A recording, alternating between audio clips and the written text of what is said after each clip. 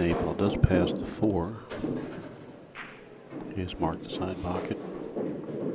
Yeah, very impressive so far.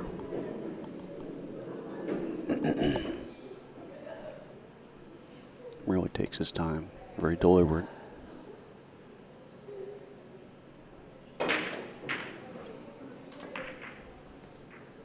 Nice. Beautiful out there.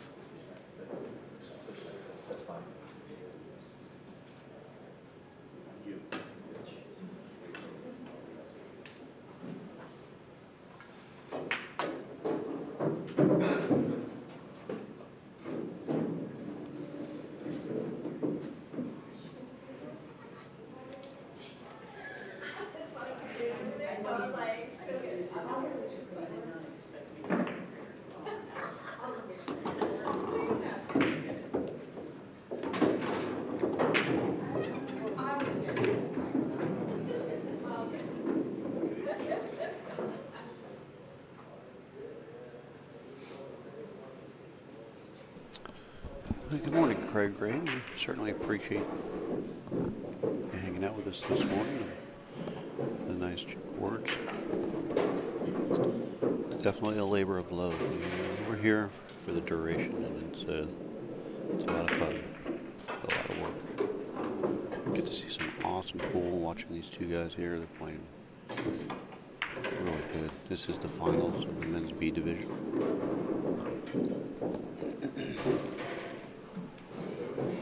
Craig, where do you reside? I certainly appreciate you hanging out with us. I always like to find out where people are from. I've chatted with people all over the world. Really an awesome experience to talk to people and become friends and family with them. Troy, my man. Are the fish running this morning?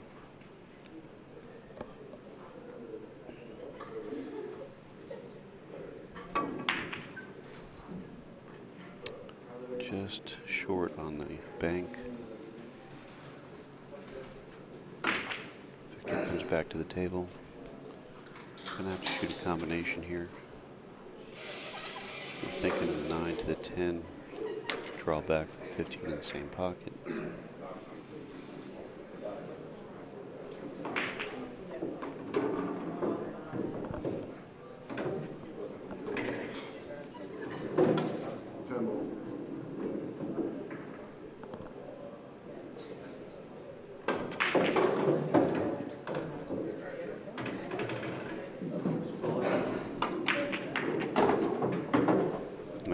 Tie up the 9 with the 3 there. Only little problem there.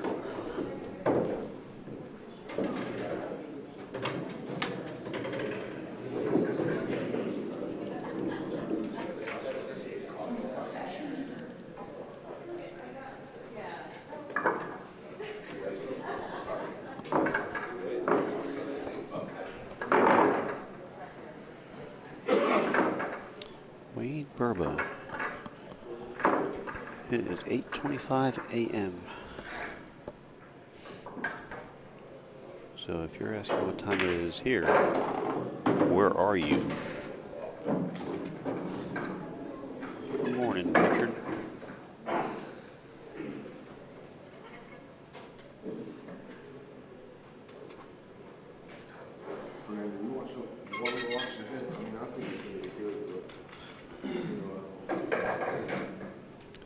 Yeah, we're trying to figure out where Wayne is from.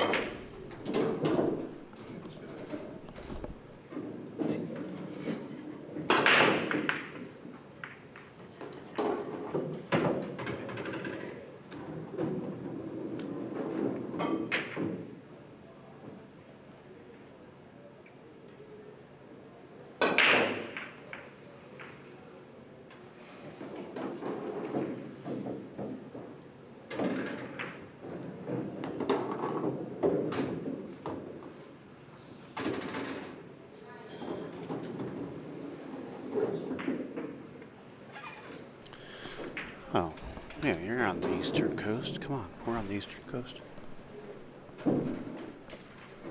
Massachusetts, Bobby Hooker up there. Hanging out somewhere, driving nails, and cutting up 2x4s for a living. Nice shot there by Victor.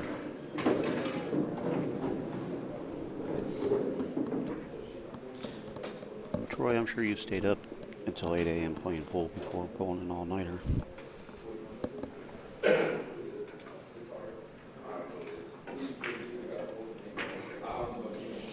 Back in your younger days.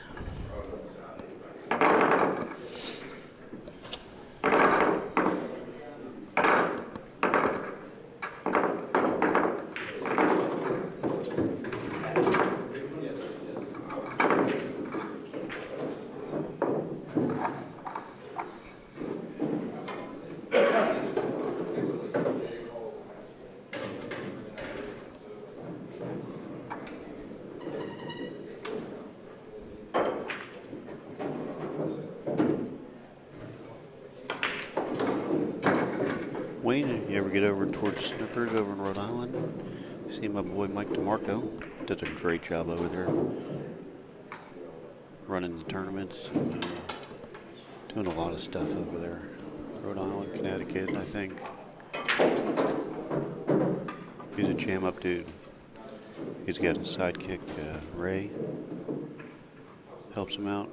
Ray, what a class act pool player that guy is too. And of course, it's too early in the morning for me to remember Ray's last name, but I'll think of it in a little bit. My man, Pat Santoro. Kid, what are you doing up so early? Kid, come on.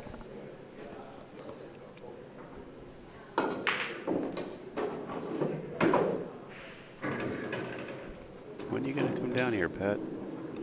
We got some teams out of Georgia. Matter of fact, Wesley White just won the 8-ball division last night. Playing up at Q's and I don't know if Q's is in Marietta, just outside of Atlanta anyway.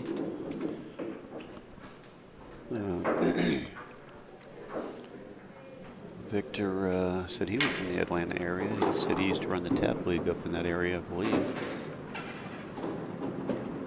Going to work.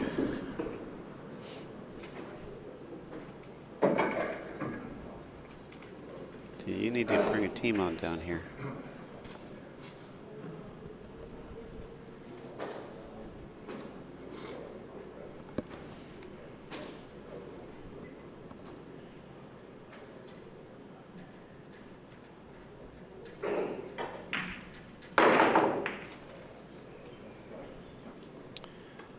No, Victor's got a couple problems here.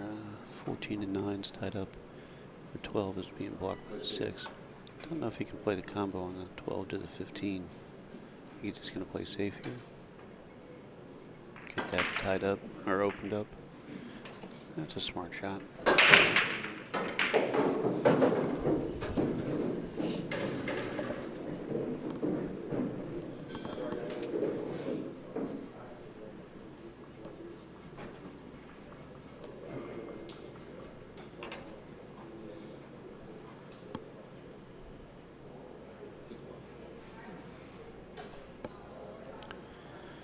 Well, not sure what Fernando has here. Looks like he thin back cut on the 2 for the sides probably is about his best bet there.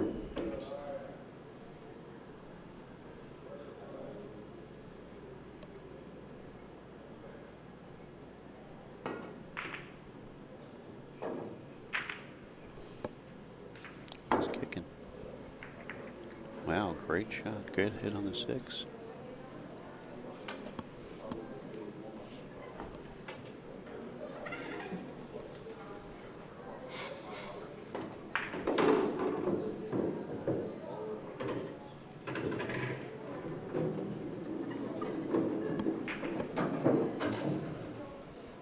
Victor at the table here.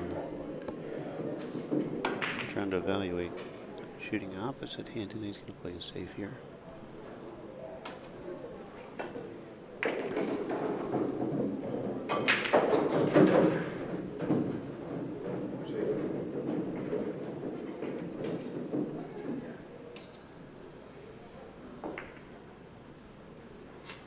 Oh, that's a foul. I don't think he got a rail. Unless I missed something. As I was just reading some of the chats, he shot.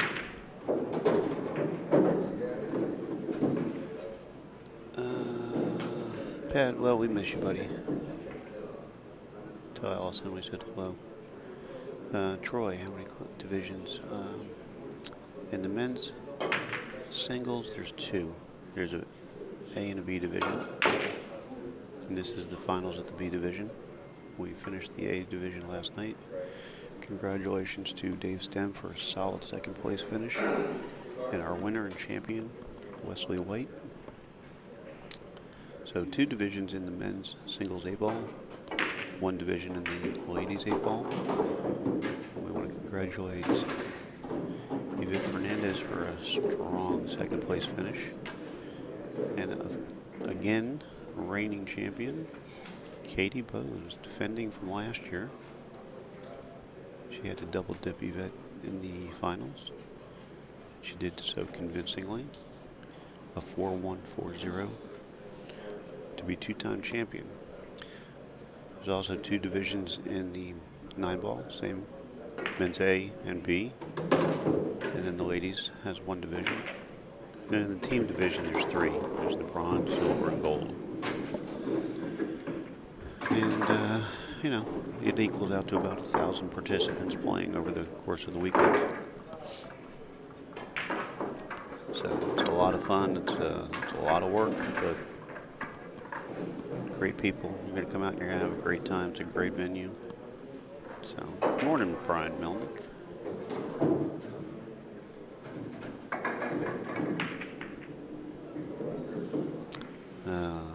Fernando missing the 5-ball, which probably caused him to miss the breakout on the 2 and 14.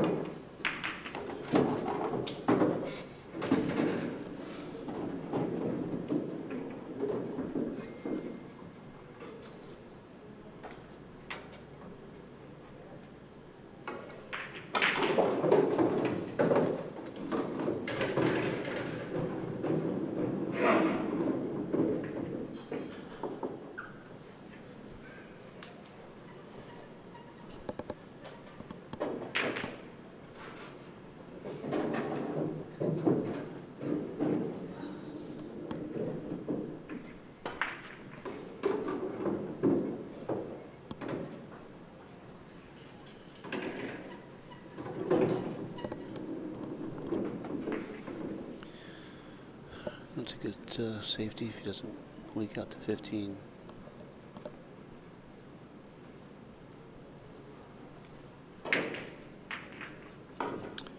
Brian Melnick, who's on the 2nd table? We have Shane Hall and Tim Walker. Now again, anybody on Facebook, if you want to jump on, go to the other tables, go to YouTube and type in Xtreme Pool Challenge and go to live. And it does, you can open up, each table's there for you to open up so you can watch any or all of the matches going on at the same time.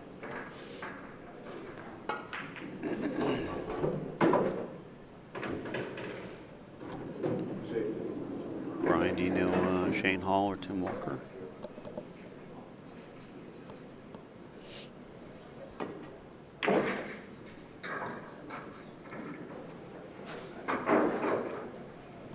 We also have Nicole Rasmussen and Tammy Baker on table 60. Kyle Cahill and Kari Turnquist on 59.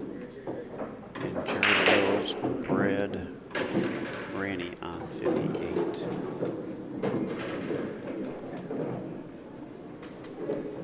So those are your 5 tables that you can go and watch on YouTube. Pull them up.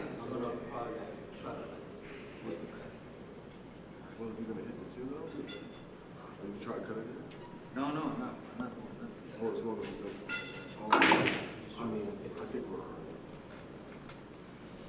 Very cool. Well, we certainly hope that you, Ron, we hope you can make it out again. Loved having you here last year, helping me out.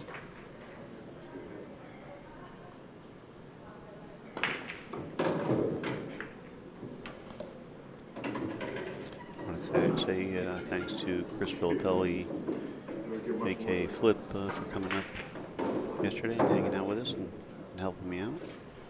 He made almost a 3-hour drive just to come out and hang out. So I appreciate all his help that he does with the Xtreme Pool Challenge.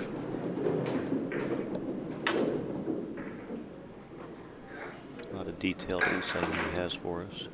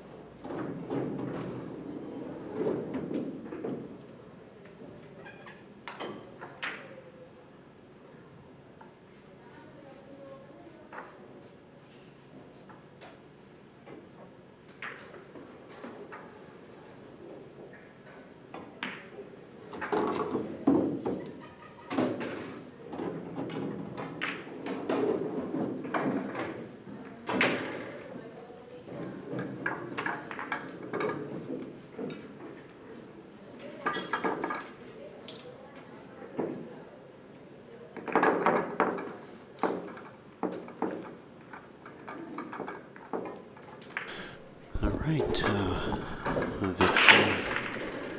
able to outmaneuver and outmanage that game there. Takes a 2-1 lead. That's kind of the fun part of 8-ball. You know, a lot of people don't realize there's a lot of strategy to it. You really have to kind of be thinking ahead, a couple shots.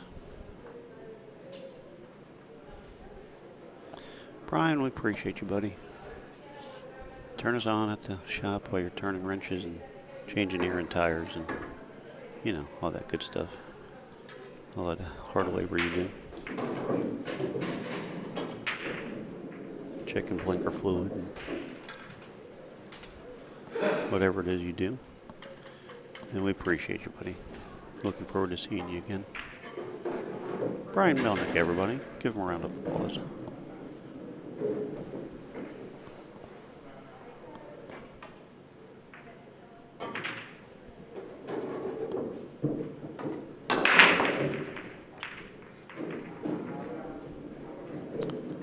I think Fernando's going to come up dry on the break here. He does have the 14, and Victor has the 14 inside to get started. Stripes to 4-9 on the spot is a problem. The 3, 50, no, the 3 is a potential problem if you're going to take solids, but you really don't have any solids to start with. I feel the stripes are just shot here.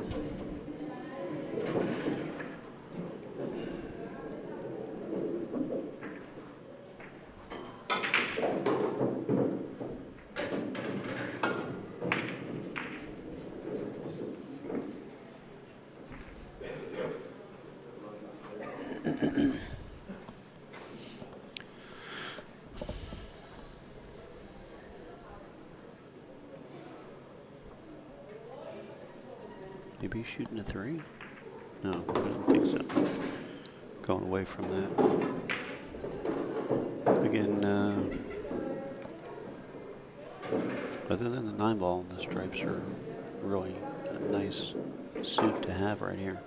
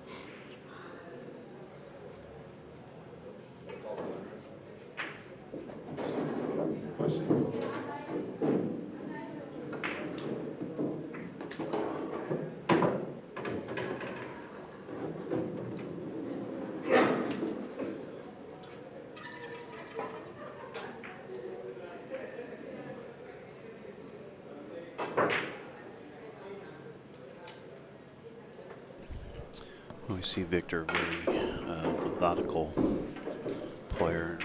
Certainly is not a player.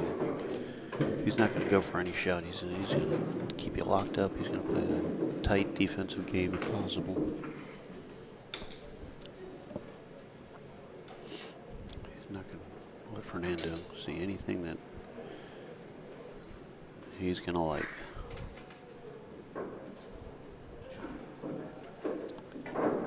Victor can try to use that years of experience to edge out this game here.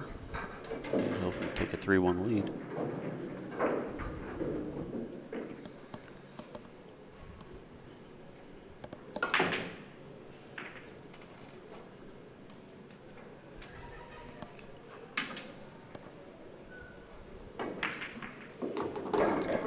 But he didn't realize that Fernando is a sharpshooter.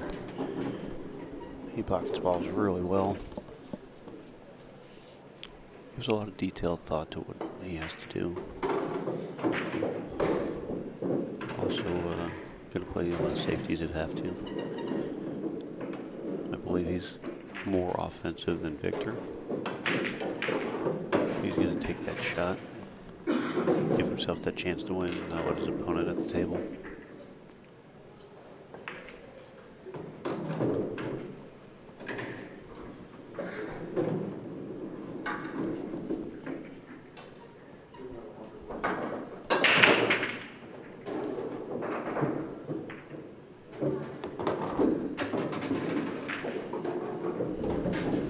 Play the 3 in the side past the 13, I believe.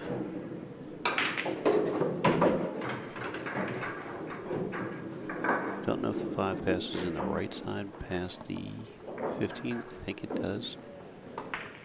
He may end up shooting the 5 now down in the lower left. Ideally, you might want to leave a ball, either the 5 or 3 up here, used to be his out ball to get to the 8.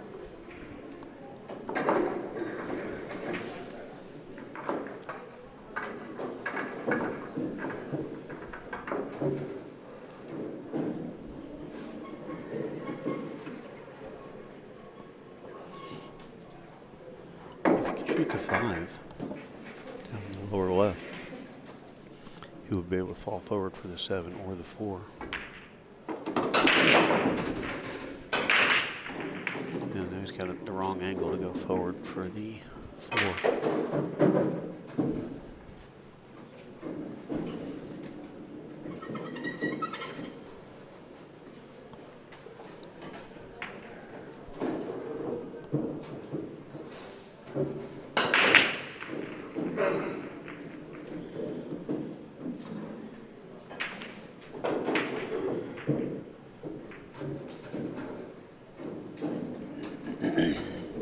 Looks like he's going to take aim on the 7. He does. Probably run into the 12 down by the 1 ball.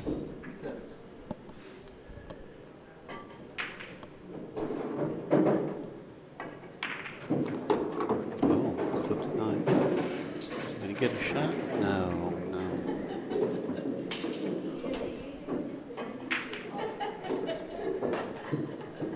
So now he has to try to squeeze that 5 by the 15.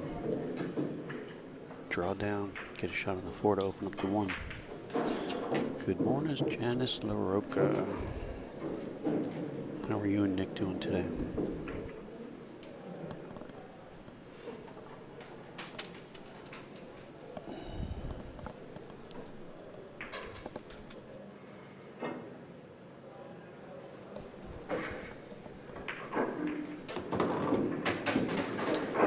All right. Nice tactical move here. Take that 15 into the side pocket, tie the 5 and 8 up, and not really give Victor. He's not shooting at anything. He's playing safety here somewhere, I'm sure. I believe that's just his nature. Surprised he's coming all the way down this way to play it safe. He has that 14 right there in the corner to.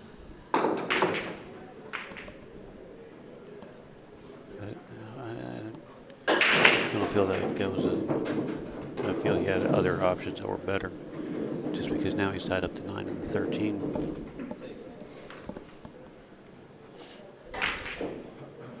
So Fernando, he should just roll up. Send the 5 to the rail, just to cue ball right where the 5 is basically.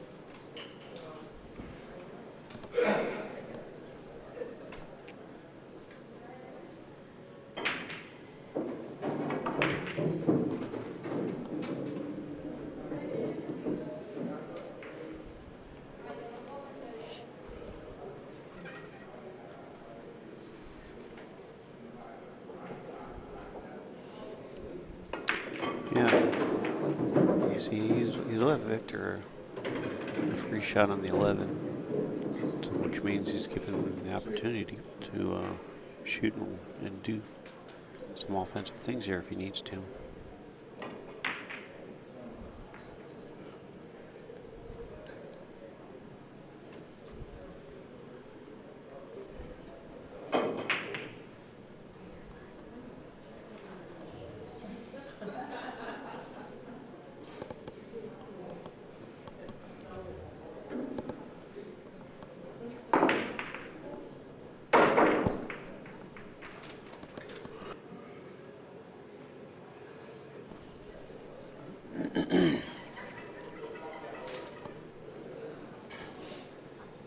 Decisions. Fernando can just roll up on the 4, put the 13 to the rail. It gives separation so that if he does get another shot at the 4, will pass into the corner.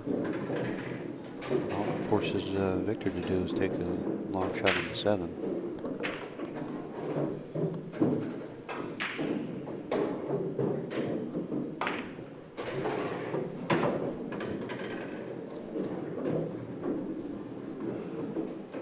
He's going to come up table, play safe on the 5. See, that's a smart shot. Because now the 11's kind of out of play. I don't know if he can't shoot the 13 because the 4 ball's too close. He's going to go up on the 9 and play another safety.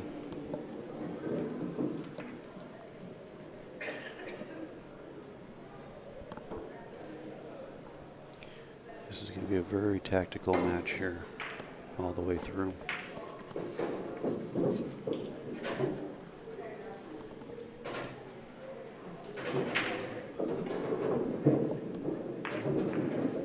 Uh-oh. Victor left Fernando a big opportunity. So he can play the 1 off the 4, open up the 4-13, send the 4. You don't have to hit it hard, just enough to maybe get it towards the side pocket, or you can shoot it in the upper corner. Give himself a chance to get to the 5 ball.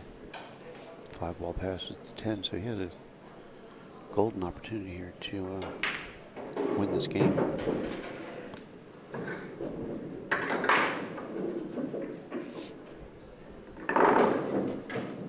He's playing safe. Wow, he's giving up a real nice opportunity to run this rack. Take this game.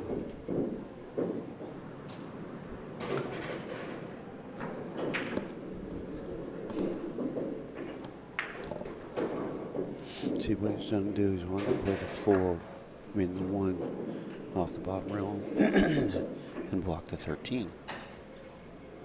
But he's making it hard for himself in the future.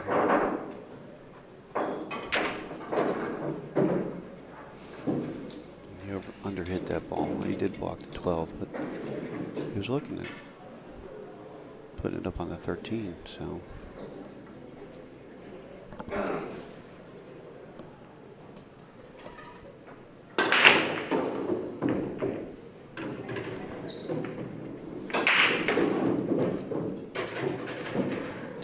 Victor, you shoot the 12-1 combination, get the 1 off the table. You don't give him a shot. He has nothing to shoot at. The 4's frozen.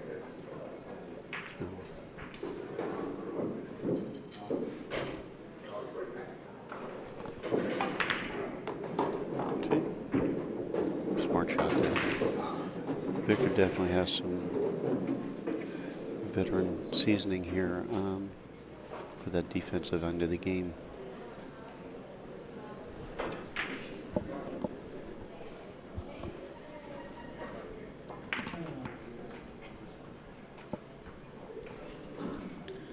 I think Fernando, if he comes back and watches this match, he'll see where he should have probably played the 1 off the 4 and went for the win.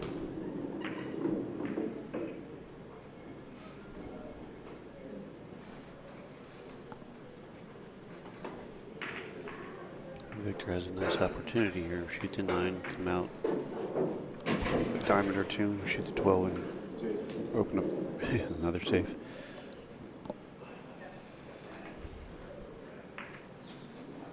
They just don't want to make balls.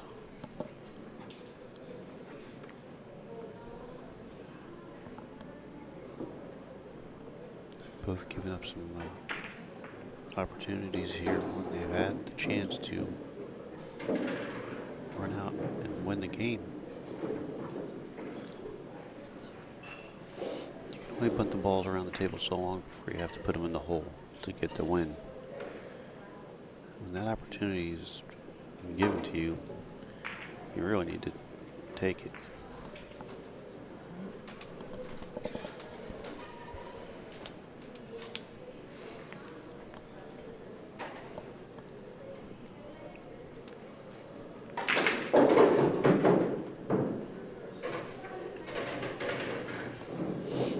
Meanwhile, let's give you a rundown here. Takari Turnquest up 2-0 over Kyle Cahill over on 59. Nikki Rasmussen Cooler up 2-1 over Tammy Baker. Shane Hall 3-2 over Tim Walker on 61.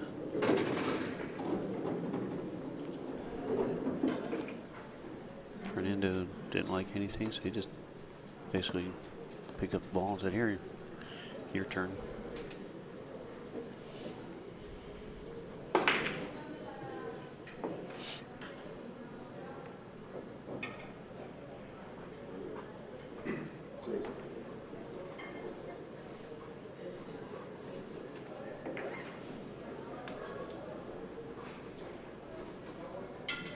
No, I think Fernando can pocket the 4. Unfortunately, he's not going to have anything on the 5, but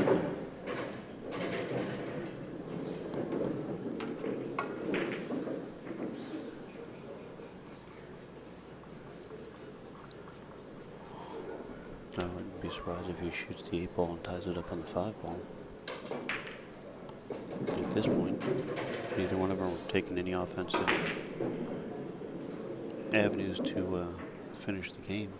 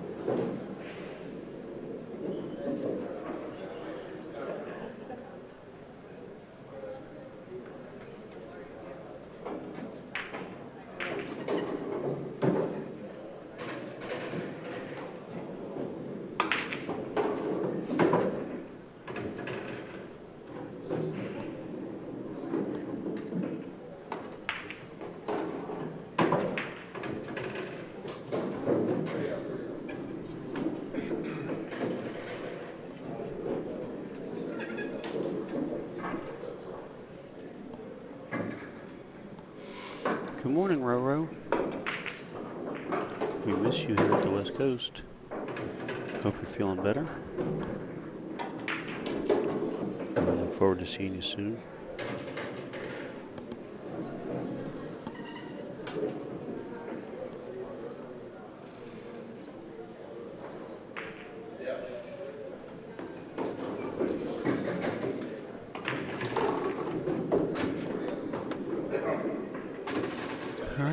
Victor has a real nice opportunity to get this game if he wants. Shoot the 11, roll forward. He can make the 13, I believe. One thing he has to do is get back up above the 8 because the 5 is blocking that one pocket. But he's got a golden opportunity here.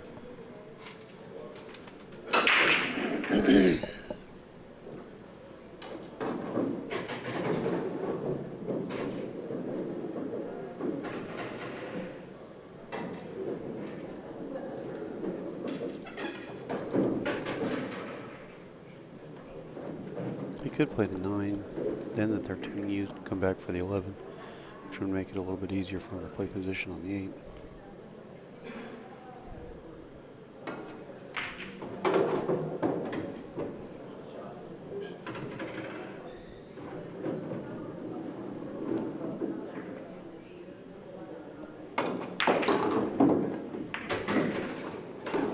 Get a hold of that one.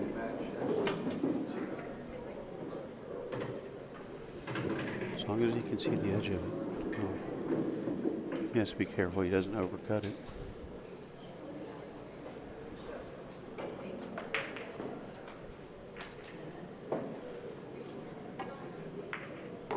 Very nice. Uh-oh. He needed inside on that. He's going to have to shoot it to the bottom left. A little tougher shot here.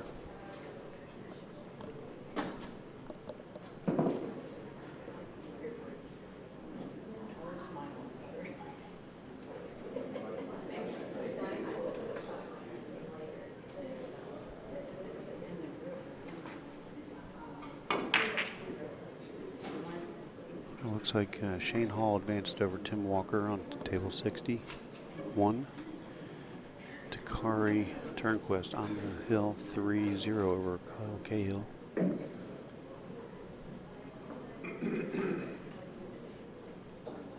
Rasmussen advanced 3-1 over Tammy Baker. Raced to 4 in the men's division, raced to 3 in the ladies division, which is real tough in 9 ball. I mean, that's going to go fast.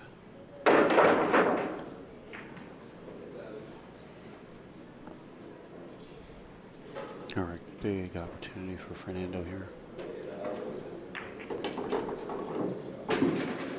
Good shot. Real nice angle here. Come off the 4 with a little bit of left spin, just get around the 11, and you're beautiful on the 8.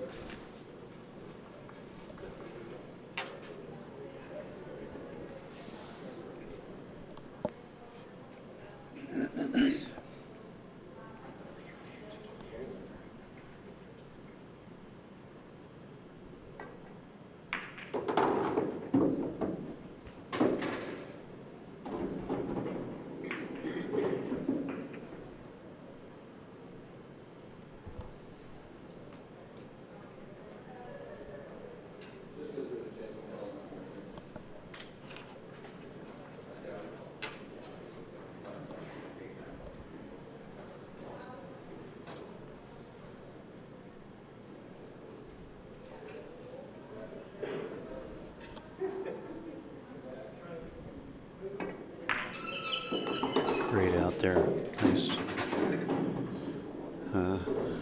Nice patience by Fernando. My brother is right. He's my brother. I'm walking over. No problem.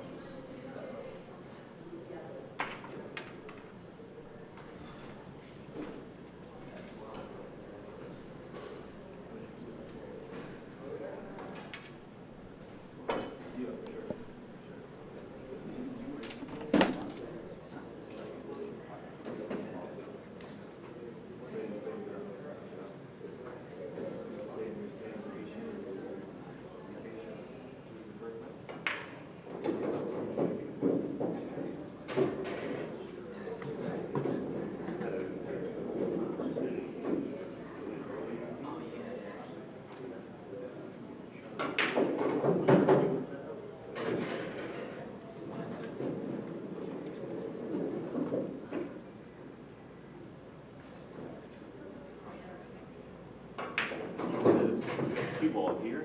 Oh, okay. Yeah, ball here. Yes. And you played safe when to do this. Oh, I would have sticking to the. No. No, I saw that. And I was like, I saw that because it would have hit it, would have made it, but then I thought it was already plus 10. Like, ball is 10, it's in front of my 5. So it's like, if I run out, then I have this problem. I'm gonna see.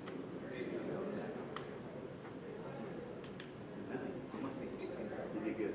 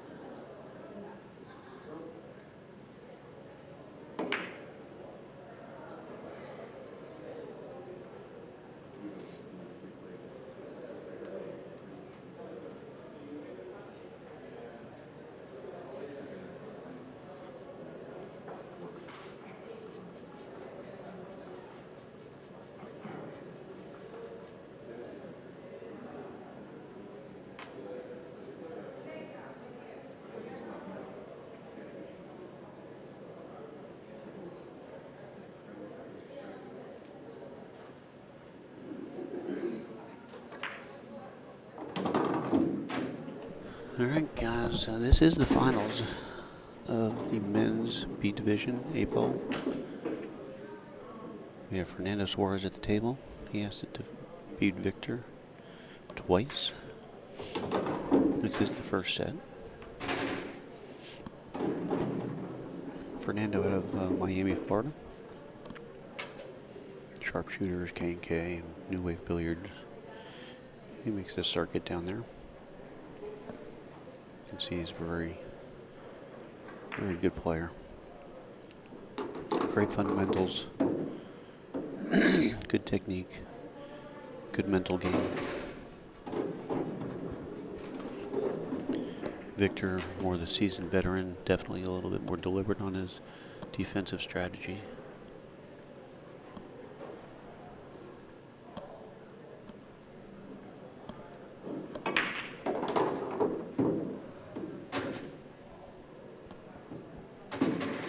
Oh, did he get the window on the 4-ball? Victor does not hesitate to call somebody to watch the hit, so hang on, guys.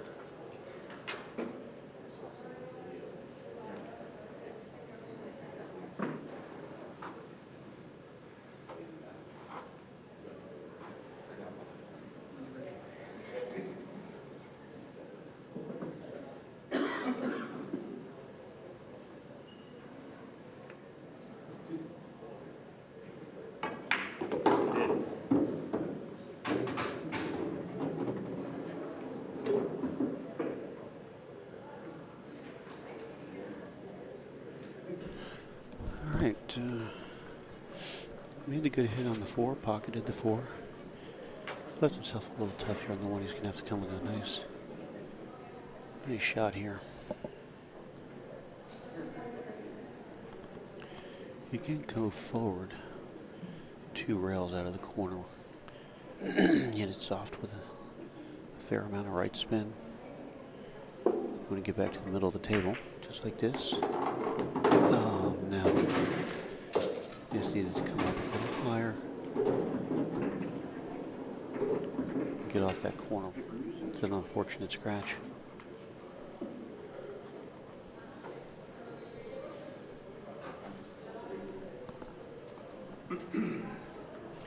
Well, the only good thing for him is, oh, what is he doing? It's the 1 ball you need to get to the 8-ball. He may try to run into the 8 and send it down. And he did. And he successfully opened it up. I don't know if that's the route I would have took, but hard to argue with success. He did it, and now he just has to get the rack. I see a safety coming here with the 3 balls and the clutter. I don't see him running this one out yet.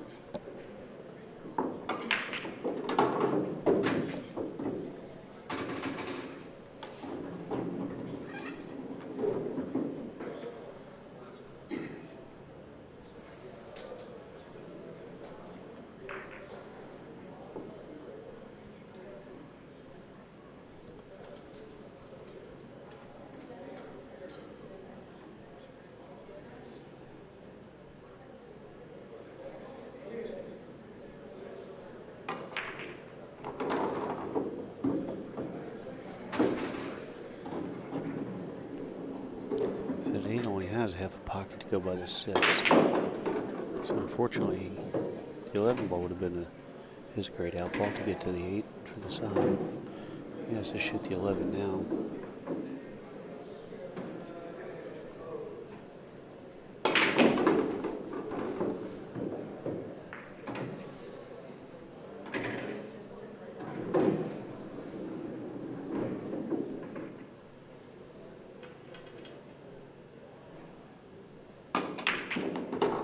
Nice shot. He pockets balls very well. I'm surprised he's not a little more offensive as good as he's shooting. He does like to play a tight defensive game.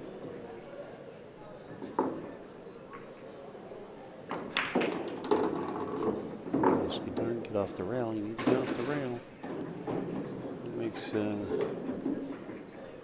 little more difficult, but I should be able to just hit a nice follow shot, go to the bottom rail, and just get up. If you get up by the side pocket, you're good.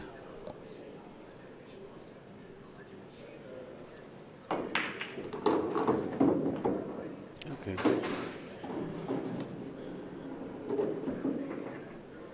Made a little extra work for himself, but that's okay. Hard work never hurt anybody.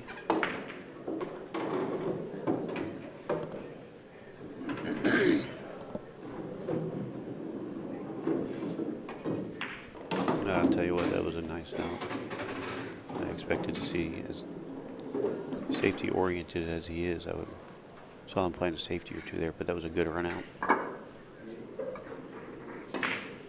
That's the beauty of 8-ball. There's definitely a lot more ways to play than one. So Victor on the hill to win the 8-ball men's division in B, the B division. One game away from victory. Claim the title. Both these gentlemen will move up to the A division next year. Come in the top two, first or second place in the B division. You are a new member of the A division next year. So, hey, good morning, Sandy. How are you doing? How's Al? Hope you guys are doing well.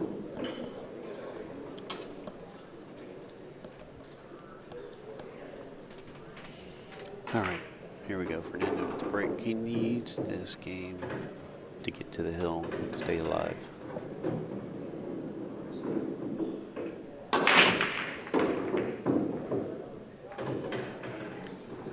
Well, the balls are not breaking as good. 7's a clutter. So definitely have got some work to do. Edward Acosta, my man Ed, what's shaking? Hope all is well. Here we go. Your Miami veteran friend Fernando Suarez down here representing Miami nicely in the finals of the men's B division, 8-ball.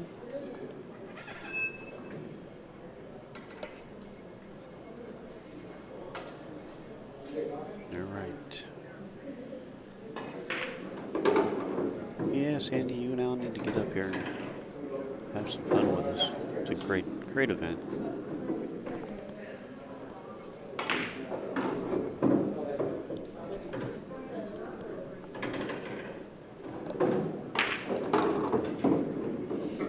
And Victor coming up table.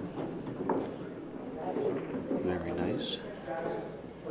You can pocket the 15, just got to elevate a little bit so you don't get the double kiss.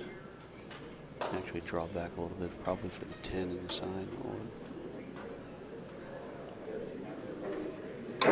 Not sure. He could probably he could roll up on the 15 and just kind of freeze the cue ball to the 15 and rail and kind of pinch it in there. If he takes more than one ball, Fernando's in big trouble.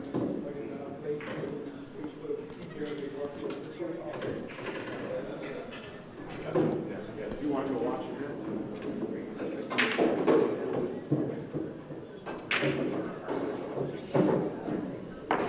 A lot of respect there for Victor. Turn around and said we'd like to have somebody watch the head because he knew he was jacking up. But at this level of play, these guys know. But the fact that he acknowledged it says he's a good sportsman about it. He said he used to run the tap league, so he knows, all about being fair and just doing the right thing. So it's nice that these guys go out of the way and say, hey, could be questionable. Do you want me to get somebody to watch the hit I'm shooting? It shows a lot of class and respect. So, all right, Fernando at the table.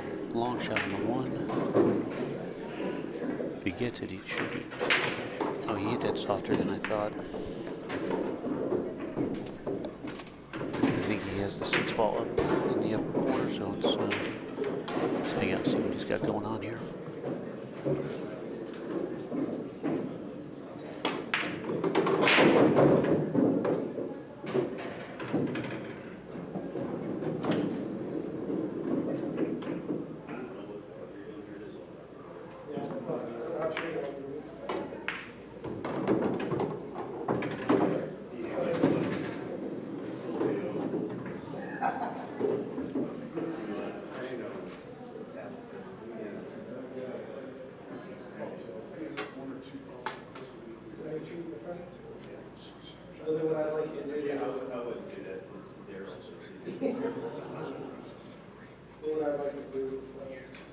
while you're commentating, at least do what things I will Steve personally. are. You have a headset, like, oh, you can play that one. I did. In Steve, I did. Yeah, the commentator, so you have a headset. The match had I'll play Steve with my walk.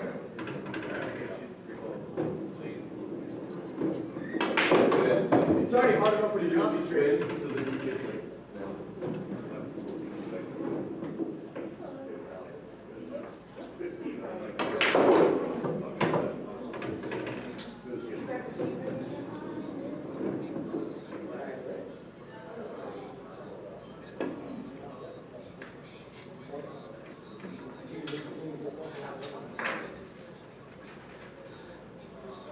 You want to hit ball?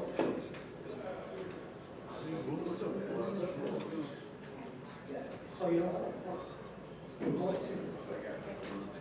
Or you lie, whatever you want to do. Yeah. Yeah, that was one. That's it.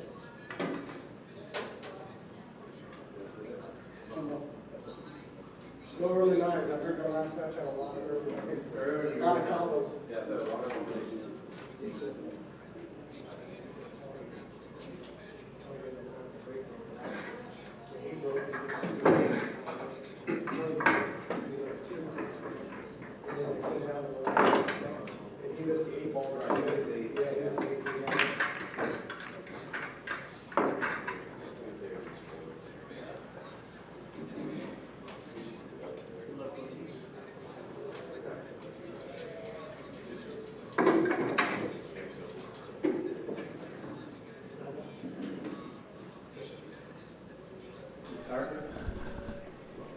All right, guys. If you're interested, got a good matchup: Steve Frost, Jimmy Antoinetta on 61. Don't forget, go over to YouTube, and you can watch all these other tables simultaneously. Pick and choose a favorite match that you want to see. Steve Frost out of Okeechobee, Florida. He and his wife Teresa on the Brahma Bowl. Nice little restaurant, bar area, and big advocates in the pool community for years and years and years. Then we have Jimmy Antoinetta, aka Hollywood, out of Rax in Stanford.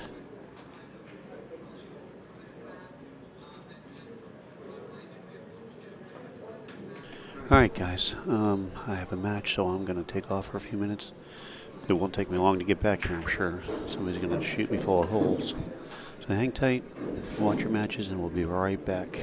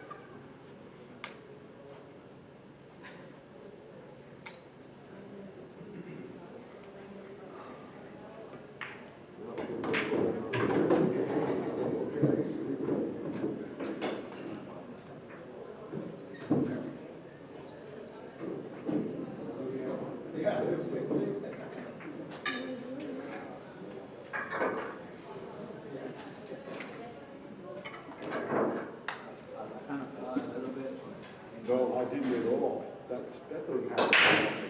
It wasn't like, oh, look what the three was.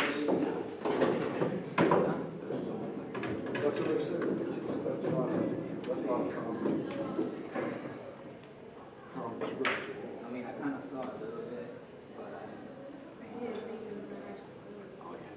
think it was Right. And you didn't even hit it really hard. no, it's just usually when I hit the three, but it might stay there.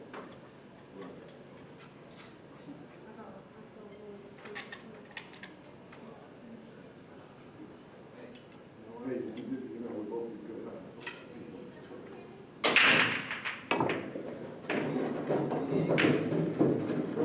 we all got lucky. Oh, that's right, you too.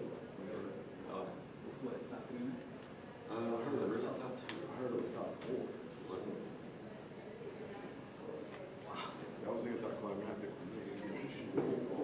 That's right.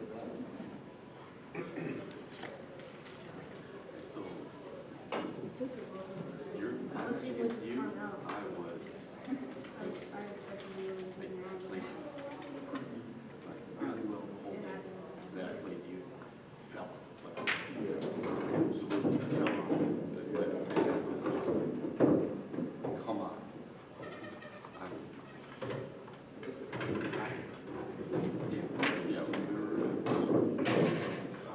Well, now I got to play nine ball, 12 minutes.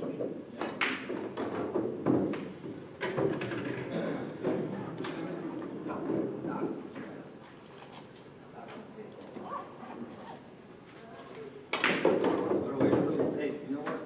If I lose like that, that's fine. If I lose 4-0, then it's wrong. Well, I wasn't expecting to beat you 4-0. I wasn't expecting to go get another shoot.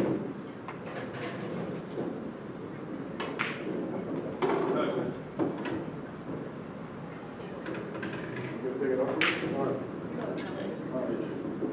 Thanks. Although I shot better, much better than she did.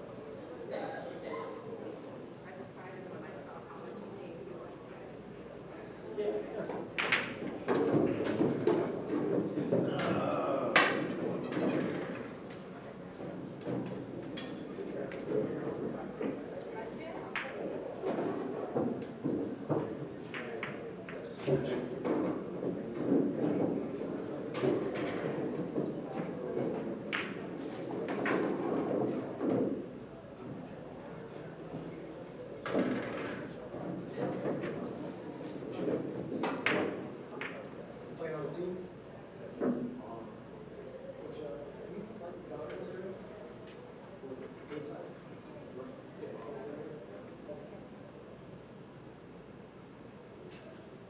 Yeah.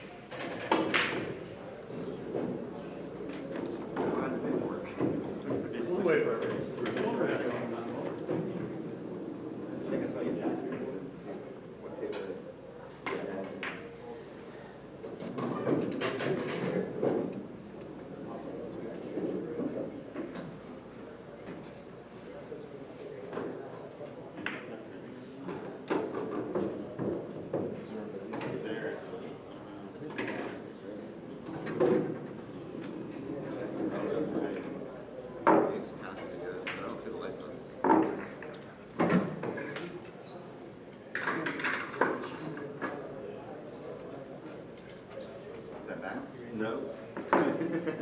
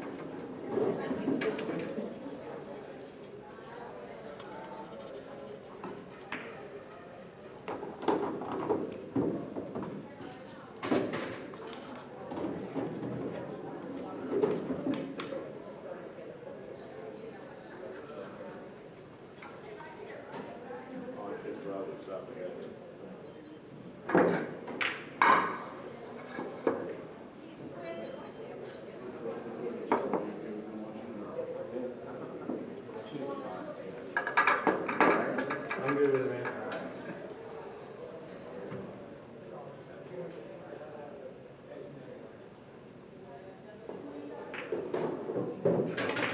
Good hit.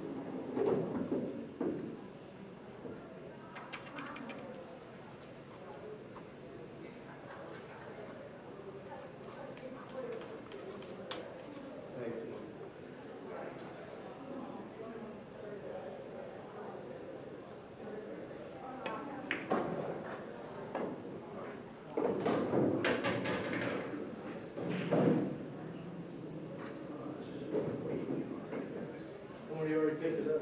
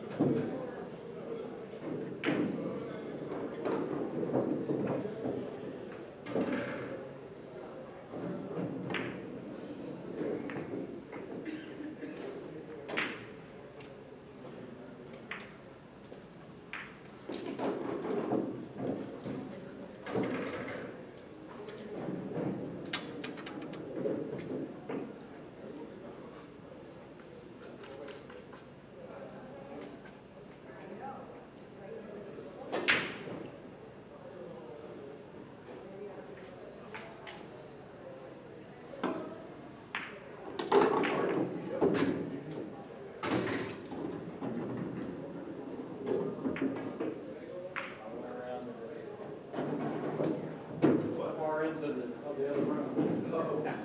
Coming to the right over there.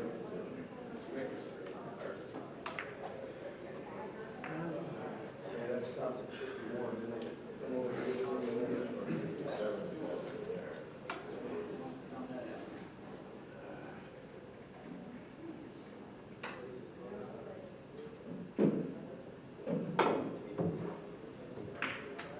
Make them easy for him. How would you determine who,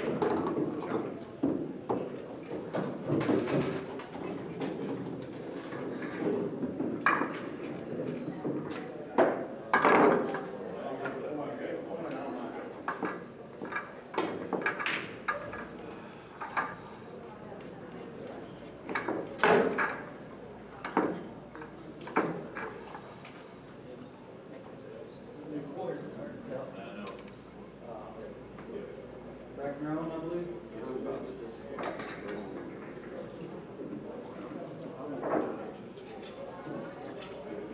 Hey.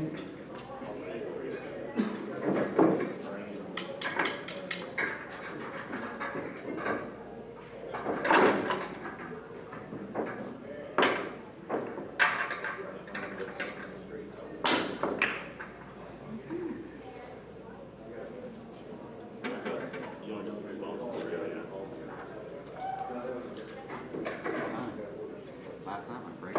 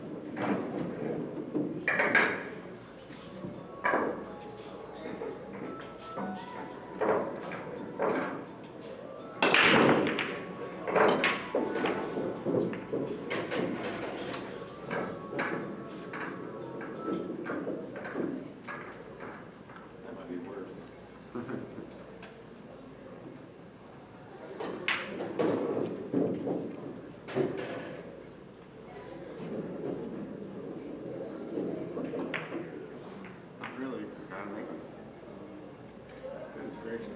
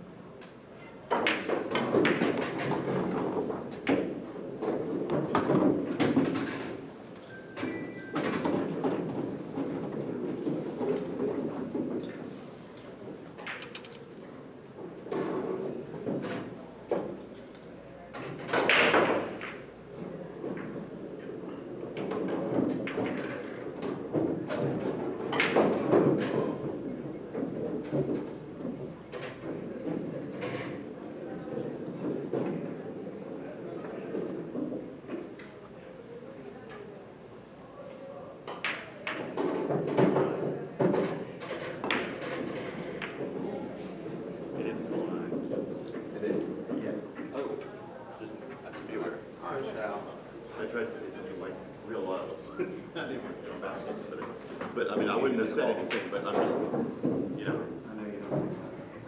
Thank you.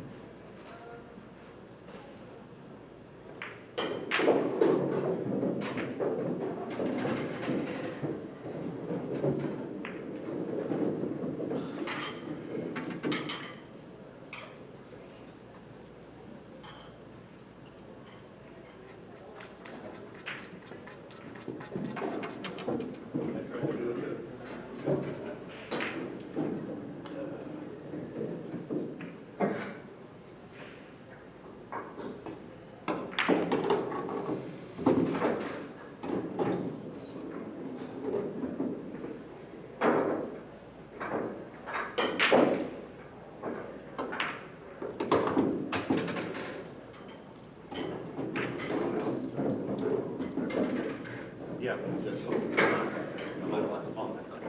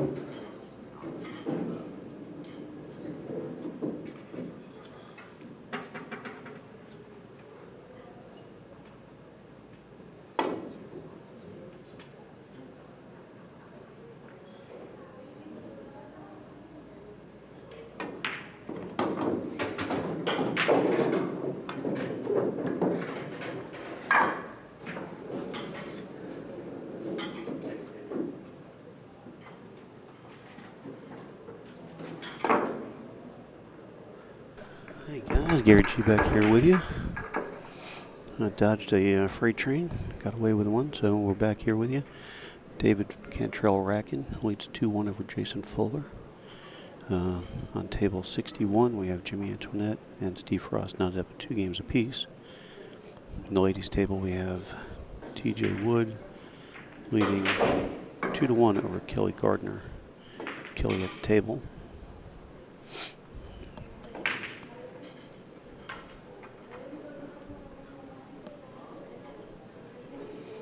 I'm not sure where Kelly's from. TJ is from South Carolina. It's Ryan Hollinsworth's girlfriend, so you know she's going to be a good pool player. Shooting probably at a World Cup in Greenville and Fat Cats out of Asheville, North Carolina. So Ryan always representing down here.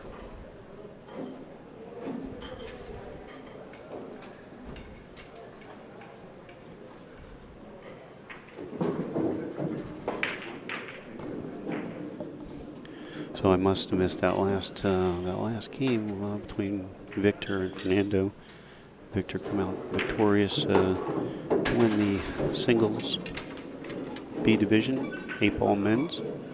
Congratulations to both those gentlemen for a fantastic tournament. Well played by both of them.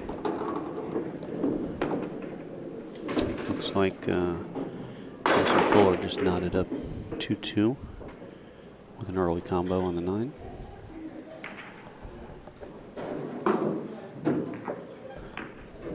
Now this is, you do have to call the 9-ball in this event. No slops on the 9 because of the short races. You know, it takes a little bit of that factor away. Makes you have to earn it. So.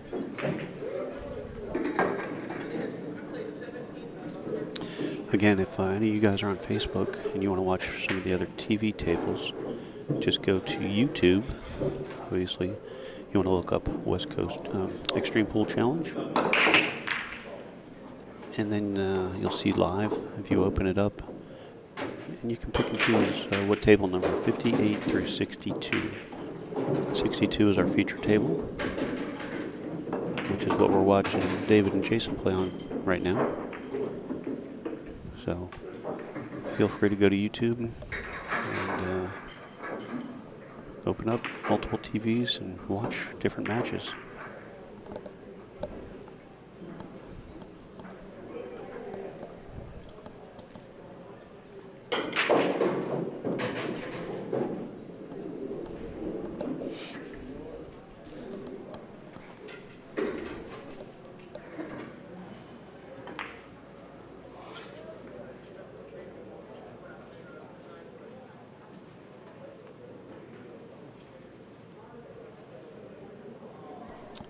A really nice safety there by David. Sending the 2-ball up table, putting that cue ball behind the 5, 6, and 9. Really going to make it tough for Jason here to make a nice hit.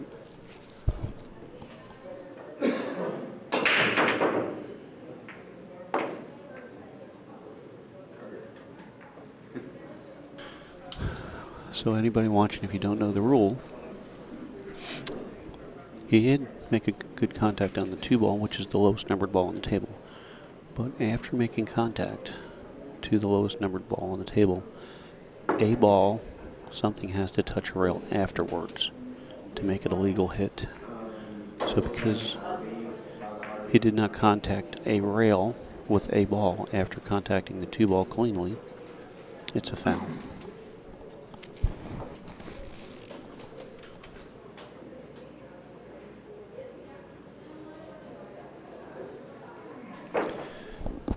Well, the key for David is to get good on the 4 to get to the 5.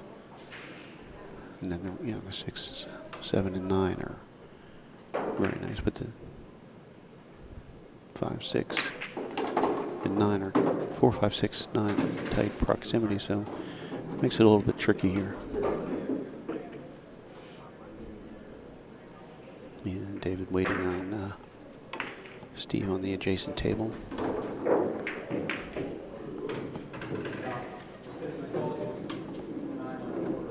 He just wants to come 1 rail down. He'd like to be about a diamond off the bottom rail.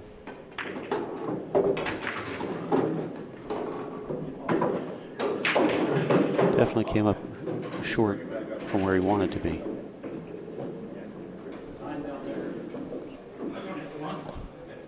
And the frustration sets in. We know this all too well. Anybody that's playing pool, we've all been there. Nice soft kick here. You'd like to just make the 4. And see, a softer kick, he would have maybe had a shot on the 5.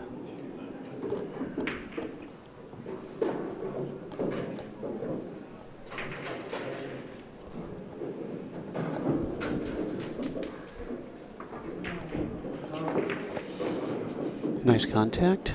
He hit the ball cleanly and made contact to the rail.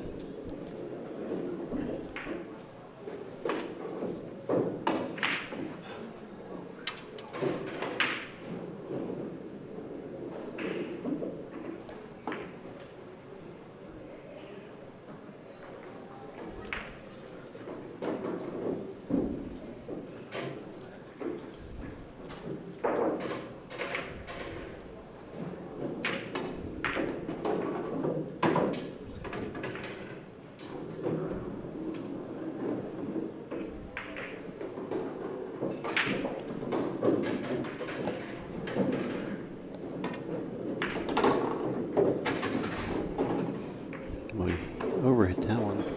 The last shot he underhit. He had the 3 hanging in the corner to come down for the 4. He underhit it. Now he shoots the 5 in the same pocket and overhits the 6. Pressure builds, folks.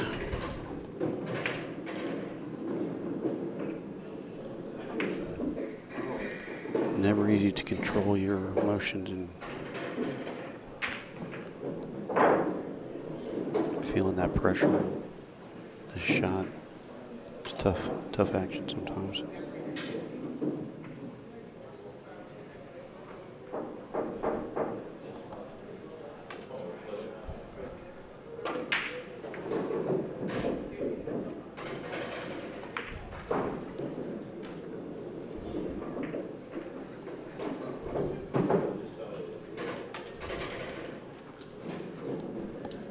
Wow, what a nice safety that was. Holy cow.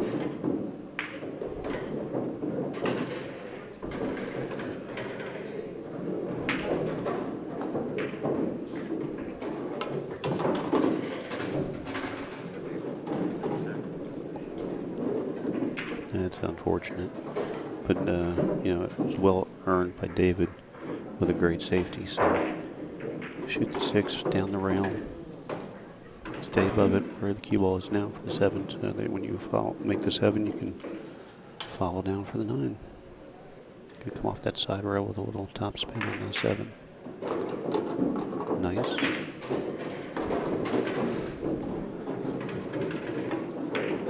Bang, bang.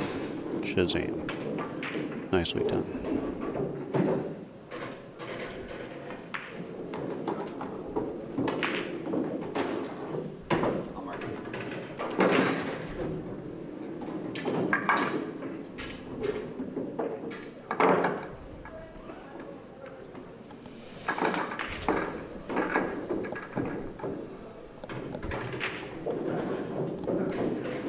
Looks like Steve Frost gets on the hill.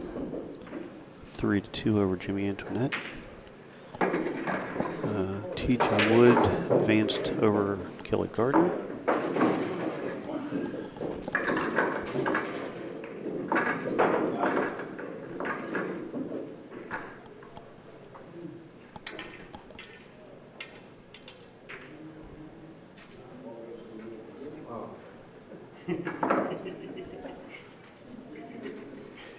See that one, Gary? New player.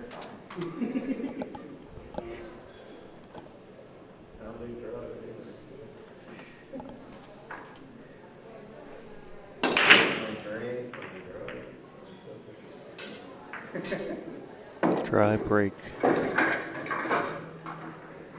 Not what David wanted to do right there. He left Jason tough cut on the 1. Very makeable, actually. I would call the 9 here just maybe just a touch of inside or center ball. Come down. He had a fat, went wide. But he had a chance to pocket the 1. A little inside, come down, maybe clip the 9, get lucky, go in, but either way, you're going to have a shot on the 2.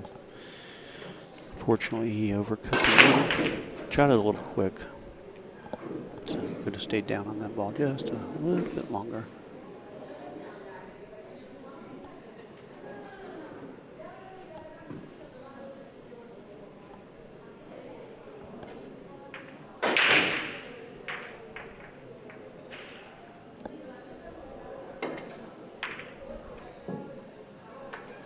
This 1 ball is going to give these guys problems, but look at this leave.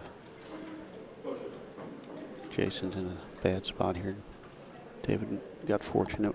He missed the 1. Had he made the 1, he would have been good because he was on, real close to the 2. So, but he misses the 1 and puts Jason in a bad spot.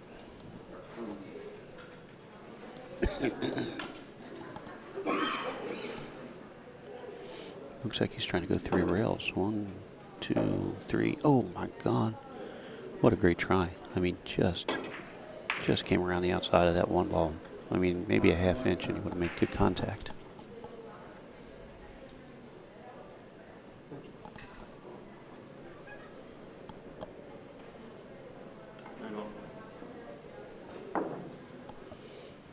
Oh, David going to close this match out right now with a combination. He calls the 9. It is called pocket. You have to call your 9 ball.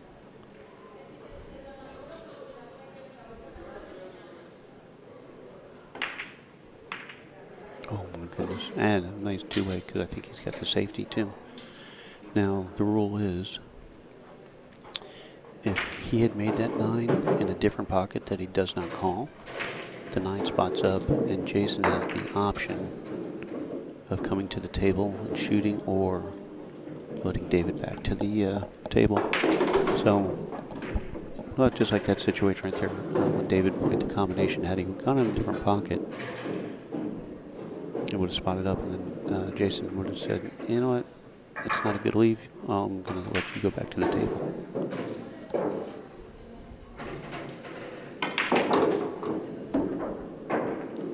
Ooh, a little fortunate there. Had he not clipped the 2, it could have possibly scratched the side, but now he's in nice shape here. Nice easy roll.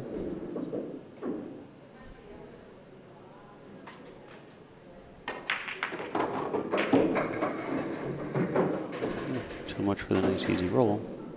But he's okay. 2 came back out, clipped the 9. He has the thin back cut on the 2, but it's very makeable.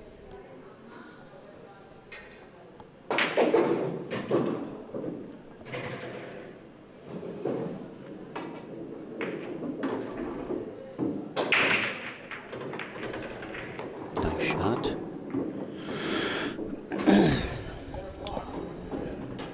Another nice shot. Okay, got to go to the 4.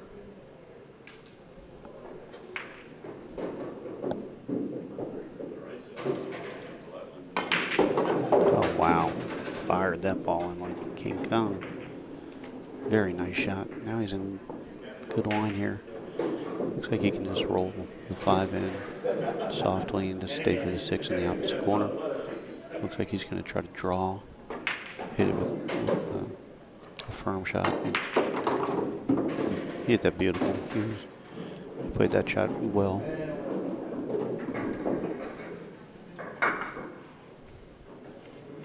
Yeah, he's in good position here to close out this match. He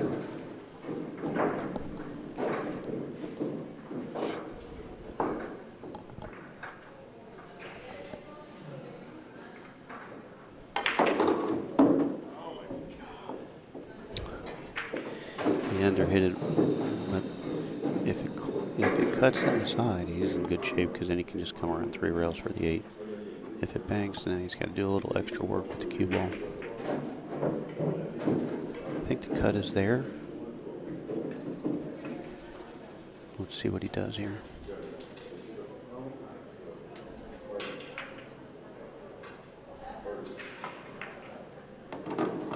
Beautifully done. Natural position.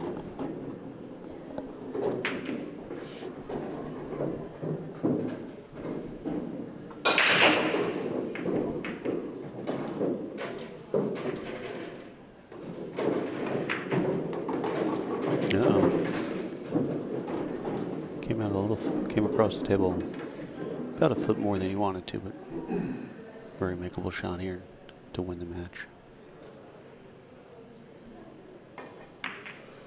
Oh my God, he threw his whole shoulder into that shot, but he got it.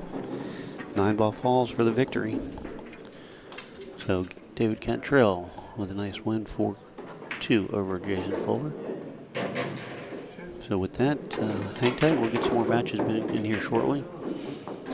We are Xtreme Pool Challenge live from Kissimmee, Florida, 2022 West Coast Challenge.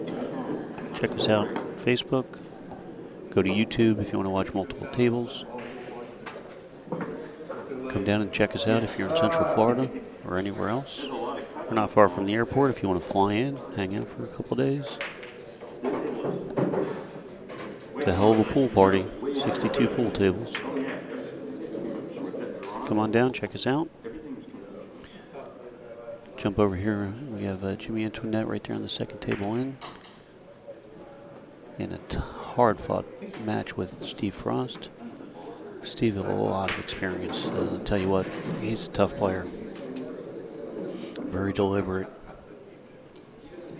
Very deliberate, but man, a lot of knowledge. He's been around the game a long time.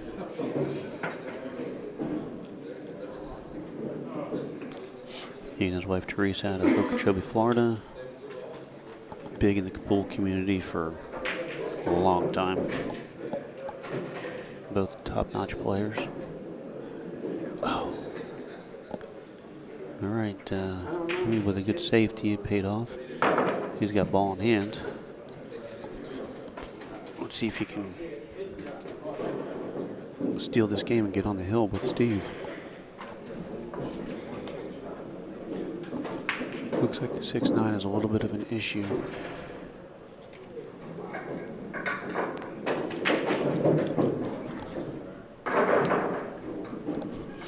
So we'll keep an eye on this match for a few minutes until we get something else on the feature table for you.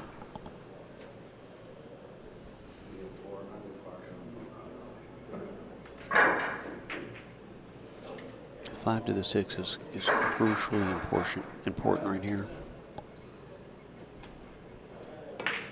It really is the whole rack to get this game. That's what he's needing. Needs this game to get on the hill.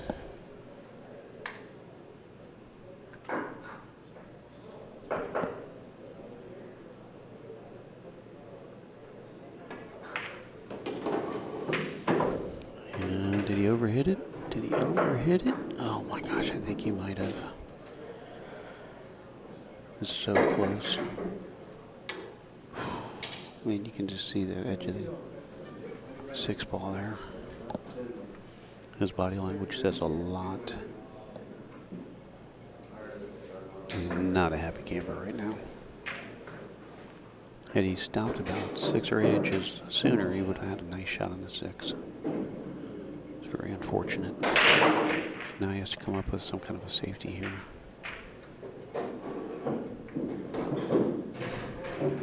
If he can super thin the 6 and Send the cue ball back to where it is, maybe even get kind of behind the 8 somewhere. Trying to keep the 6 behind the 9, get the cue ball somewhere in the middle, between the, keep that 9 between the 6 and the cue ball, or get the cue ball over by the 8. You might get lucky and sell out a shot, or not sell out a shot is really, oh man, this is tough action here.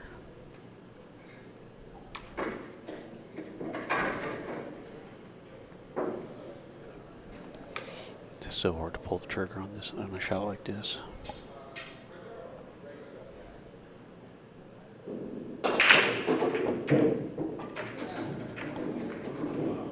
That's exactly what we tried to do.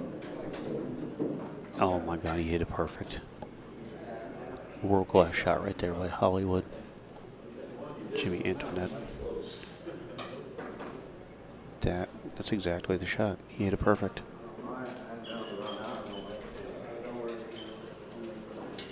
He hit it. I mean, I don't know anybody in the world is going to hit that shot as good as he just did.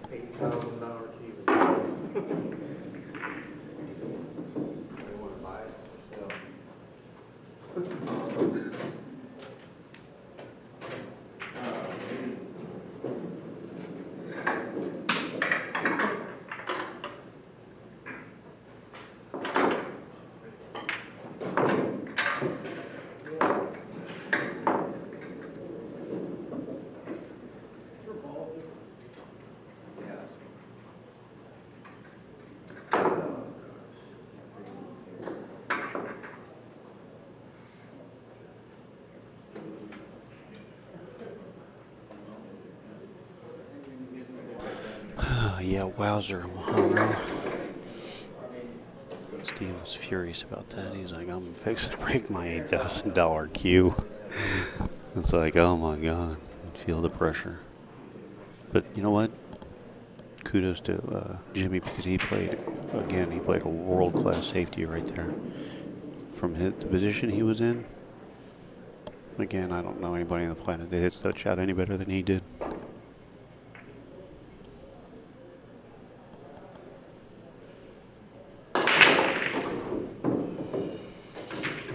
Ball down on the break.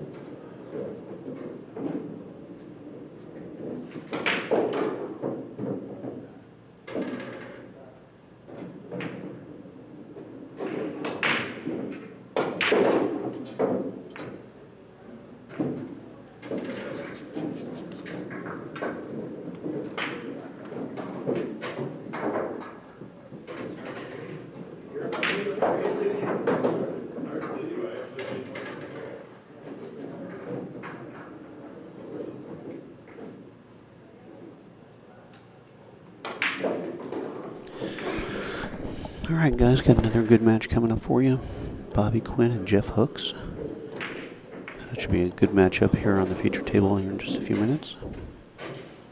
Meanwhile, let's keep sweating this Hill match between Steve Frost and Jimmy Antonetta, aka Hollywood. Don't get him confused with Ryan Hollinsworth, Hollywood. Got a lot of famous people down here.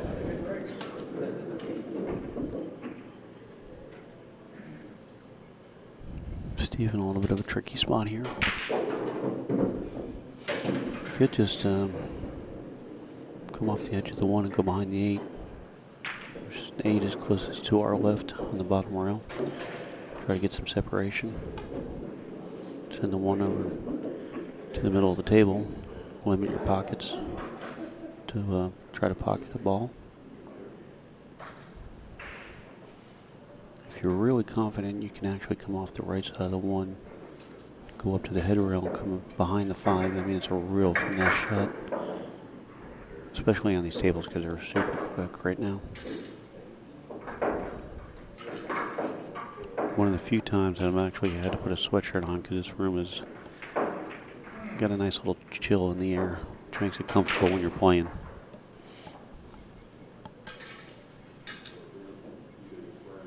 Steve contemplating. He is the wheels in his head. He's just laying it all out. He's been around pool so long. He's seen it all. So now he's just trying to figure out, like, all right. It's like a poker player playing the percentages. What are my odds here if I do this? What are my odds if I do that? Decisions. Sometimes you just go all in and flail at something. See what happens.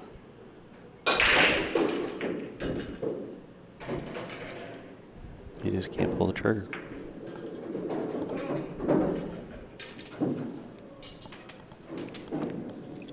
Good morning, Janet Sessions. Only a fool, right? That's not human. I mean, that's not physically possible.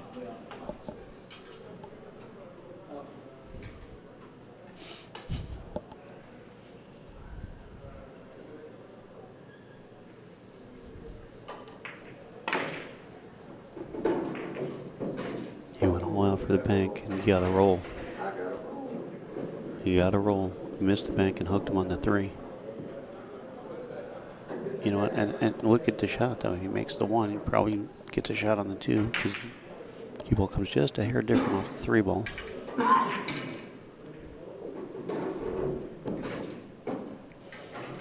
Looks like Jimmy may have to kick at the 2. I don't know if he can see enough of it. See the edge of it past the 3 or not, excuse me. Decisions.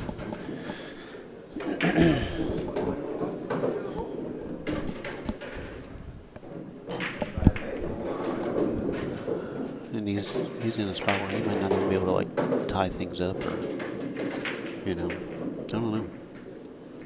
We'll have to watch and see.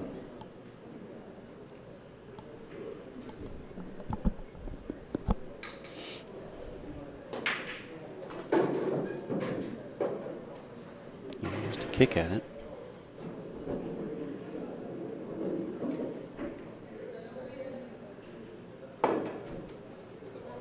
Oh.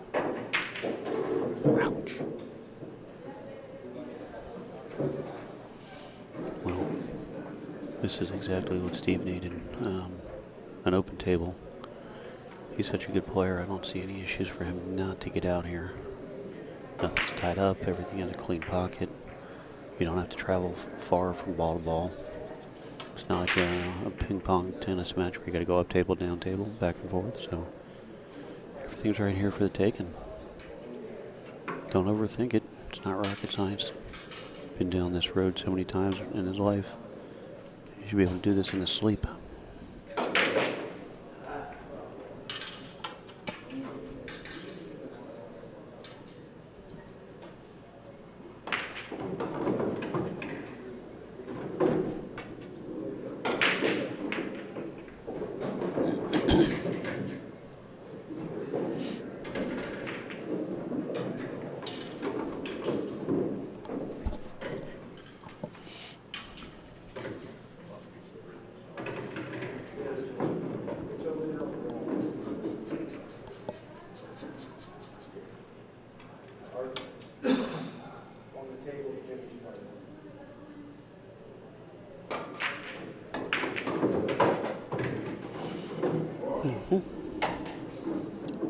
looking good here.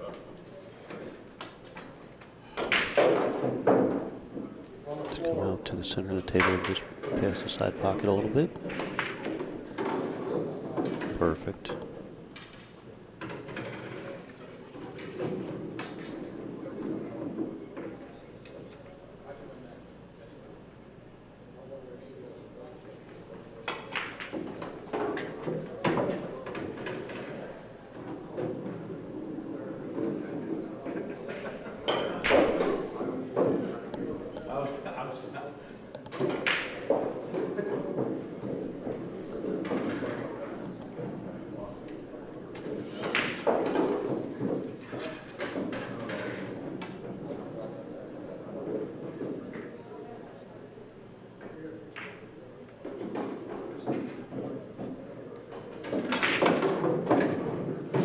Steve with a nice shot there on that 7 ball.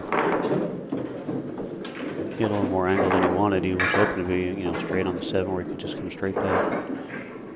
Drew it across the table, hit it nicely. You're gonna go up and down, or not. Sometimes on this table you want to go up and down just so you can kind of let your stroke out a little bit. Keep it straight. Wow, what a nice out. What a good match. Tough, hard match between Jimmy Antoinette and Steve Frost. 4-3. Steve with the big win there. Tough one though. Tough match. What a grind. What a grind. All right, guys. We're waiting on our 2 players to show up at the feature table, so hang tight. Good time to get a cup of coffee, a couple donuts, and we'll be right back. Gary G with Xtreme Pool Challenge, live in Kissimmee, Florida, for the 2022 West Coast Challenge.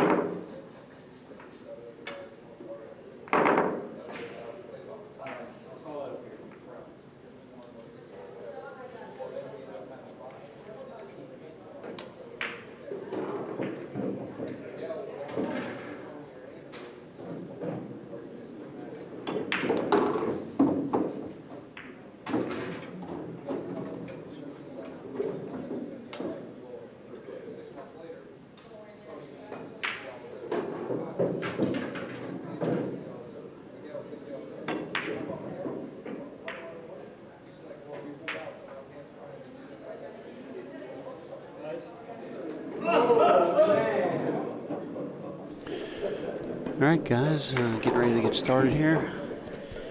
Jeff Hooks, he's sitting down there waiting on the wrong table. Thought he was on a different table. So this is Bobby Quinn warming up, sharpshooter. Jeff Hooks out of Atlanta, Georgia. Kind of know him as A.K. Mr. Action because he's always looking for action and always in action. Hey, Jeff? All right.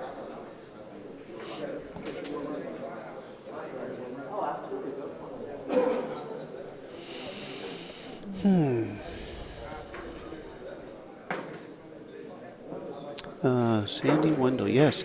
Katie ended up going back-to-back 2 years in a row, champion of the 8-ball division. She had to double dip Yvette Fernandez, Yvette out of Miami, Florida.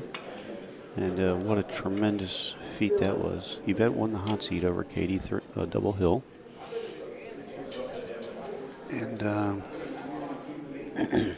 Katie grinded her way back through the tournament, come back to the finals, and catch the win. So that was huge. Big kudos to her. She played really well. She was down, giving up a game. Most of the ladies go to 3. She has to go to 4. She and Yvette are both masters. Katie was down 2-0 in a couple of her matches to come back and win 4 in a row to win the match. So she played really well throughout the week, or yesterday, obviously, to get to the win. So congratulations to Katie Bowes. This is Jeff Hooks at the table warming up. We'll be underway here in just a minute. Sandy, thanks for checking in.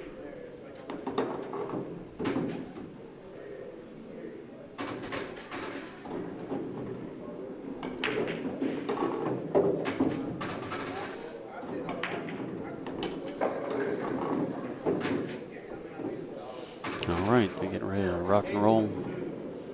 Call the flip.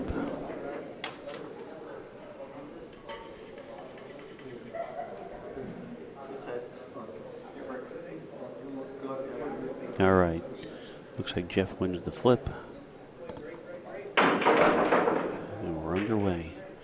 Over on table 60, you have Christian Barrios, owner of K&K Billiards down in Miami, playing Lance Davis. Christian just takes a 1-0 lead.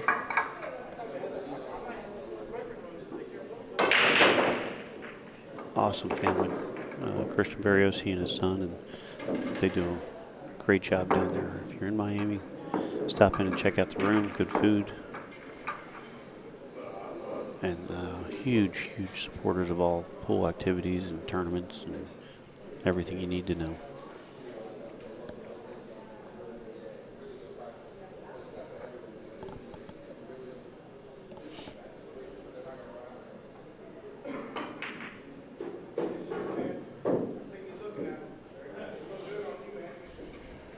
I know, Sandy, you can't be the only one awake this morning watching pool, so come on, you folks.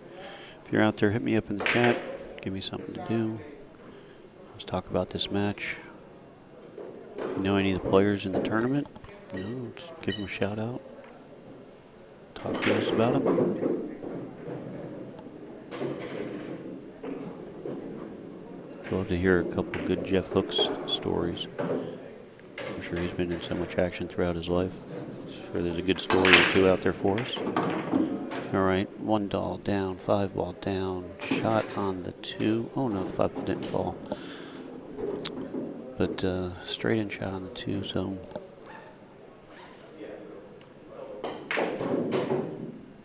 He has a nice opportunity to get out here. Some people might hit this with a little drawback. I may go forward where I can open up the lane a little bit. He might be hooked on the 7. Pete Bailey checking in from Kansas, Missouri. All right, Casey, Missouri, very nice. We appreciate you hanging out with us. What's the hot pool rooms up there? Oh, he just had enough window to get to that 3-ball. Wow.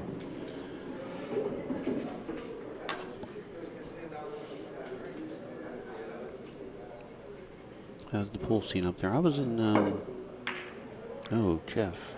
Don't expect that out of him. He's going to get a leave, maybe. I was just in St. Louis back in August. Got to stop in a Q and Cushion. Players Club. Just kind of passing through. It was a great time. Great pool. What a great, strong pool community up there. Uh-oh. Did he get hooked on the 6?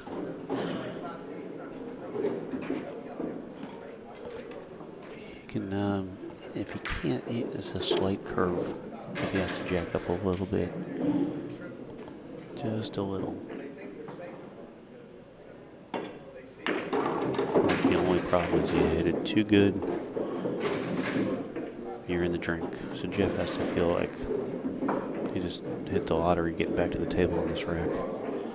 Connect the dots with 4 balls on the table. All right, side pockets. Beetle says, no, where is it? What city is it? Side pockets in Beetle?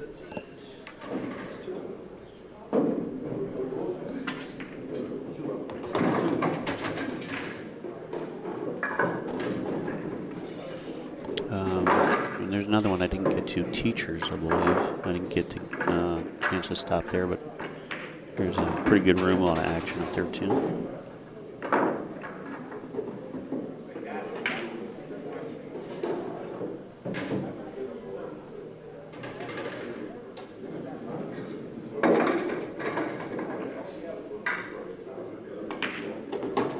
Connected dots for Jeff here. I'd love to make another road trip and get out to the Midwest and Iowa for big dogs. I hear it's a beautiful room. And anytime I get out, if I can get away for a little bit, I want to do some pool rooms.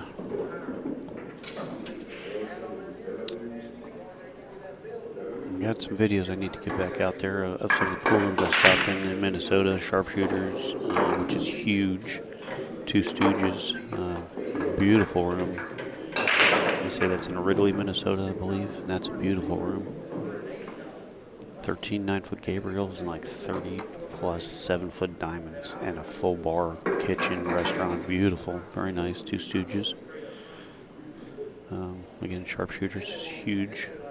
62 tables, full bar, kitchen, restaurant, seating, a very nice room. So, if you're in that way, check them out.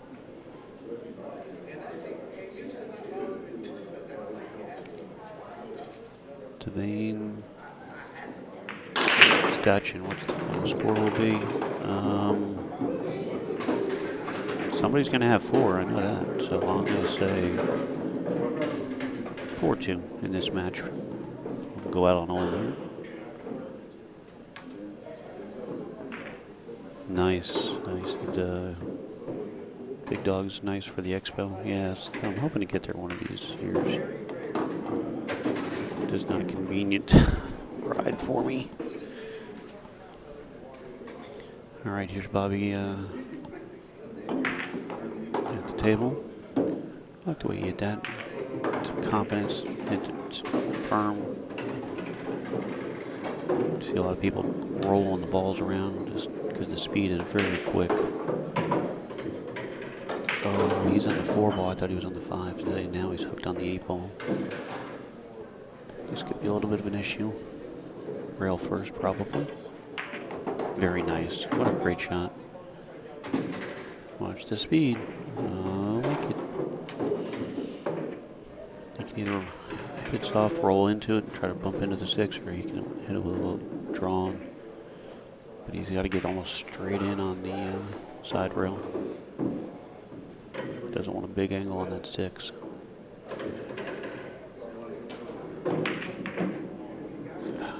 He was really focusing on making contact with the 6. He didn't took his eye off the 5 a little bit, just as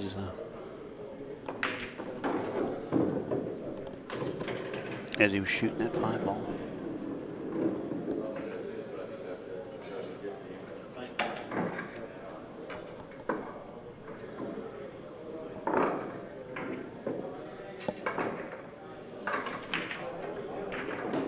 Jeff. He's going to get away with a hook here. Maybe that's where he got his name. Jeff Hooks.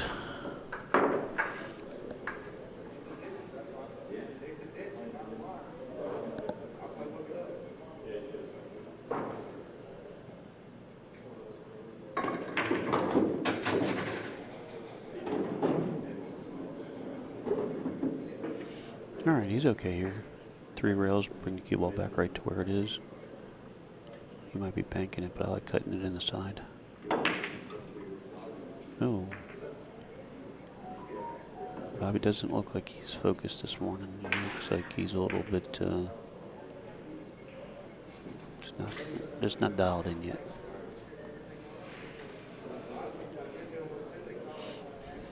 That body language and those eyes, really, when they're in tune, you can really see they're committed to the shot.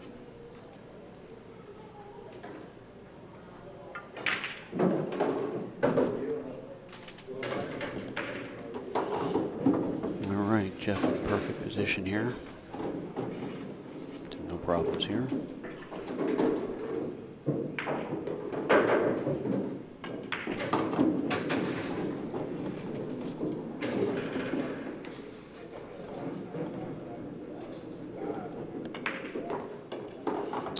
Jeff takes a 2-0 lead. He's racking and breaking.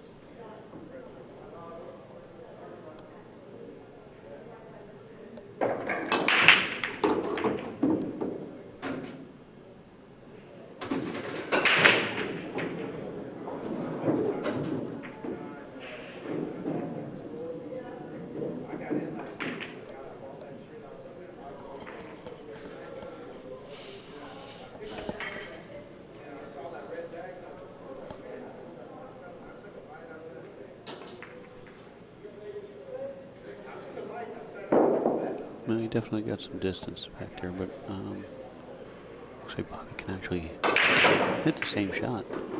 Bring the cue ball down behind the 3-4-5 clutter.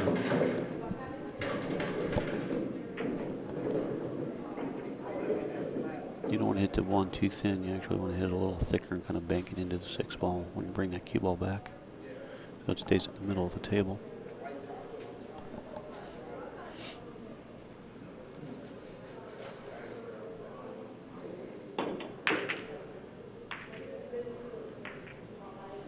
No, that didn't turn out too shabby. I don't believe the one passed to make it in the corner, but the safety worked out all right for him.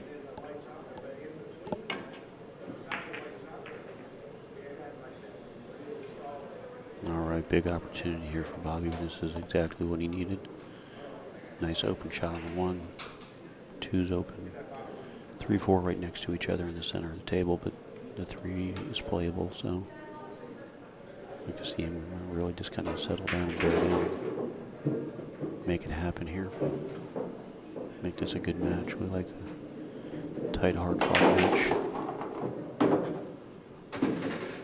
All right, he's good. That was actually real good.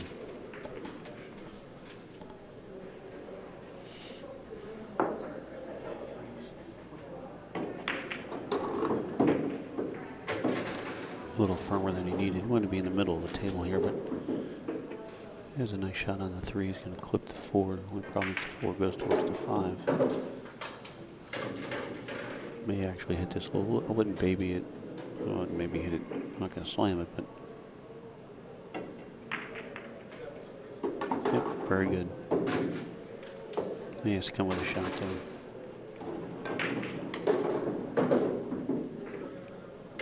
You can just draw to the other side and come back across.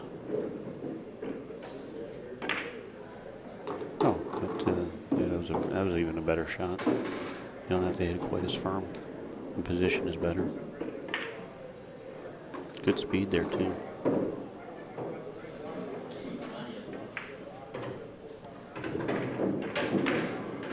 Oh no, he did not just do that. He's just not bearing down. Sometimes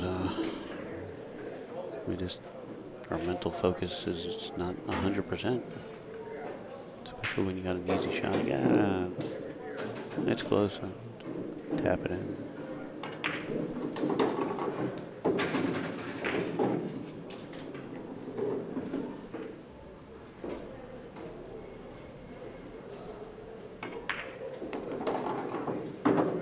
Jeff looking real good here. He needs to bounce it up. Bounce it up. Should be okay though.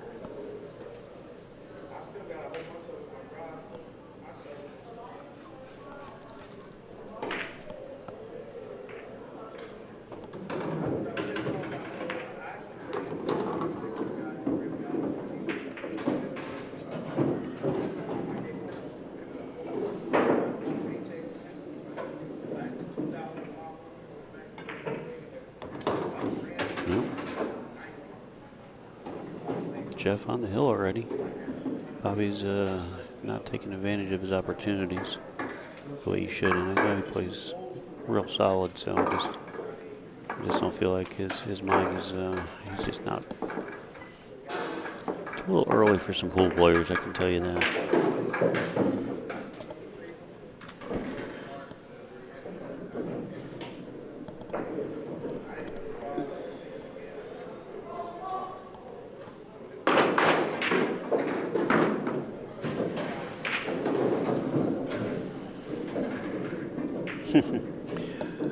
Dylan going out on a limb. He says 4-0 Jeff.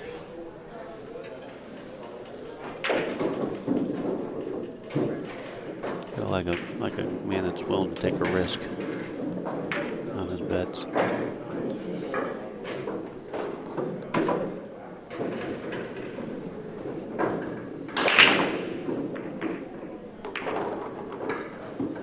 Four ball down, 5 ball down. 9 ball down, 9 ball spots up. I believe it's a win.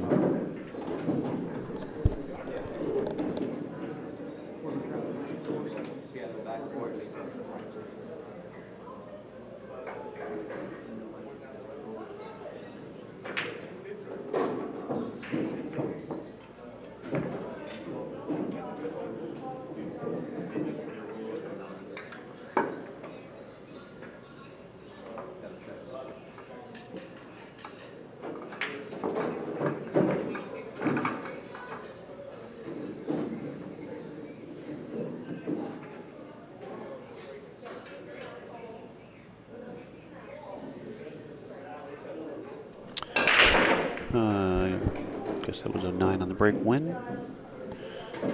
Here goes Dylan's prediction. I'm glad I took that sweat bet from Dylan. Dylan, you owe me a steak dinner, buddy.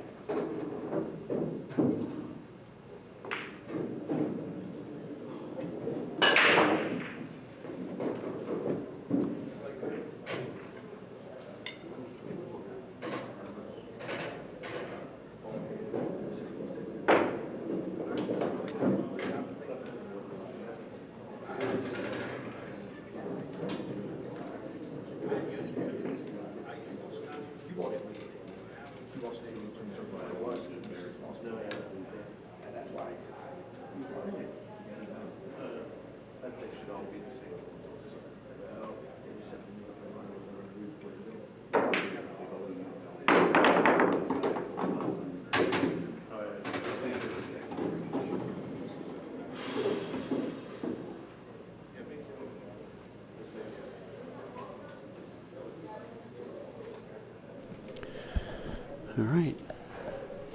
See if Bobby can mount a comeback here and get back to this match. Trails 3-1. Jeff on the hill. It is a race to 4.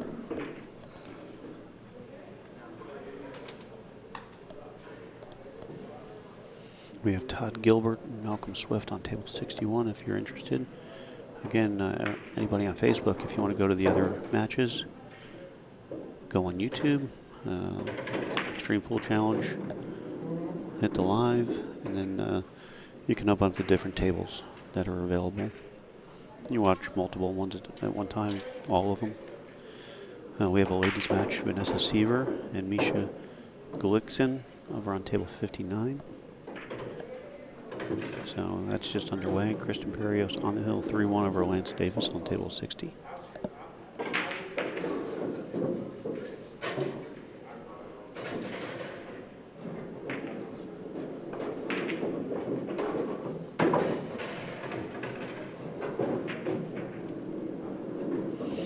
Not sure if Bobby can see all of that too, or just a portion of it. He's queuing like he can shoot it. He'd love to be able to just roll forward and play the 3-9 combo if he makes the 2. Oh. Well, that's going to be the end of that. Jeff has ball in hand, 2-9 combo. Call it a day. Bobby just never focused this morning, really just never got into it. I know he plays pretty solid, so a little unfortunate there.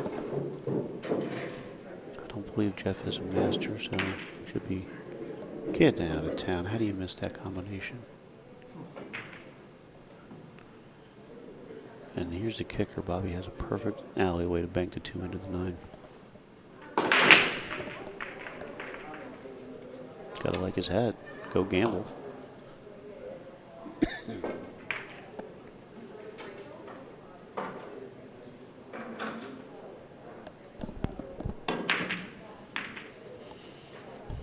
No, he tried it. He just didn't bank it wide enough, but he got a good leave out of it.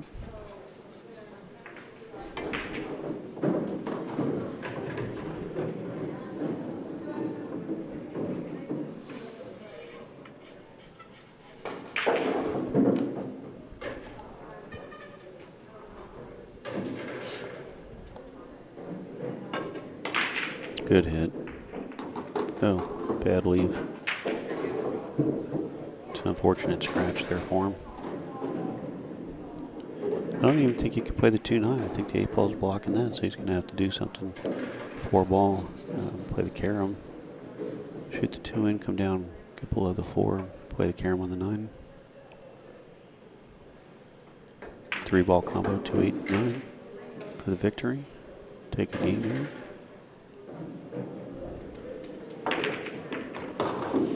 All right, he's in the match, 3-2.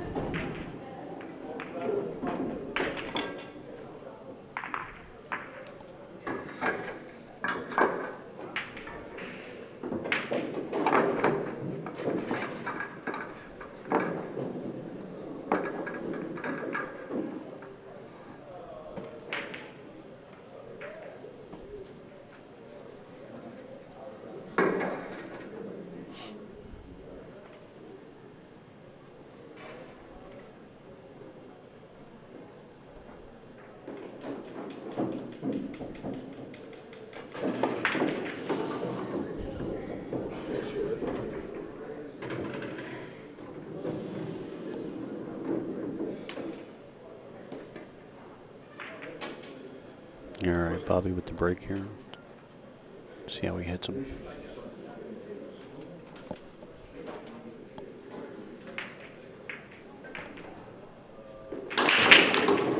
Oh yeah, nice. He got a hold of that one. 1 ball down. 2 ball, 6 ball, 4 ball. A little bit of a clutter down there.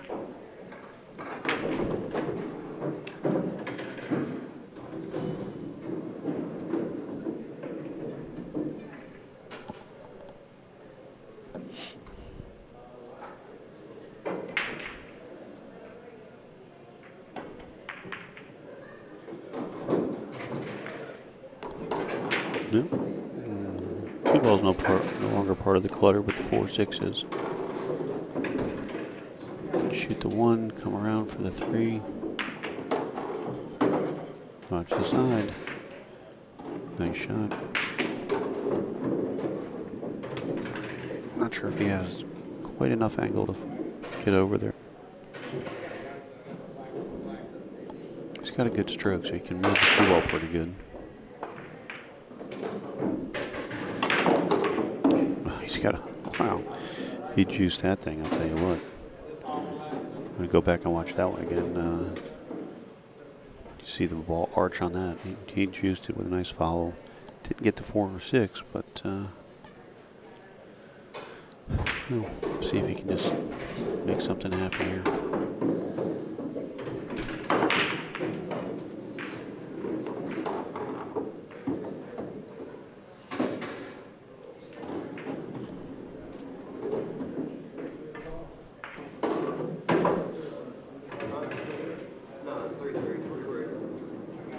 Did he call the 9? Well, he made it. I don't know if they know that you're supposed to play call 9 here. But score is 3-3. We are double hill.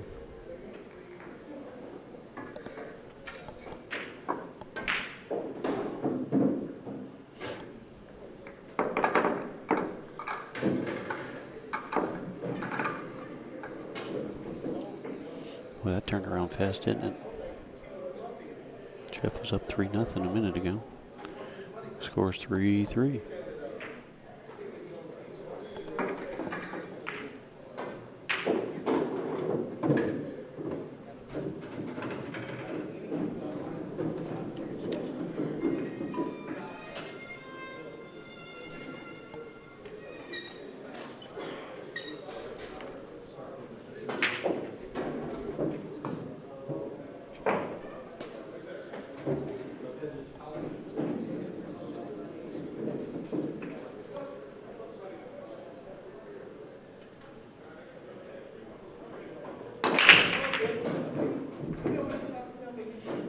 Well, those balls didn't break up that good for Jeff. I don't know if there was a little gap there or something didn't freeze up good on him.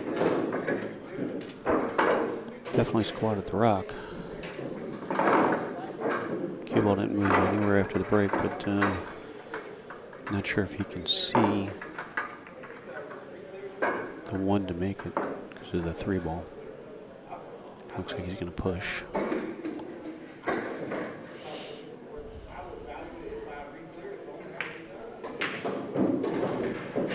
Jeff's not even going to bother to get up. He's going to let this young buck go for the jump shot here. That's what he pushed out for. He's got a lot of distance between the 3 and the 1, so there's a real good chance cue ball can launch off the table here. See how adept he is.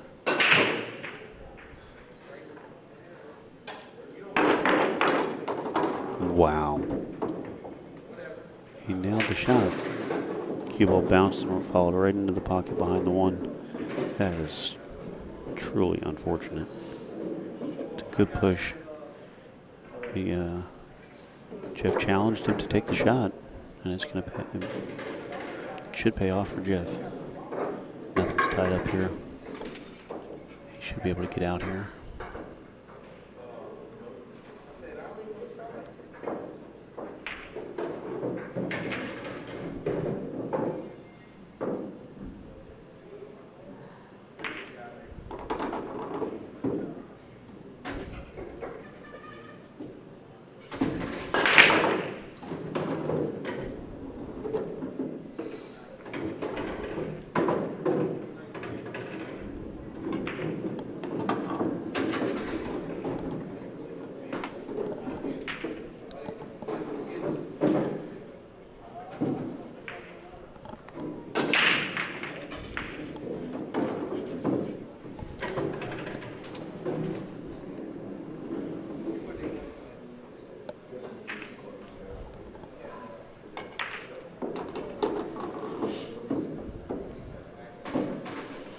Jeff can have to come up with a nice little shot here in the 5. Cue on the side rail, which makes it tough. You make the 5, though, you should come across twice and get nice on the 6.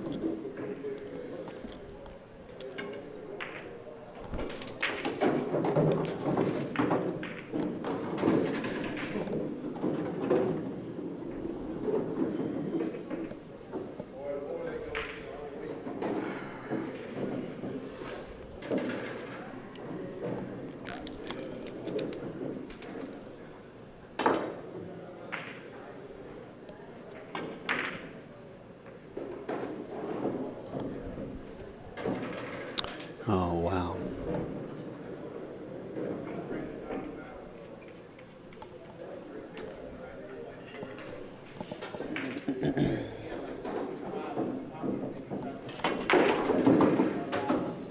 I'll tell you what, Bobby can sneak this match out. Start off slow. He's still not up to speed on what he's capable of, but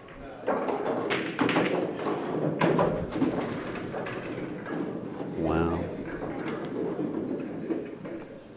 Yeah, it's crazy when you play bad and win a match. It doesn't matter what happens when you get really into it. Jeff had opportunities and let it slip away.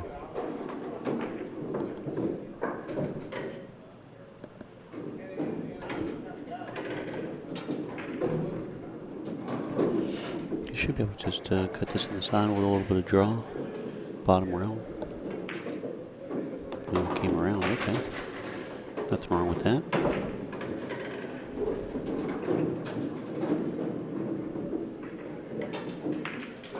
Oh my goodness. All right. Well, Bobby Quinn sneaks it out. Being down 3-0. Come back with a big win there. I can't say it was good shooting by either one of them because I know they both play a lot better than what they just showed us, but it's the nature of the beast sometimes. So, all right, guys. Again, if you're on Facebook, we got other matches. If you go to YouTube, table 59, we have Vanessa Seaver and Misha Gullikson. Vanessa up 1-0 on that. Table 60, we got a real good match. Kristen Barrios and Lance Davis knotted up on the hill 3-3 each. Christian was up 3-1 on that earlier, so that's a good match. Todd Gilbert and Malcolm Swift on table 61, and they're not giving us the score on the tablet, so.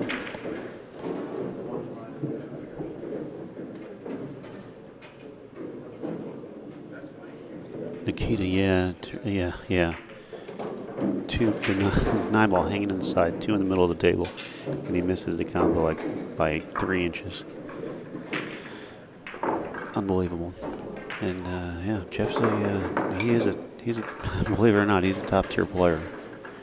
Maybe he's just not wanting to show us anything on camera, but he's always in action. He's a road warrior for sure. So, well, you know what? Take the win, Bobby. You hung in there, you stuck around, and you got the match. So that's all you can ask for. So. All right, hang tight, guys. We'll be back with another match here as soon as they send it to us. Again, I'm Gary G. This is Xtreme Pool Challenge. We're live in Kissimmee, Florida for the 2022 West Coast Challenge. 62 diamond 7-foot tables. We have a men's 8-ball division, 8-ball, 9-ball division, ladies 8-ball division singles, ladies 9-ball division singles. And then tomorrow starts the team event. We have 3 divisions in the team. We have bronze, silver, and gold. So hang tight. We'll be right back.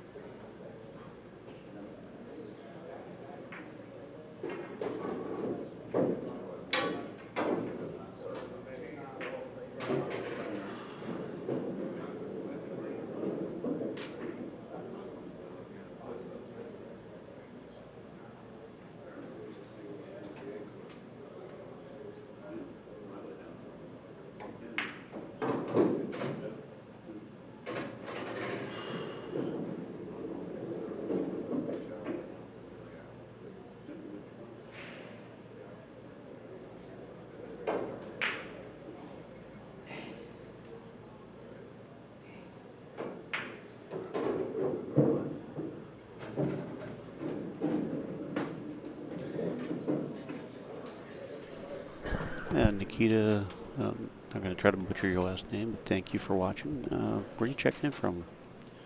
Always want to know. Appreciate it.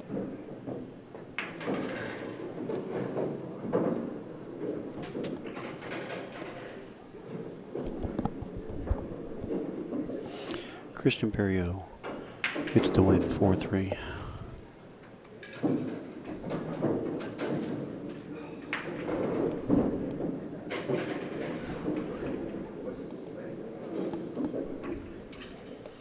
Reliance Davis. The Todd Gilbert Malcolm Swift match is over. I don't know who won. Bobby Quinn sneaks one out of Jeff Hooks. Jeff was up 3-0. So Kirsten Barrios over Lance Davis with Double Hill Thriller. Vanessa Seaver 2-0 up on Misha Gulixson. Table 59.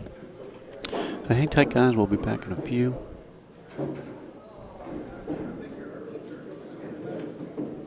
And get some more matches for you. So hang tight.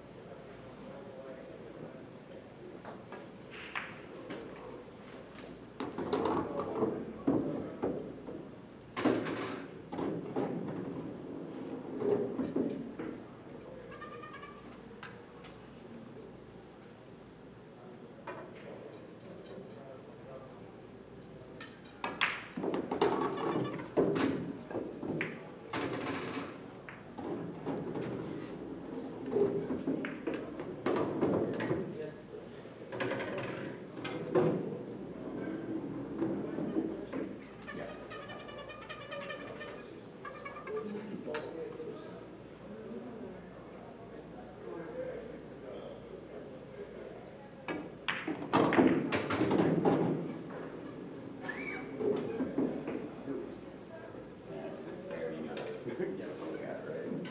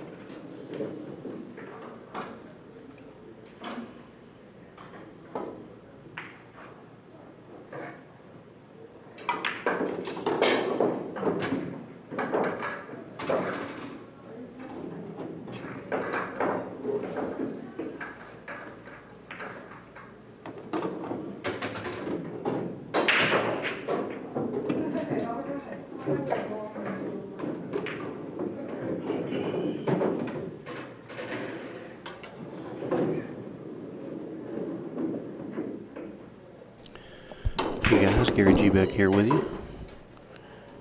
Just had to run over to the main room and get my liver shot out. Got tortured. And I'm back for you now. We got John Bates at the table on the hill. 3-0 over Jimmy Antoinette. This is a one-loss match. Hey man, John playing nice here. I'm going to come around a little farther for that 7 ball.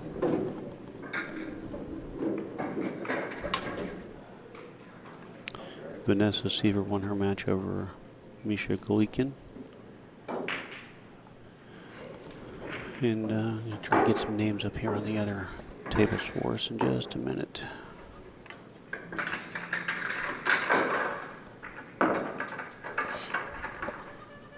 So hang tight. We'll be right back with it. John really making a nice shot there. Almost a two-way. You have to call the 9, so there's no rocket cheese here.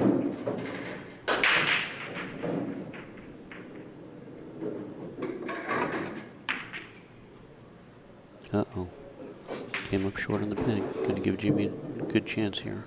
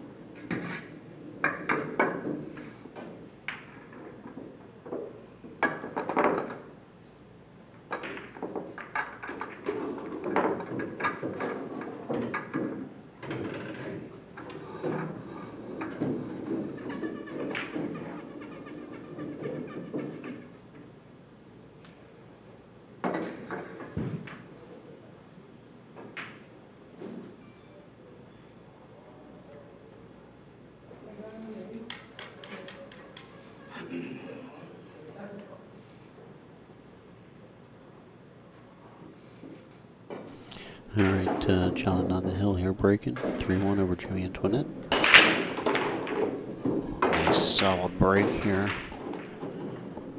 Fortunately, he doesn't have a great shot on the 1, but he has a good safety.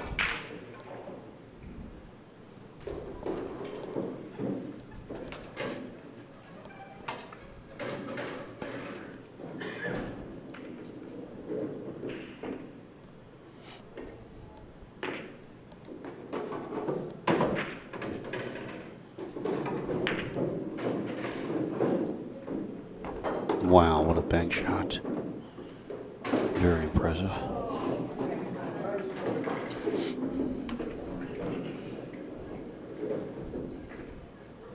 Wants to draw this back by his hand there where the 6 is.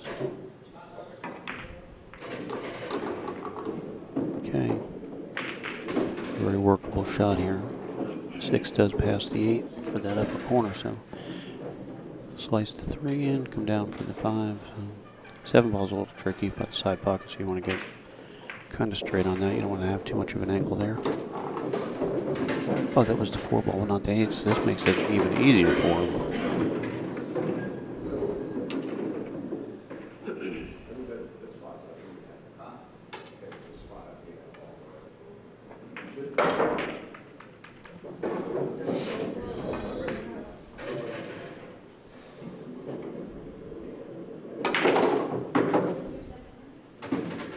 Get past the 9, you'll be okay.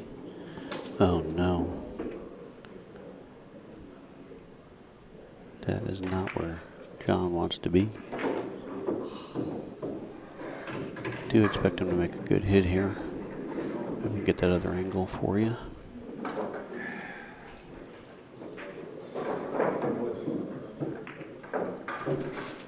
Oh, good hit, and just barely missed it. Another big opportunity for Jimmy to try to put the squeeze on John and get back in this match. 4-ball out here. I certainly don't see a problem for Jimmy here, other than the stretch.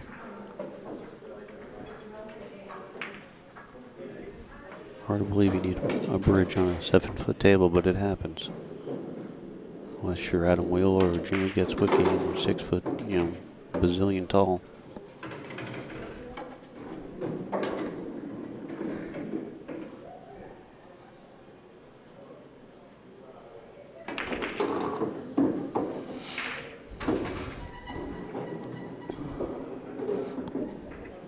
That's a nice shot. He's got a nice angle to go forward 2 rails with a touch of inside there. Just want to get almost straight in on that 7. Don't want a lot of angle on it.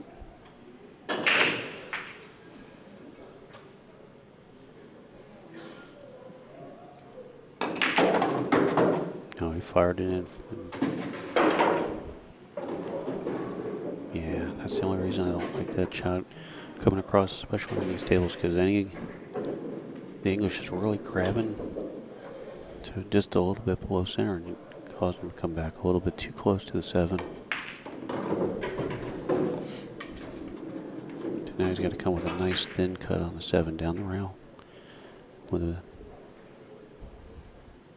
probably about a 1/4 tip inside English just to keep him out of the side pocket.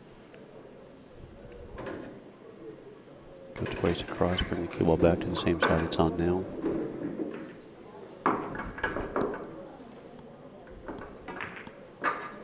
Oh, he got a lot of inside on that. Got down below the 9. Now he's got to come with a shot on the 9 here. I'm playing it in the side. In case I miss it, try to get that 9 ball up towards the middle of the table. Cue ball stays down on this end, so he might call it the bank. There he goes.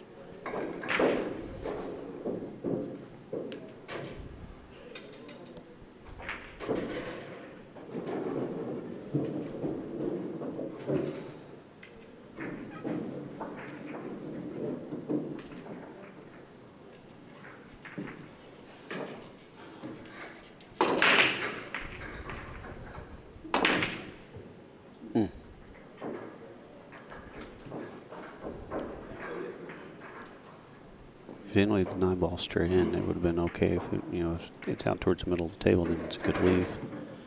But, certainly expect John to make this and win the match here.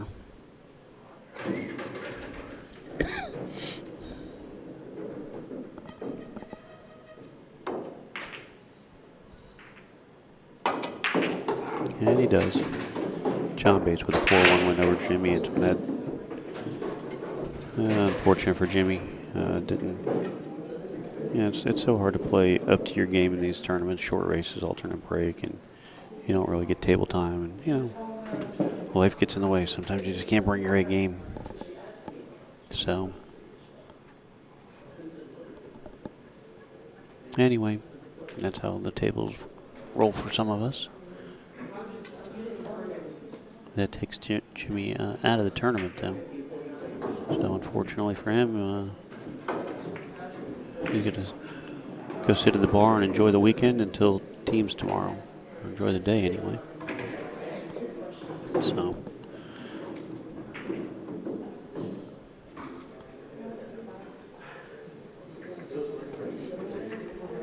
got some other matches going on the other tables, so kind of keep those going a little bit. Keep an eye on what's going on until we get our next feature table matchup. So hang tight, guys. This is Gary G with Xtreme Pool Challenge. Again, we are live in Kissimmee, Florida. We want to thank our sponsors, Classic Billiards Outfitters, of course. If you're going to come to the tournament, you might as well dress with the best. Look like you know what you're doing. Of course, you know, when you're going to Last Call Tavern, you got to dress to impress, so you might as well wear your billiards outfitter. Look sharp. Of course, use Handy Solution if you have any kind of projects you need done around the house, yard work. They do it all. Just check out and use Handy Solution if you're in the Bradenton, Sarasota area. Of course, if you're in office work and you're looking for quality help, Co Advantage can help you out. Find you what you need for your office. So we want to thank our sponsors, of course. It is a huge part of everything that goes on here with the West Coast Challenge. It takes teamwork and sponsors and everybody to help us out. So we want to thank all them. So hang tight, guys, and I'm going to be here with you. If you have something in the chat you want to hook us up with, you want to talk about something, let me know.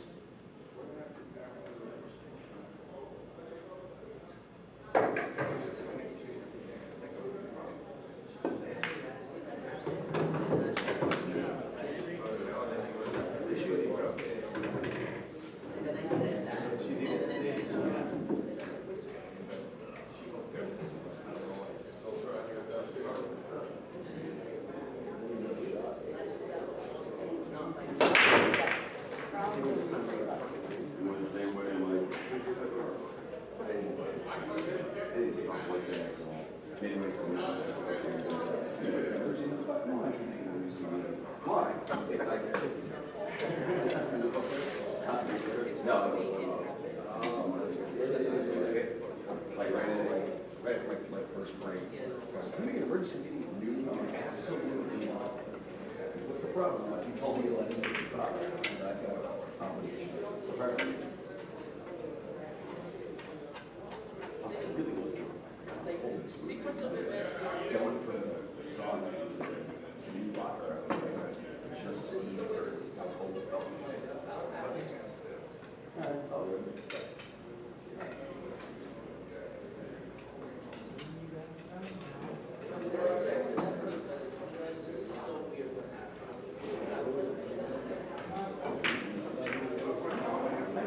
I got a few, but you know, I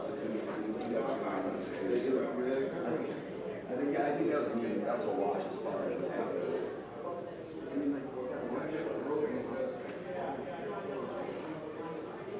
Yeah, well, that 8 ball I rattled, I was just like, for that I was like, I don't know what I did wrong. Okay. See that? Too expensive. Fade is better together.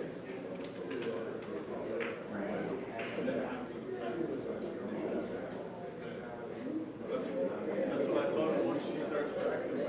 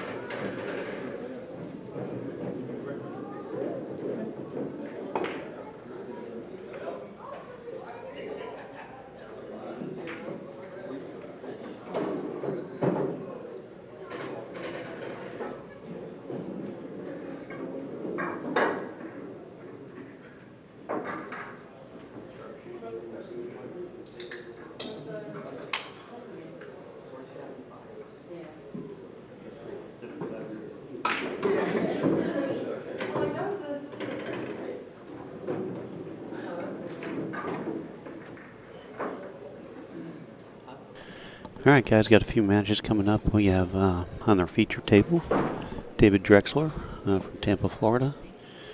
Waiting on Anthony Cruz to show up. And table 61, right there, our young junior player, 12 years old, Mason Chimmel. Waiting on Dustin Cheney to show up. And I'll tell you what, this kid, 12 years old, look at that form, look at that stroke. Nice delay, a little pause there on the backstroke. Yeah, these junior players, they're going to be sharp. So, you know what? Stick around and watch this one, because these are going to be fun matches. This junior program that is happening is really something. Going to be fun to watch them grow up and play. Got so many good players. We're going to get, I believe her name is Shannon, who does a lot with the junior program, and later talk to her about some of the stuff and some of the junior players. I mean, Florida's got a pretty strong junior program, but there's juniors everywhere that are tremendous. So, you know, if you have a junior in your area, you know, show them support, help them out. If you can sponsor them a little bit, do something to help them with their cost to travel. You know, it is costly for the parents, but it's worth it. So, you know, if you can send a little love and help them out, I'm sure they would much greatly appreciate it. So, anyway, hang tight, guys, and we're going to have this match kicking off here in just a few more minutes. Gary G. Xtreme Pool Challenge live from Kissimmee, Florida. 2022 West Coast Challenge.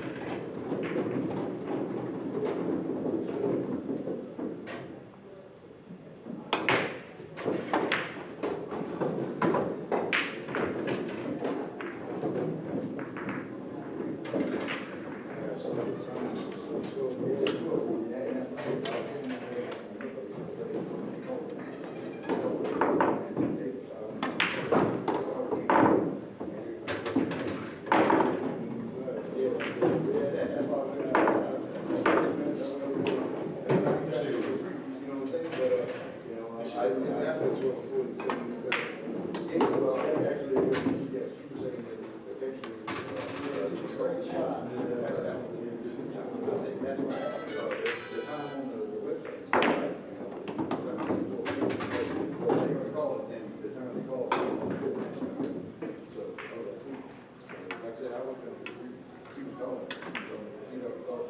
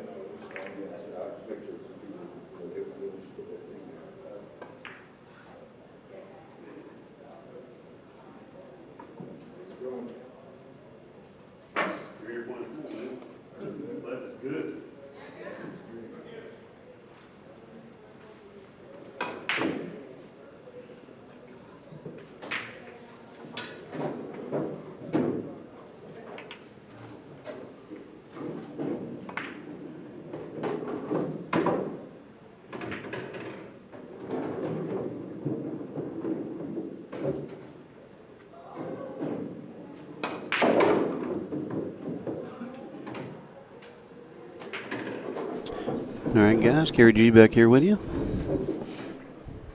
live from Kissimmee, Florida. 2022 West Coast Challenge. Have our next match coming up. David Drexler from Tampa, Florida. Going to be playing Anthony Cruz. Not sure where Anthony's from. Not familiar with these gentlemen, but expecting a good match here between these two.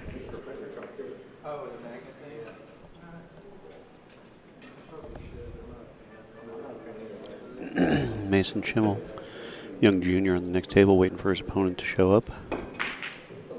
Well, Dustin May, I heard about this kid and got scared off. Most times I use masters. What have I been doing lately?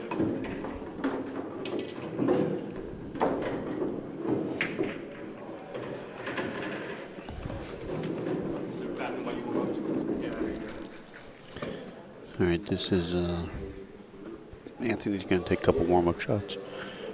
Dave's going to go use the restroom, and then they'll get started.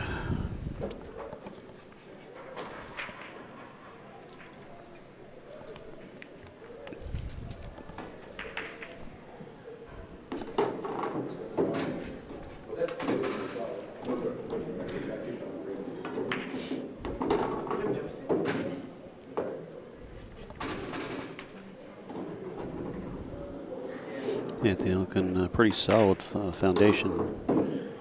Pretty good player here.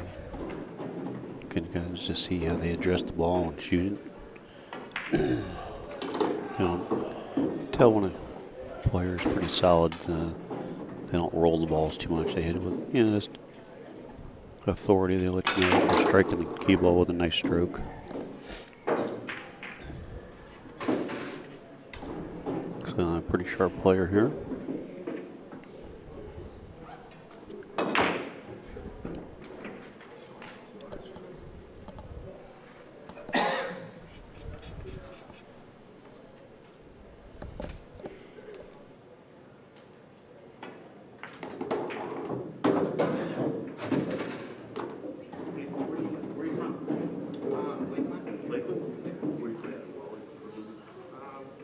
Brewlands, North, or Wally's, you know. I like to go out to Mikey's, Plant City, like, they have diamonds there. Very good. Just wanted to kind of familiarize myself with you. Sure. Good luck. Thank you.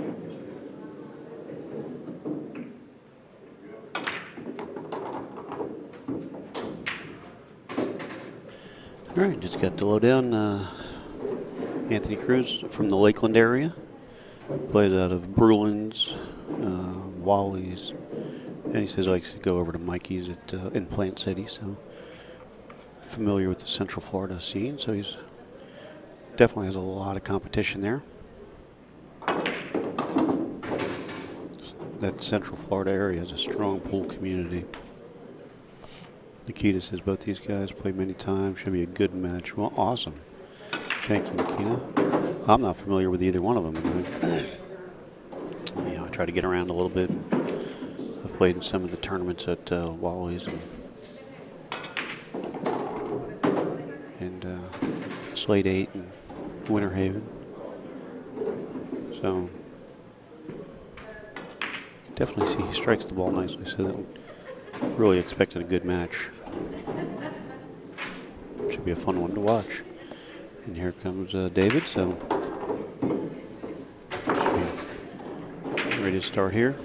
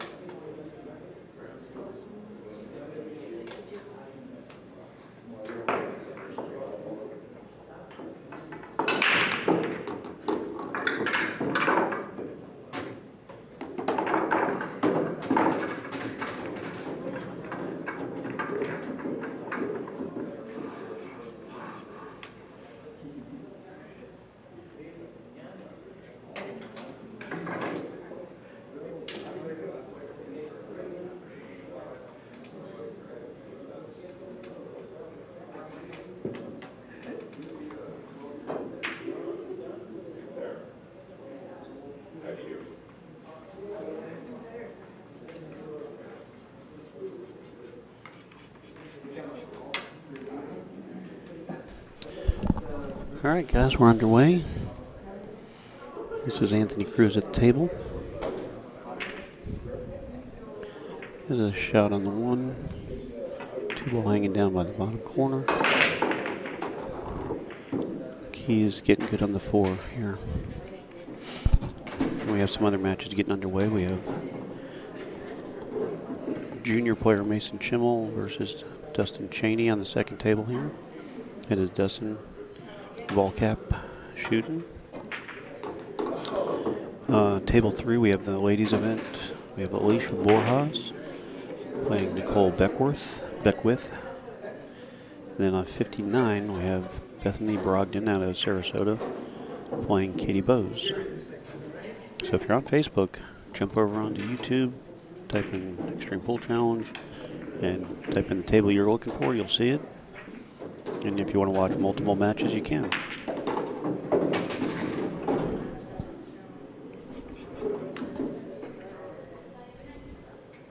Tong Lu rooting for David. Well, watch the scratch. He got close to that side. He's in perfect position here.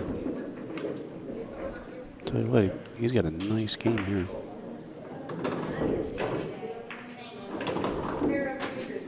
Perfect angle, perfect speed.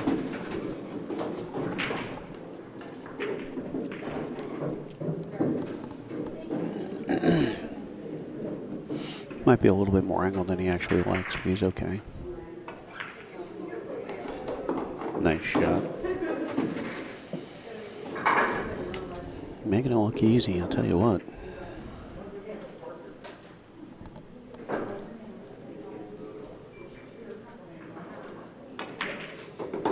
Very nice out there by Anthony. Take rack number 1.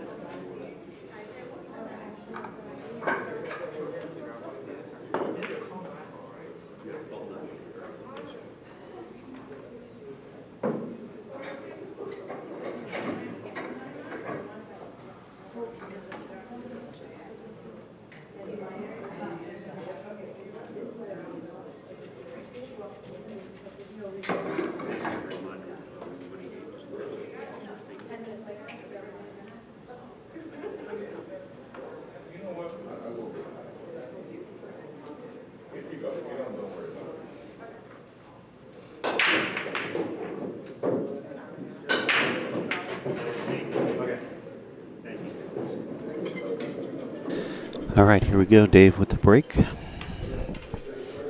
Just reminding them to use the tablet so that we can keep score.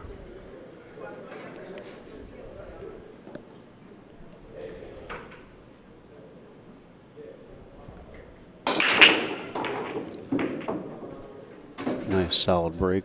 Unfortunately, it's not going to have a great shot on the 1.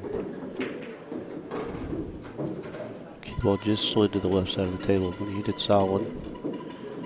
2 ball's going to be an issue here, located by the side pocket. Definitely going to make it a little tricky.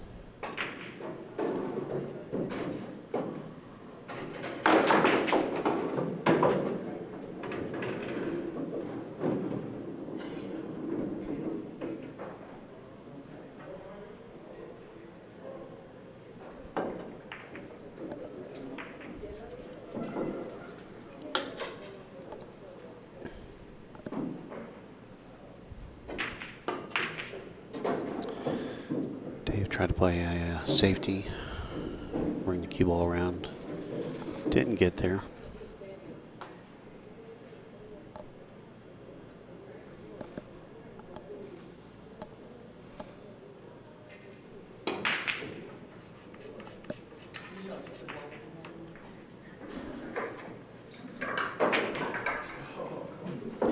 Leslie John, if you go on YouTube, type in Xtreme Pool Challenge, you can pull up every table and watch all of them. This is our feature table. This is our Facebook table. Facebook, go to YouTube, and you can watch all matches that you would like. Once you type in Xtreme Pool Challenge, it'll say live, and then you can type in the table number you're looking for. If you're looking to watch Mason and Dustin match, that's table 61. And thank you for joining with us. We appreciate that.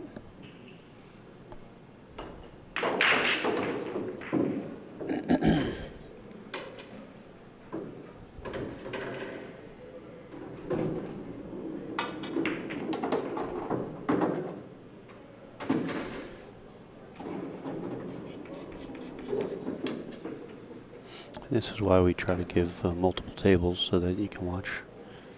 You don't just get stuck with one match. You have multiple to choose from, or all. That's a really good shot there. Really good shot by Anthony. Wow, very nicely done.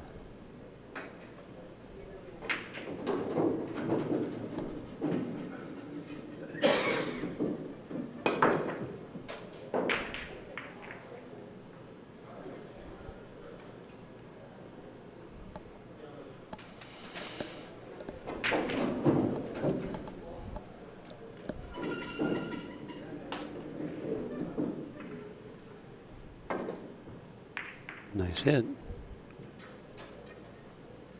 Nice hit. Didn't give him an easy shot on the 2. I think he can see all of it. And actually, if he pockets it to the upper right, he'll run into the 6-7. Kind of open that up a little bit too. He may not be able to go to the right. He may have to go to the upper left. You see, he was just looking at the edge of the 6 ball too. To maybe pocket the 7, maybe a carom. Hard to tell.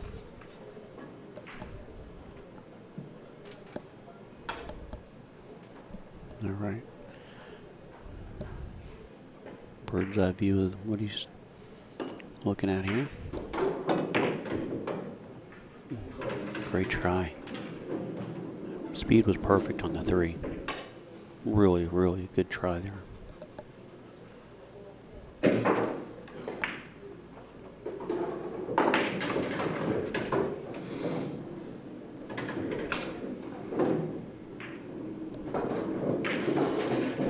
Dave's in a little bit of a awkward spot. He doesn't have a great shot on the 2. He can super thin cut it.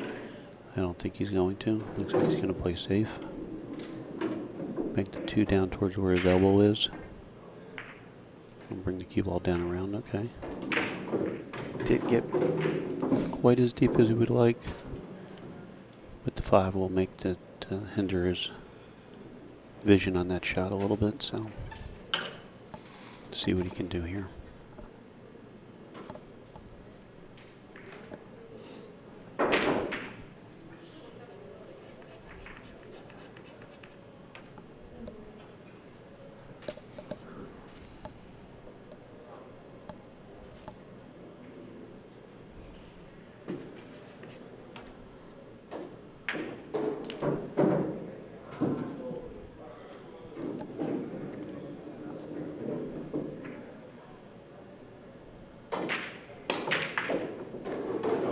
Wow, Mason just made a nice kick.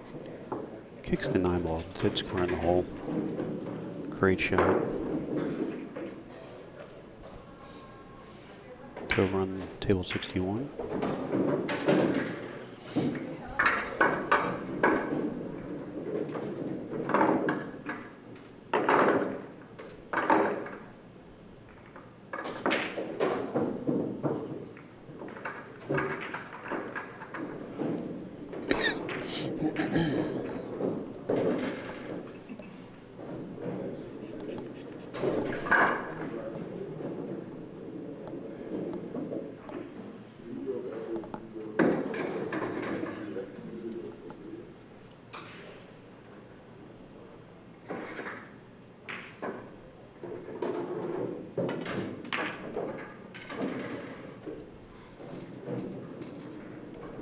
What a great attempt at that bank. Holy cow. If he makes it, he's perfect on the 3. He did make it, but he's got David in a bad spot. David can come off the bottom rail. You want to hit it soft. Send the 2 to the side rail and just move the cue ball behind the 3. And 2 should come out and should be able to hide them. Nice safety.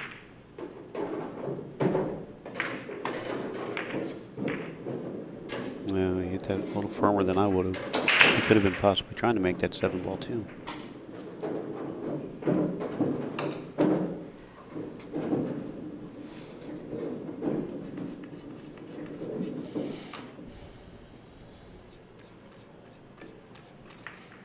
My man Alan Ellison checking us out.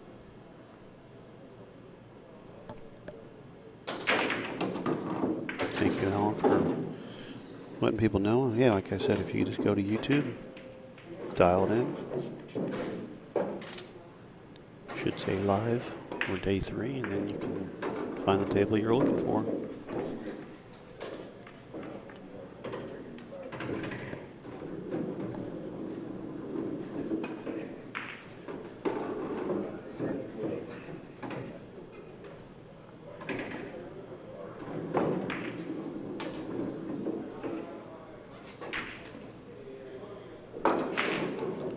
Looks like he left David a cut on the 3. Cut a bank.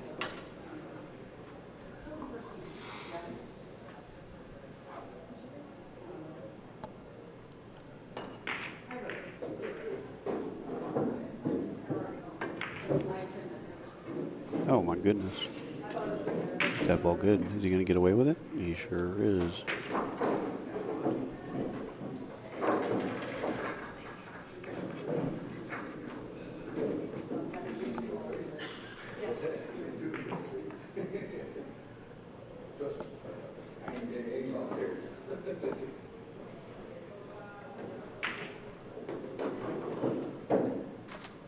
Oh, he did not hook him. A little spin off the rail. That was a good shot. I thought he had him just off the edge of the 9. Oh no. He's not going to like this one. Now he's hooked.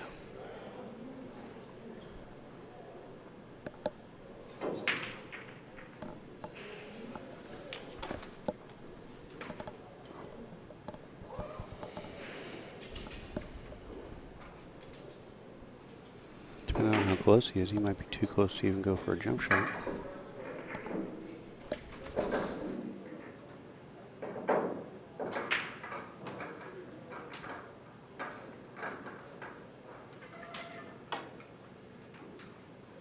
No, he's getting his jump cue, so he feels like he has enough gap in between the cue and the 7 to get over that in the 6.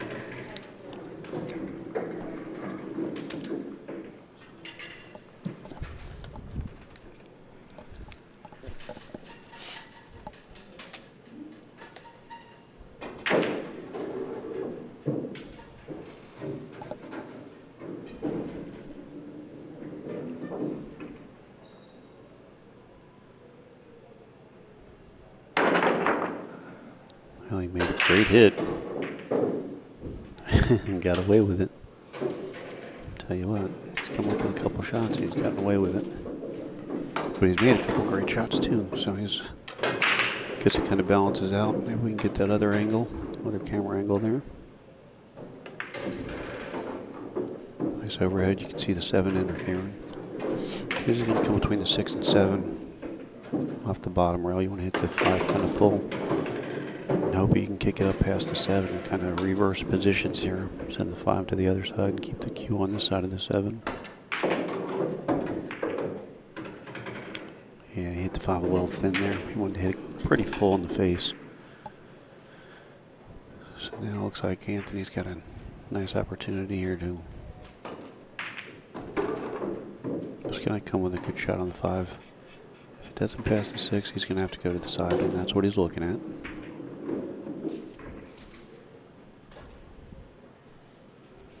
Maybe drag the cue ball down between the side pocket and the 8. Comes off the bottom rail and back out.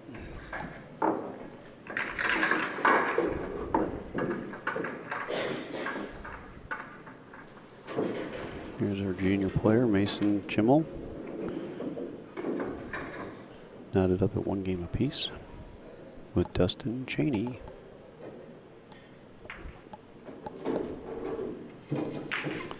got a couple really top-notch junior players in the event. Of course, Sophia Mast, probably the most well-known. At 13 years old, she's becoming one of the top female players in the state. She is a force to be reckoned with, I'll tell you what.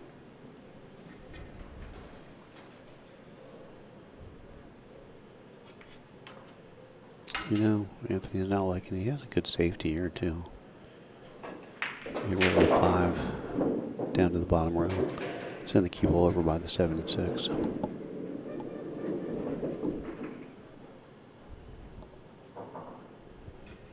Could play the 5 off the 7. Try to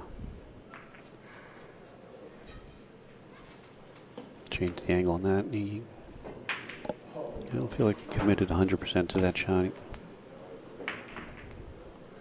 He might have got away with not giving up an easy shot for David. It's hard to tell. He's jacked up over the 8. So regardless, it's not easy. Oh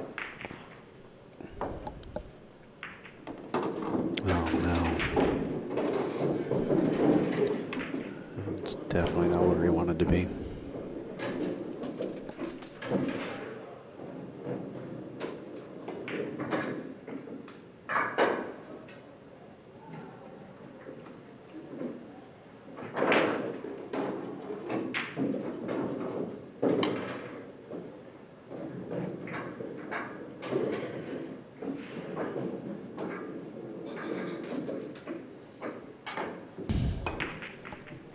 Great contact. Great contact. I know he's going to have to come with a combo. I mean, you could try to opt out for a safety or a Karen, but I don't really see either one of those being the right shot.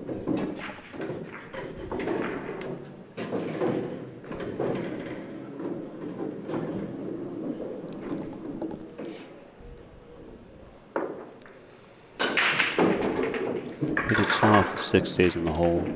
Oh, he hit the edge of the 8s, and now he's in trouble. Had he played that ball softer, though, then he wouldn't be in trouble. To keep that cue ball down below the 9, but nonetheless, he hit it a little firm. 6 caught the edge of the 8, the 8 went in, but no bueno on the shot.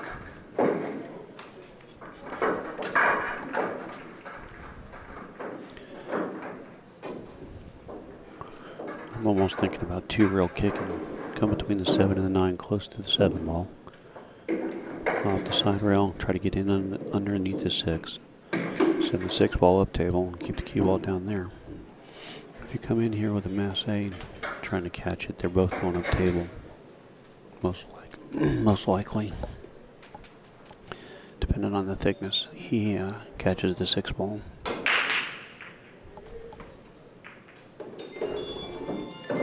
Anyway, he can come 2 rails the other way, but I like going that way because of these 6 and 7. Trying to hold the cue ball, something happens. Might get lucky, but you might be able to see the edge of it.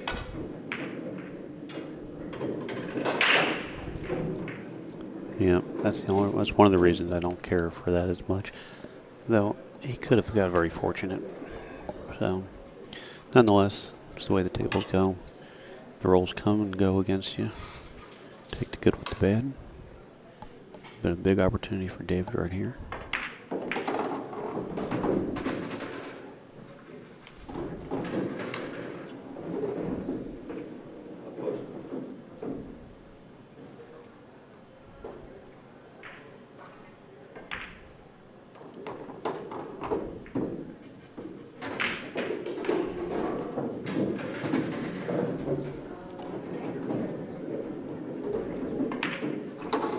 All right. Couple good shots there by David. Tie the match up 1-1.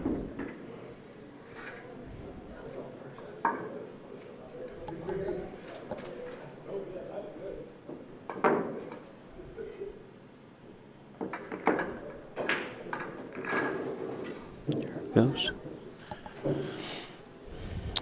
Dustin Cheney leads 2-1 over Mason Jimmel. Nicole Beck with 1-0 over Alicia Borjas. Katie Bowes 2-0 over Bethany Brogdon. Quick update for you.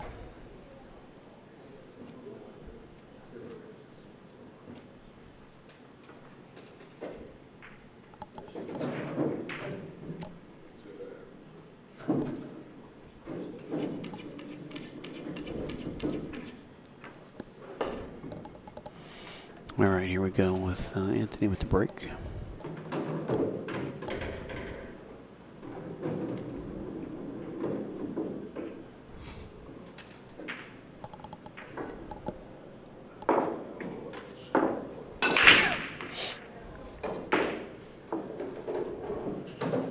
Well, he hit him solid, but they didn't scatter quite as well as they usually do for people.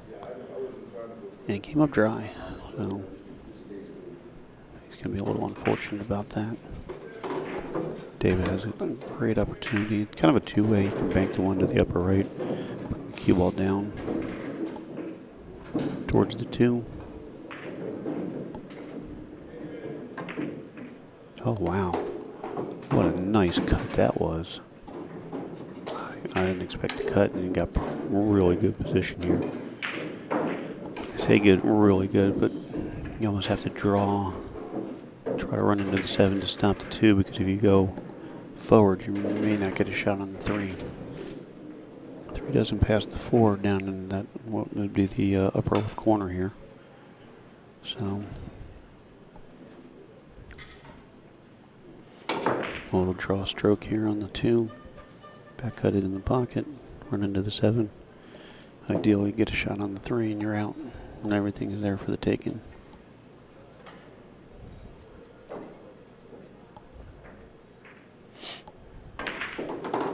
Oh, he went right by the 7. Now, tough. Do you play safe or do you go for the combo?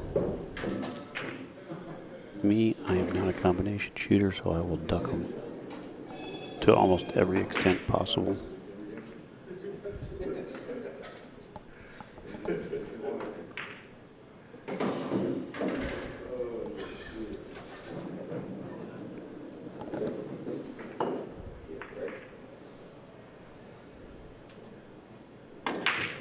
He called the 9, trying to take it for a ride. Got a little fortunate not to give up an easy shot on the 3. Anthony certainly has a nice safety here. So, let's check it out and see what he does here.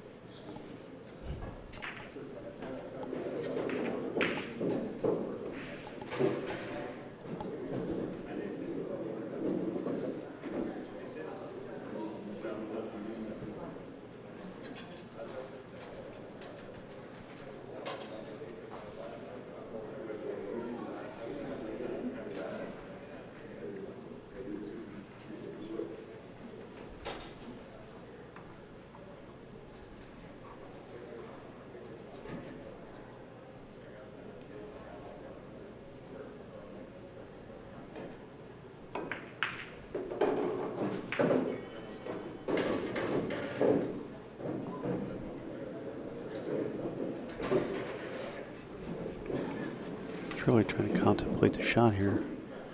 I don't know how many options he's got other than thin the 3 and try to keep it behind the 6, bring the cue ball back to where it is. Yeah.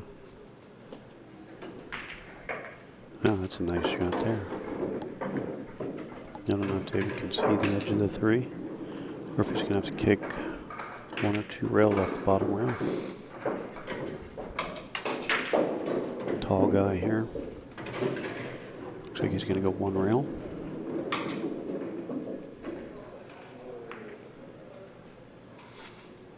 Nice, good speed, good shot.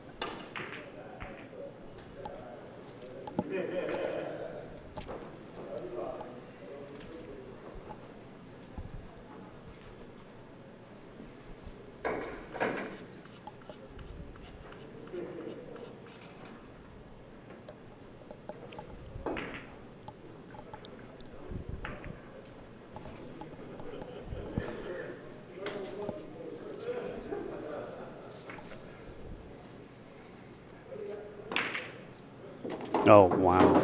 Beautiful. Just had enough of it to catch the puck, catch all the ball to shoot it in the hole. That was a fantastic shot.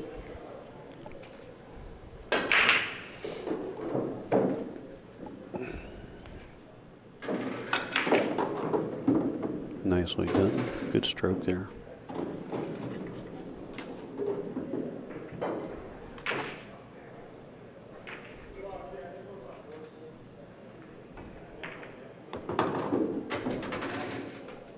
Oh yeah, he's Anthony in the driver's seat here on this rack.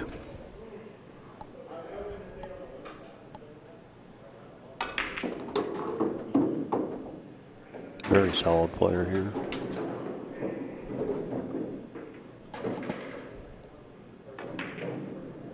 Very nice.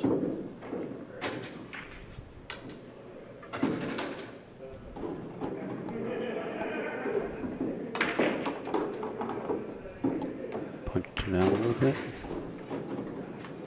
Oh, just saw Dustin on the next table hang that 6-ball. All right, Anthony Cruz, 2-1 lead over David Drexler.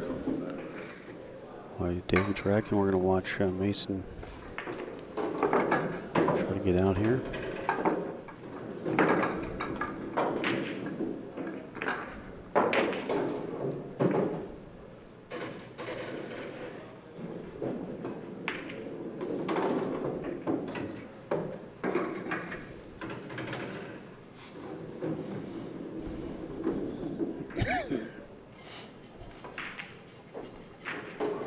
And Mason did get out. That was a nice 3-ball run there.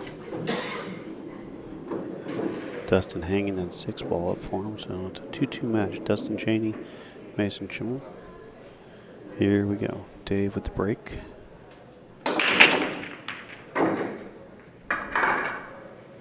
Definitely got a hold of him, but nothing fell. Dry break.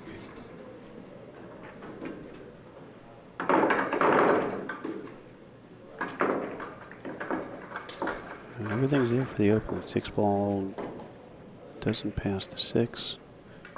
But other than that, he could actually, when he pockets the 1, come down. Gotta be careful running into the 6, but if you feel like that's an option to open that up, you could. Where the 5-ball lays, it doesn't play bad to be a position on the 6.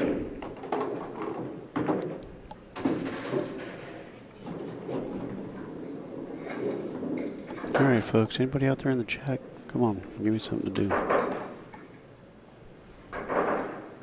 If you're on Facebook and you want to watch your multiple tables, go to YouTube. On YouTube, you type in Xtreme Pool Challenge. When it opens up, go to Live, Day 3, and you'll see options to pull up different table numbers. 58 is the far table, and it comes down to 62 is our feature table. So 58 through 62.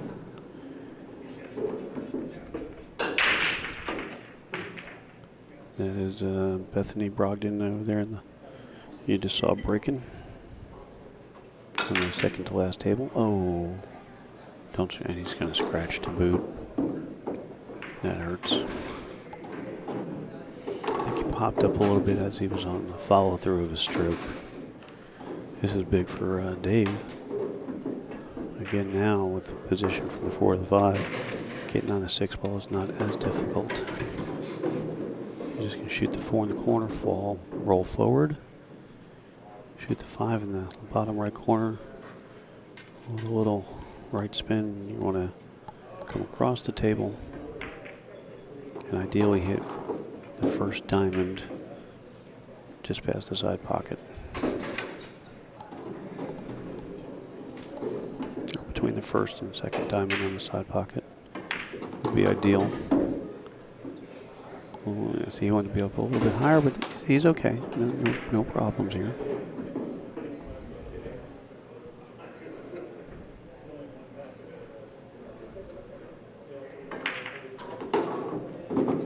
Trying to make it a little bit more interesting, but he's still okay. Just pocket the 7, the 8's out in the middle of the table, right by the corner pocket. So get the cue ball in the middle of the table, and you should be good. No problems.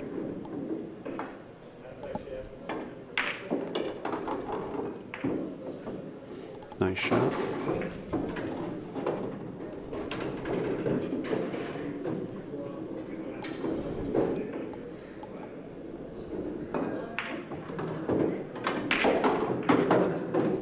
Very nicely done. That's pinpoint position right there.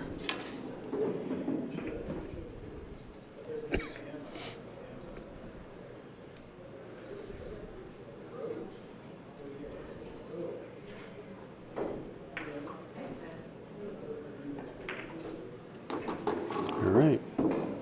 We got ourselves a match here, folks. 2-2.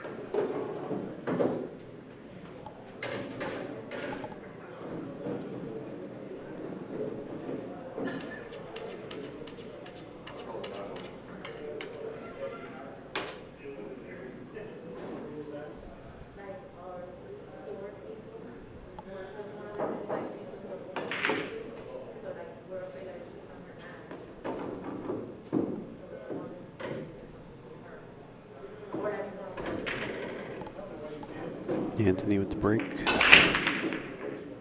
Oh man, real close to scratching. Another dry break. Tell you, table not breaking that well right now.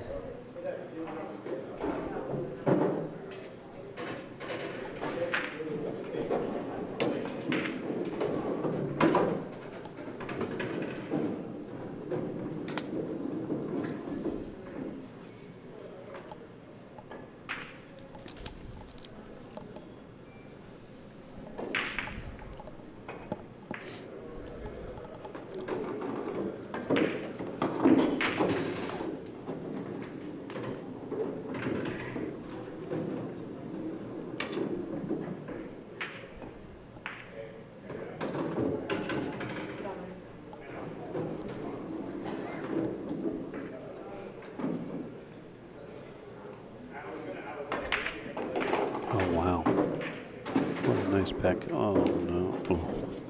Thought he was going to roll up on that 5. That was a nice back cut on the 2 there by Dave. Meanwhile, Mason Chimmel on the hill, 3-2 over Dustin Cheney. Dustin scratching with a couple balls on the table. Mason went right to work and ran him out on the hill for young Mason, 12 years old. All right, nice table here for David. 4 on the side, forward for the 5. Everything's here. Keep your ducks in a row and you're going to be good.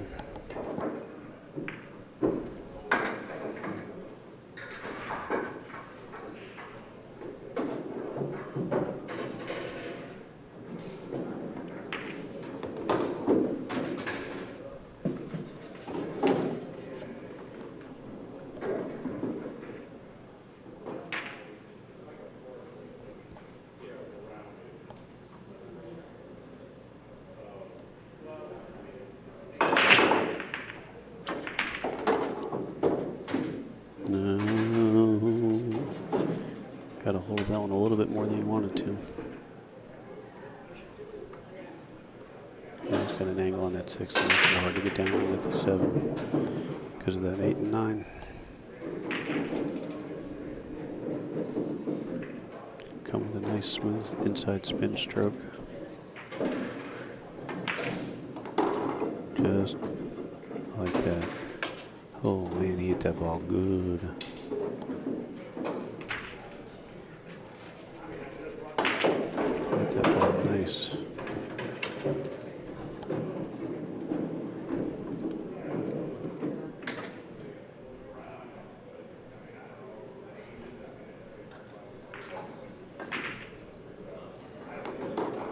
Watch the speed. Watch the speed. Yeah, boy. I believe he cut it in the side, but you know what? Some people like to bank this shot. Bank is actually not a bad shot. His line is pretty solid. It's not too far off angle, and you know it's pretty direct. So.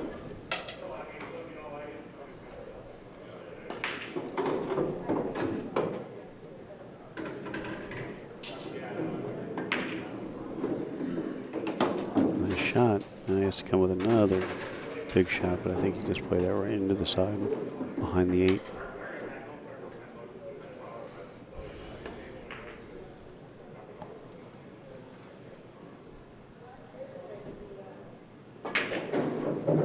He called the corner, so just be careful here on the cue ball.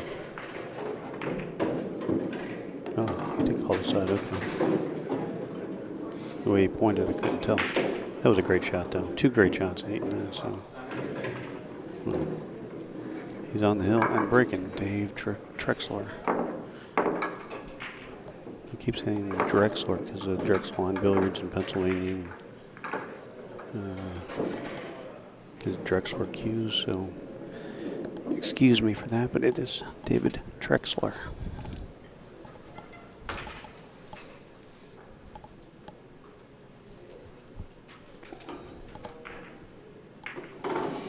Meanwhile, over on table 59, with Katie Bowes on the hill 3-0 over Bethany Brogdon. Looks like Nicole Beckwith advanced over Alicia Borjas 3-2. And on 61, we have young Mason Schimmel on the hill 3-2 over Dustin Cheney. And then, of course, our feature match here, David on the hill 3-2 over Anthony David Racking. Really going to take his time on the rack because they haven't been breaking and making balls as well as they probably should be or what they're kind of expecting. So took a little extra time making sure the rack was good.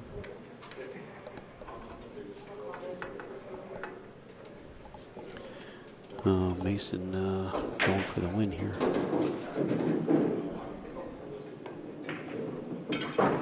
And he got it. Beautiful match by young Mason Schimmel. Advanced 4-2.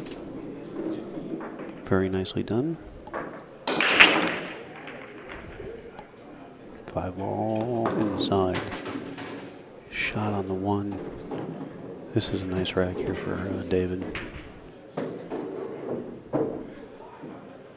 The only questionable thing is I think it's the 4 is in the middle right next to the 9. So the only questionable ball there where you have a limited number of pockets to play it into.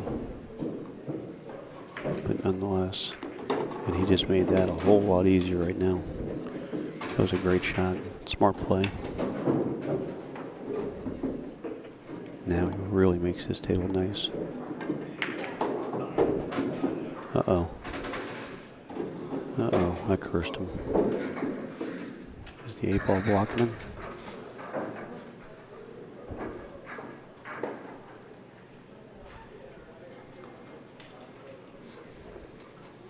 Looks like you maybe just got to do a little skip over just the edge of the 8. A little mess, eh? Oh boy. Oh, he fouled. I guess he came behind the 3. I thought he thinned the 3 going into it. But He did not. This is big for Anthony to get this game, and he breaks for the hill. Katie Bowes advances 4-0 over Bethany. She's got her hands full trying to two-peat both events. She's repeated the 8-ball singles ladies division. Wins it last year. Came through the one-loss side this year to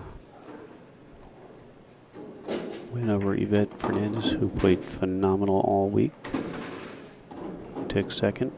Yvette went in the hot seat. So, real strong finish for Katie there. She'd like to try to do it again in the 9-ball. So.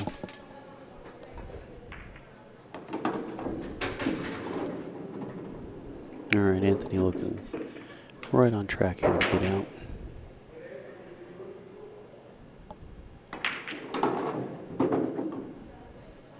I really like the way he's addressing the cue ball here.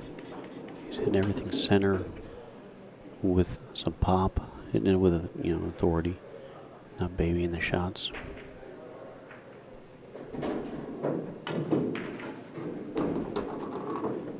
Wow, what a nice shot there. Perfect speed.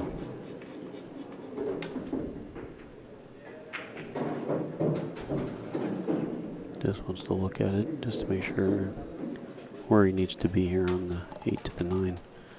Looks like he can roll forward and play the 9 on the opposite side. And he had an angle going the other way, but he's in great shape here.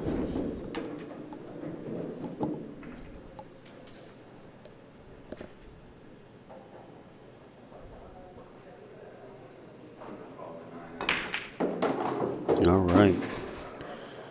Wow. That position play error by David was costly. Lowell Webb says she sees Abby.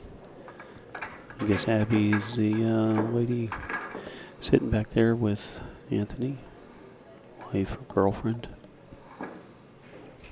support team.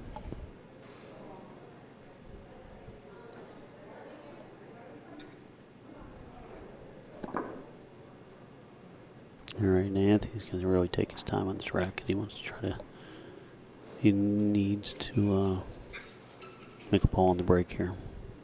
Keep control of the table. You don't want to let your opponent back, if at all possible. Keep him in the chair.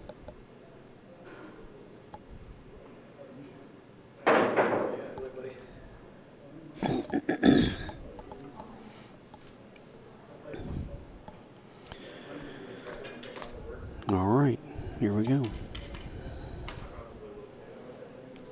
Checking his rack. He doesn't like his rack. Coming back for more detail.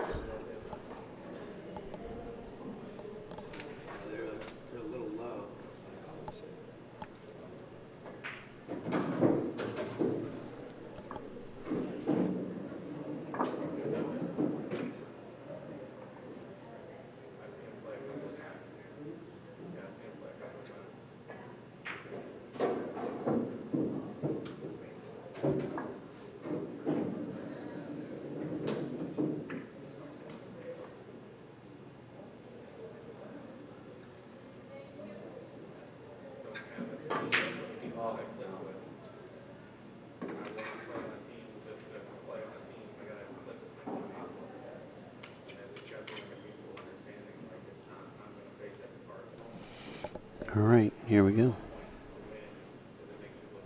Anthony with the break. Hill.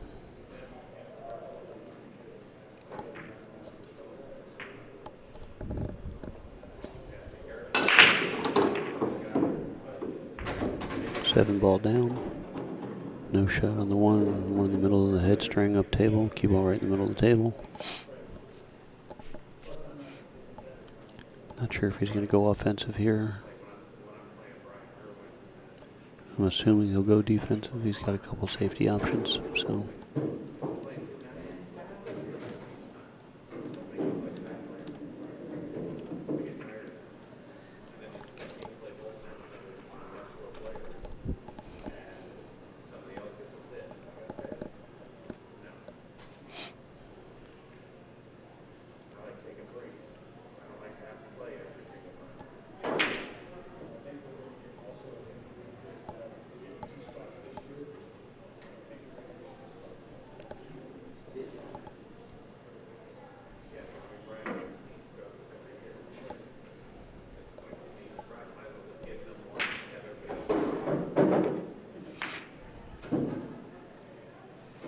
a nice shot that was. Wow, good speed on the cue ball. Right behind the 8 ball. Very nicely played. And send the 1 ball down for the 2, so if he gets the ball in hand, he has a good opportunity. The 1 is right next to the 2, so it really makes it convenient. And the 4 ball actually comes into play here. He's going to tie up the 5-6.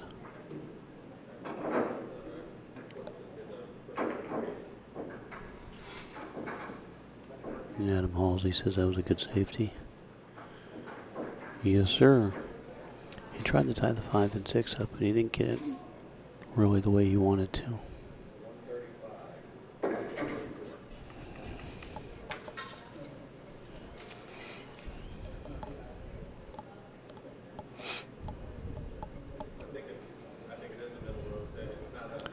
Well, it's been a good match so far. This is kind of the ones that you go, man, it sucks that somebody has to, lose when it's been a real good match to watch and play for both of them. Nip and tuck, nip and tuck.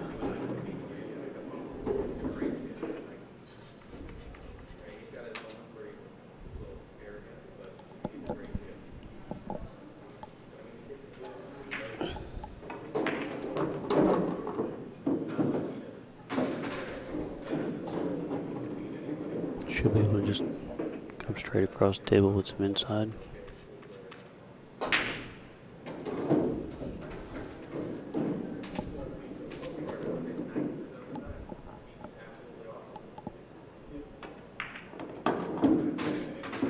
Wow, real nice speed there. What a nice touch. Tell you, I'm impressed. This guy plays very good.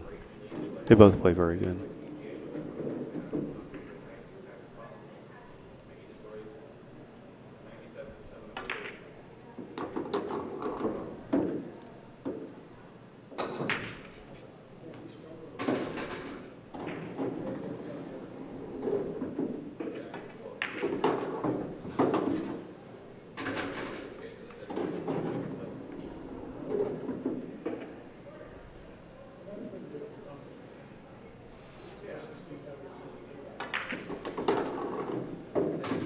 Definitely want to come over about another foot, 8 inches anyway.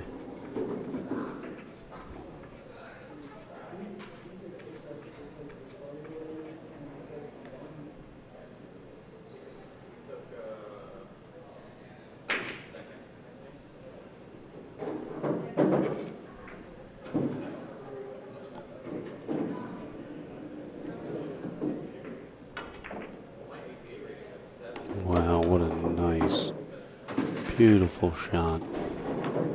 That was really, that's world class right there. Wow, what a match. Congratulations, Anthony Cruz. That was a fun match to watch.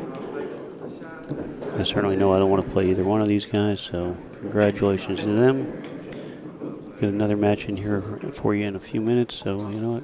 Right now it's a good time to go take a restroom break. You want to go get a drink, throw the dog out in the backyard, whatever you need to do, fold some laundry. We'll be back in a few minutes. This is Gary G with Xtreme Pool Challenge, live Kissimmee, Florida for the 2022 West Coast Challenge. Guys, we'll be back with you in a few minutes. Adam Halsey, don't go anywhere. Keep us informed. We'll be right back, guys.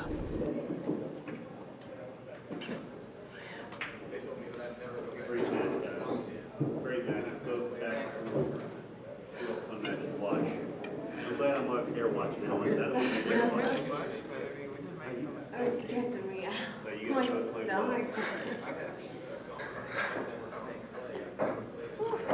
Good job. I'm sorry, but. Oh, you're making me. Oh my God, my stomach hurts so bad. 1-1 on West Coast.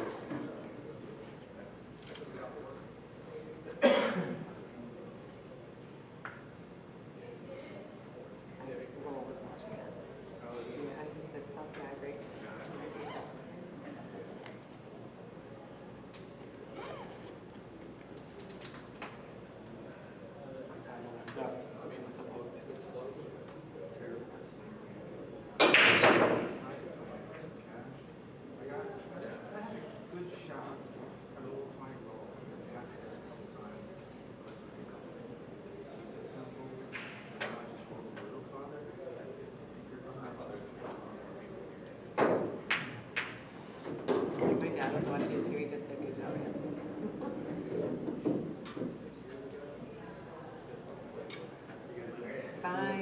Oh,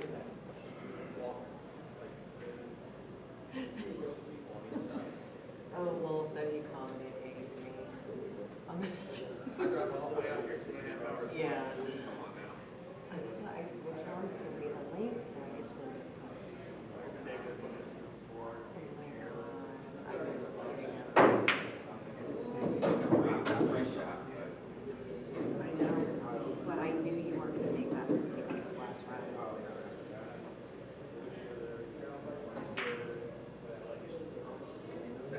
Look, can you read that? The last text. Aww.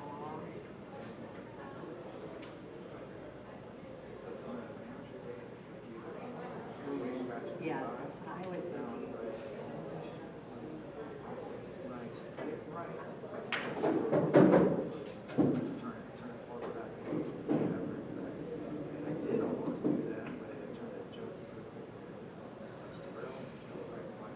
Yeah, I know. If you rewatch it, you can see me going, like, quietly going,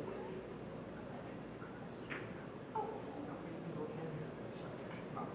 No. Here, sign this. I gave your pen away, so this is my pen. My regular pen. Plays really well, so I was nervous. I've seen him beat you before.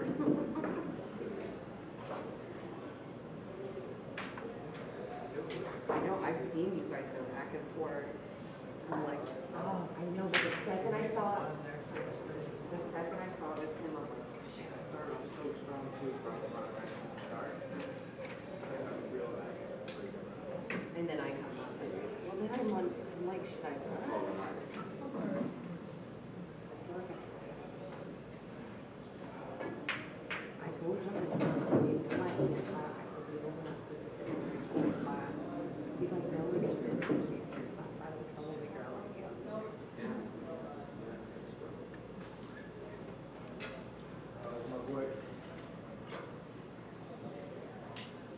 Aww. Who said that to you?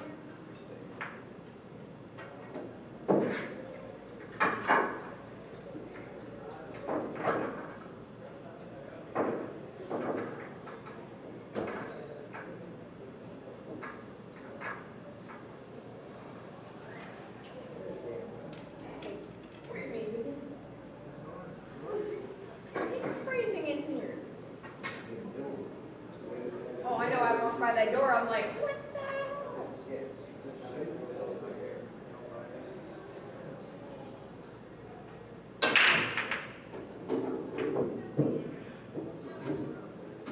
She lost against the way she just played. But, you know, that's her repertoire. She always goes over this one.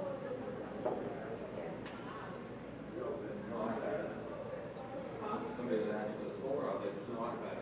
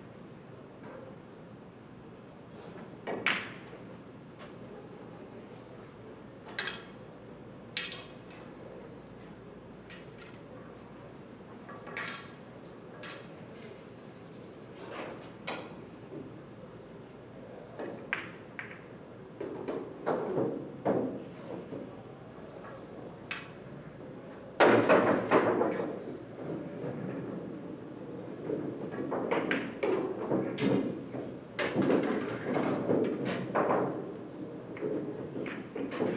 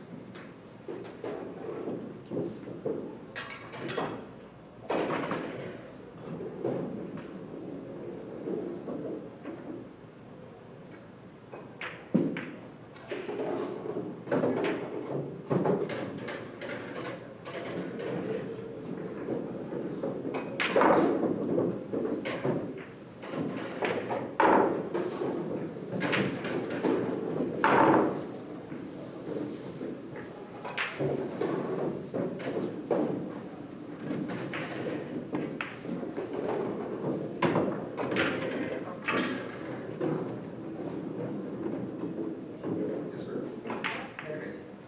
Thanks. Shoe up. Thank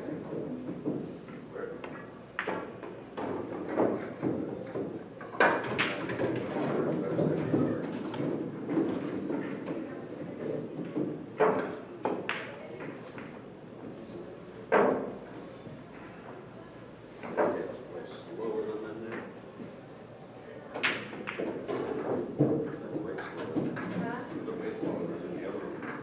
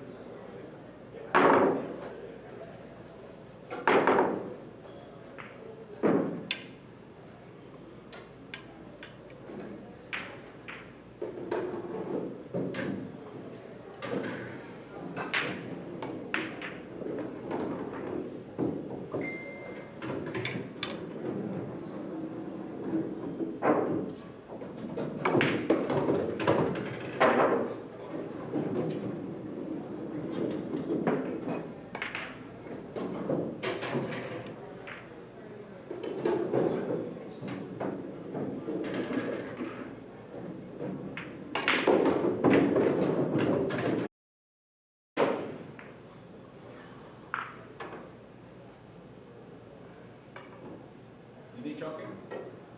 I got mine.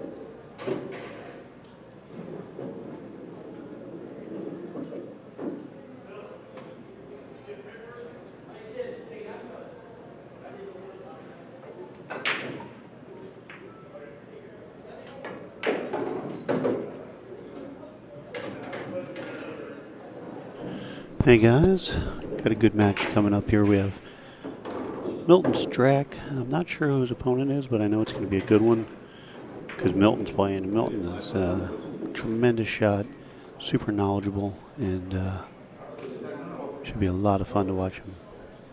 So guys, get ready. We'll be up here in just a few minutes.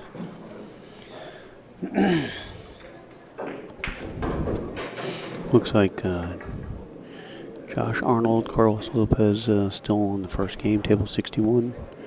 Erica Pennington, Danielle Fee knotted up at 1 apiece on table 60. Joe Gloss leading 3-0 over Mason Schimmel. Table 59. So, hang tight, see what's going on here.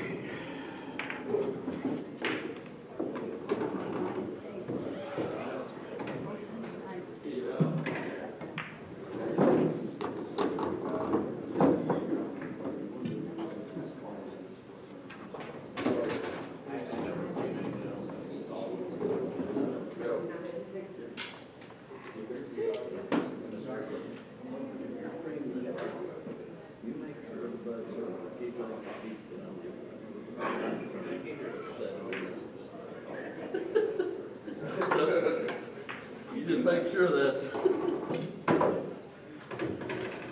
I give me sure about that, it's something that's currently accepted. And that's why I got these.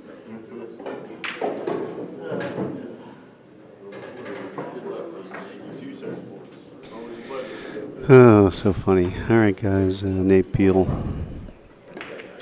and Milton Strack getting ready to start here on the future table.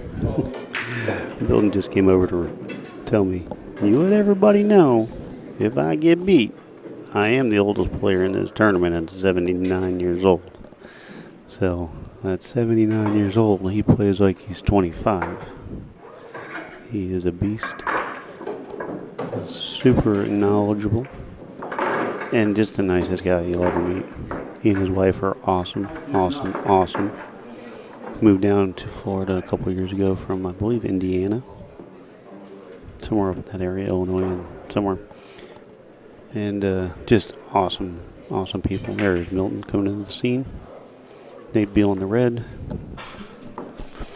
And they actually had to play each other in the 8-ball division.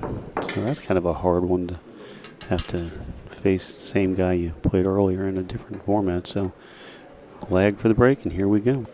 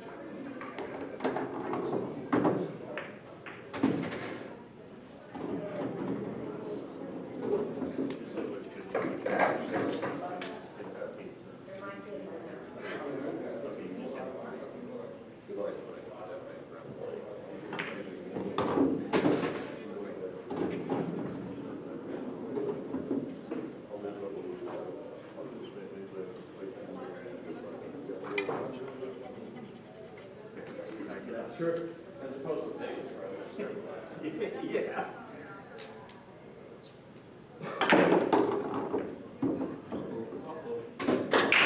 That's not good.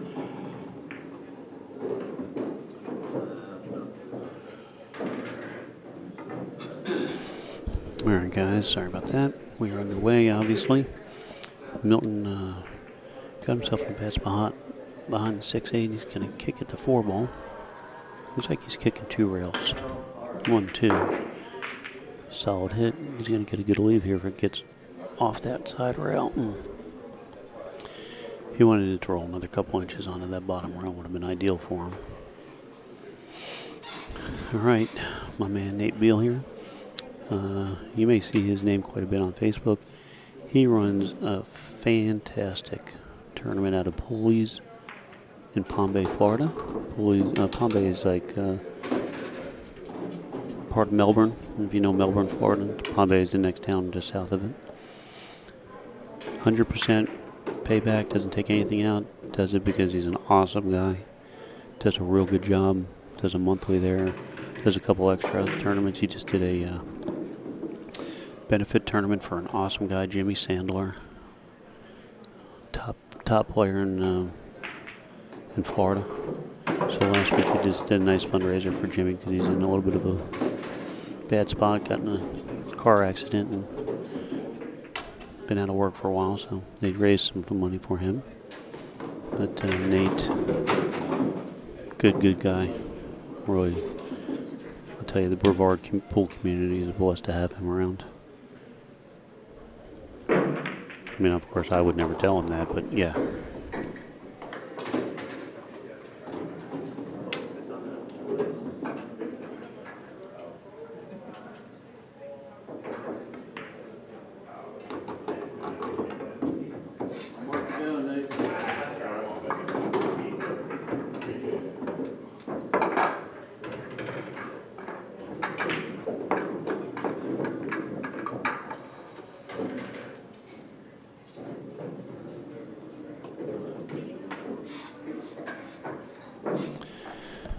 All right, Nate takes game number 1.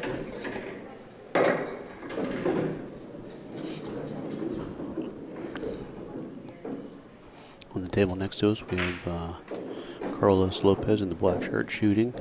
His opponent, Josh Arnold, in the green shirt up against the table on the right.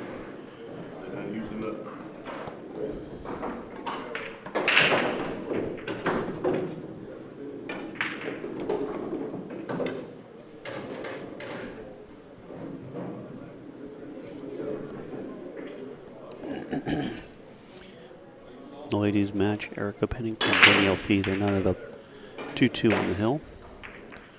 Oh, dry break with a 9-ball hanging. Should be a quick game here. Make the 1 come across for the 2. 3-9 combo, so as long as you don't get hooked on anything, should be okay here. He's gonna, oh no, he did not just do that.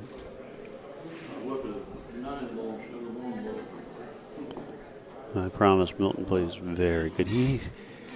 To this day, he still has one of the best shots ever played I've seen. U.S. amateurs, Port St. Lucie, Florida shooters, gets jacked up, 5-row kicks the 8-ball in the hole. It's on our stream.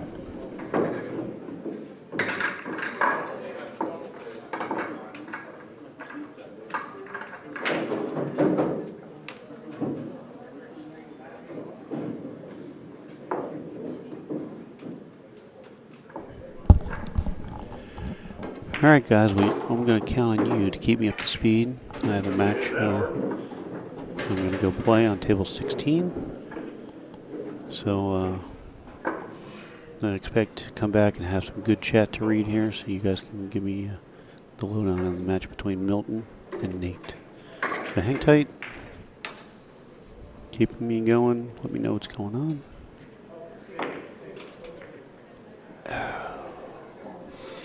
Good try, though. I liked it. It's a good shot. Good try. Anyway, guys, we'll be right back. Enjoy this. This is a great matchup. Milton Stack at the table. Nate Peel. So, and I'll be back shortly.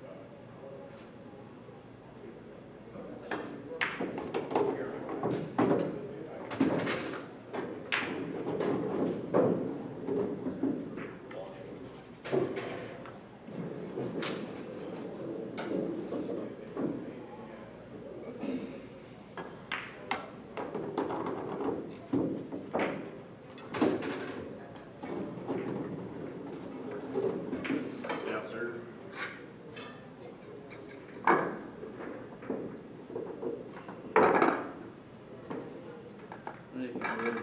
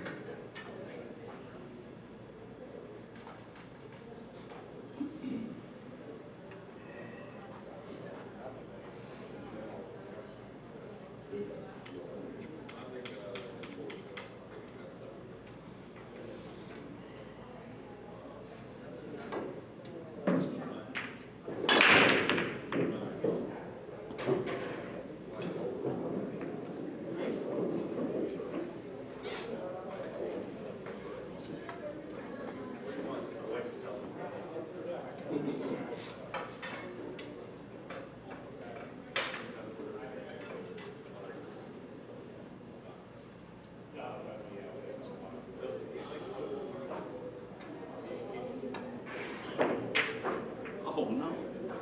I'm the worst sacred player in the world.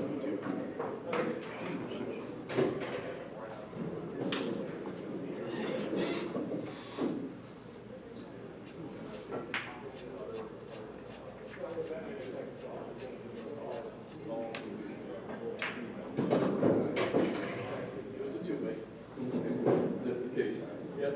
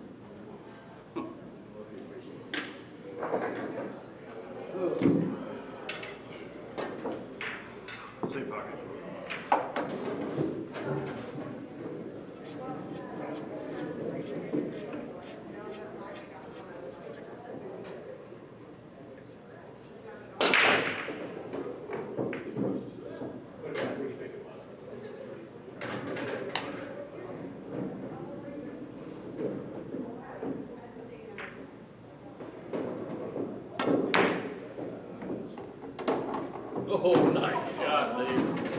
Nice shot, buddy. Wow. I pulled that one out of my mouth. You did. That was a great shot, dude. My break or your break? It's your break. Yeah.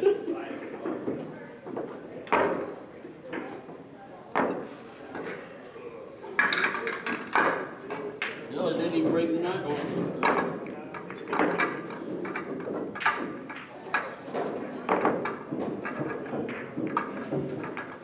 Yeah, that was a super shot.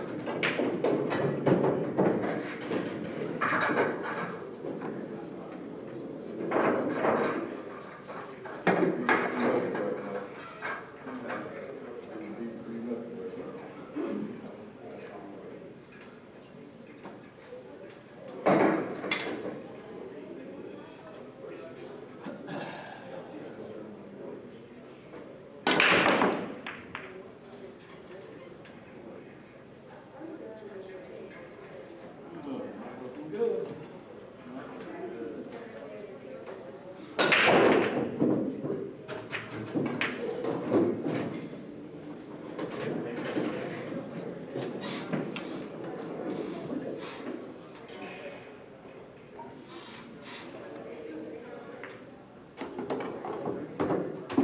Get off those.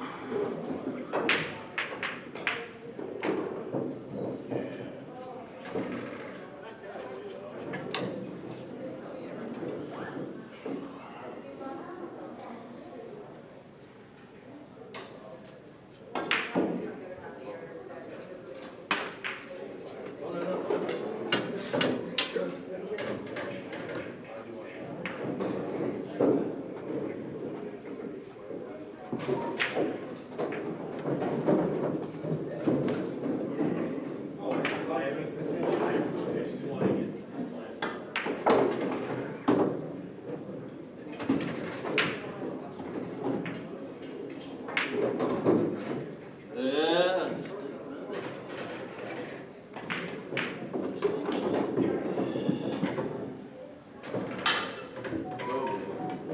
Run him some of it down.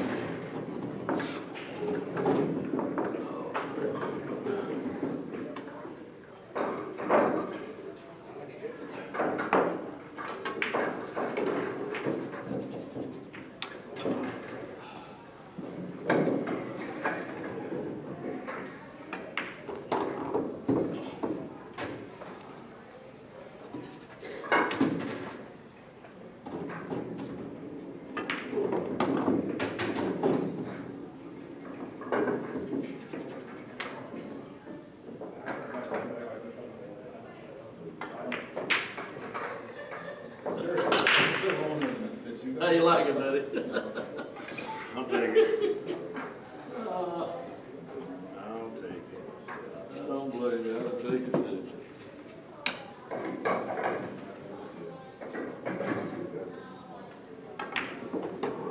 That's good, I don't want to play with it.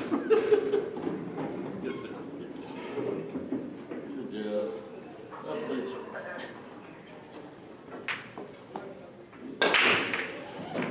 Definitely work yourself. Definitely work yourself. Yeah, yeah, my work is, I don't know what it is. Usually I play better when I come up on the roof. You know, I don't know what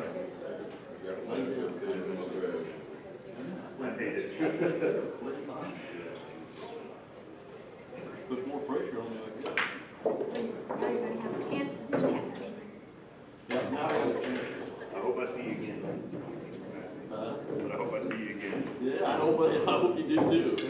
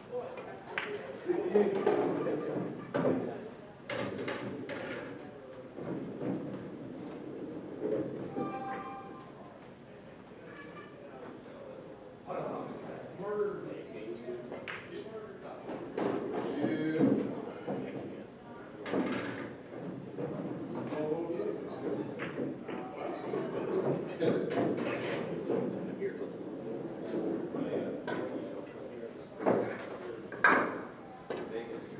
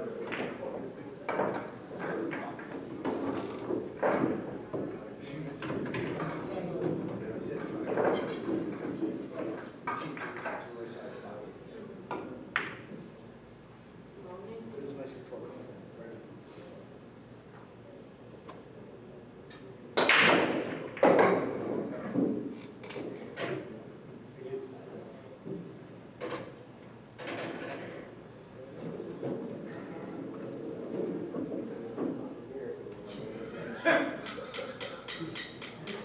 I'll tell you what, if you win this match, I'll go buy that stick and I'll cover your alcohol costs. If I win this match? You want half my win?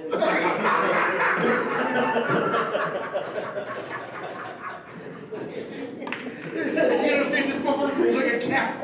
A camel, I should say. Sorry, guys. I didn't mean to get you all into this.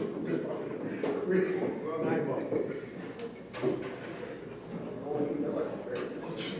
I know, I'll be taking out another credit card for that one. I apologize.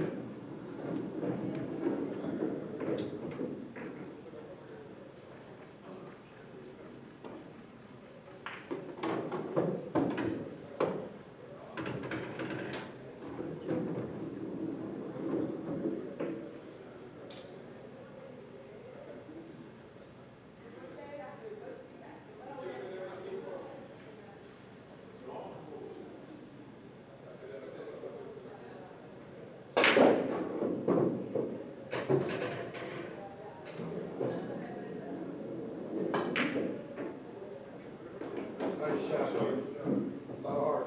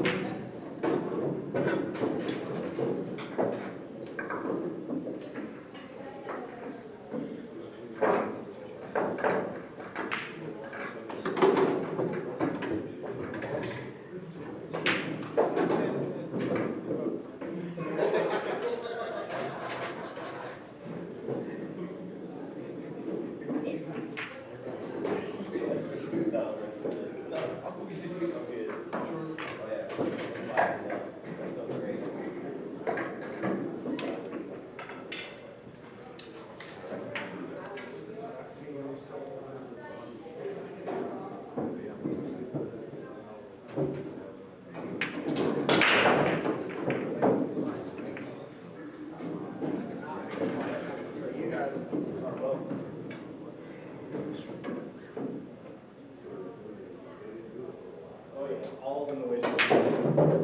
This one, way too far. This is where the noise is. Hey, all I know is, I don't know what I'm doing. Oh, okay. Here.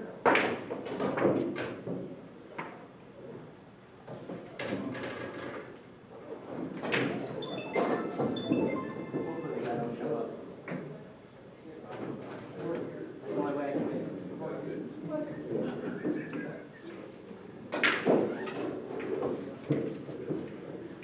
I can win them all if they don't show up.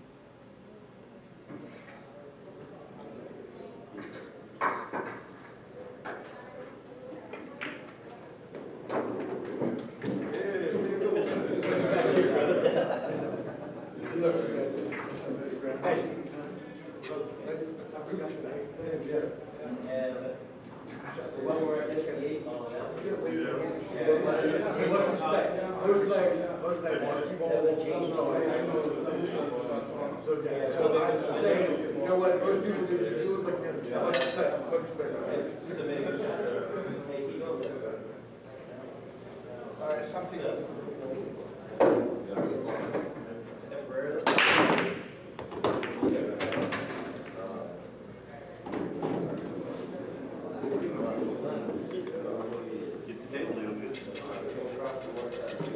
Bad lighting on this table. Yeah, it's a little dark on the sides.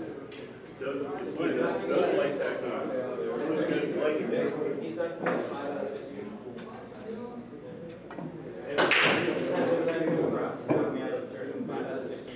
Hey guys, Gary G back here with you. Got a nice match coming up here with Gary Beeland, formerly of Port St. Lucie, Florida, now in the Covington, Georgia area. His opponent, Orlando Dixon. I'm not familiar with Orlando, so we'll see if we can get some information on him, unless anybody out in the chat knows him.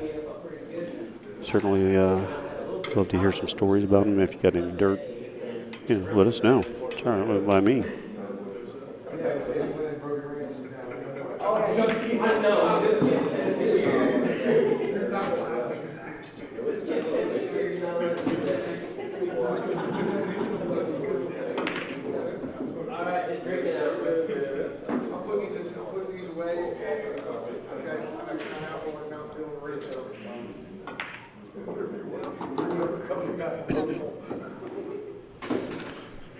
Guys, if you're out there in Chatland, hit me up. Let me know what's going on.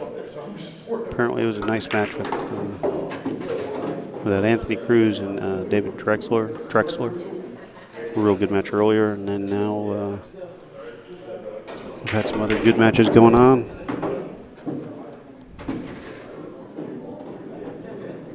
So hanging tough in there.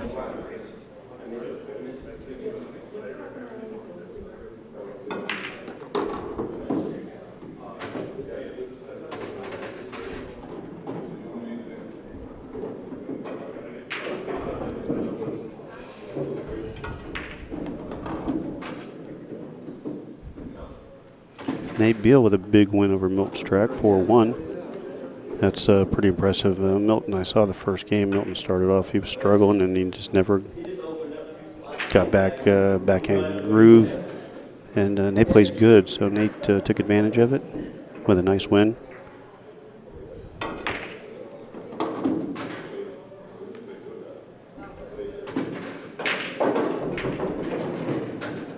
So a nice win for Nate. Congratulations to him. More matches coming up here in just a few minutes, so hang tight.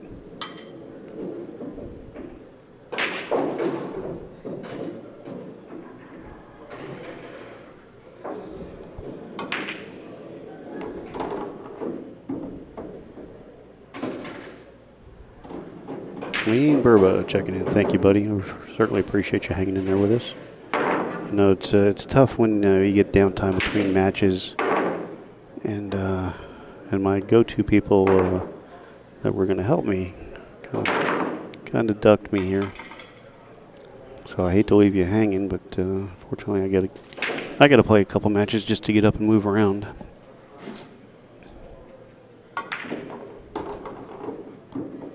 James Berkner.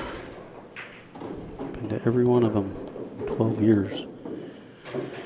We love everybody that comes out here and hangs out with us. And, win, lose, or draw, everybody's here to have a good time, And that's really what it's all about. And we're so thankful for, just hanging in there and doing what we do, having a lot of fun.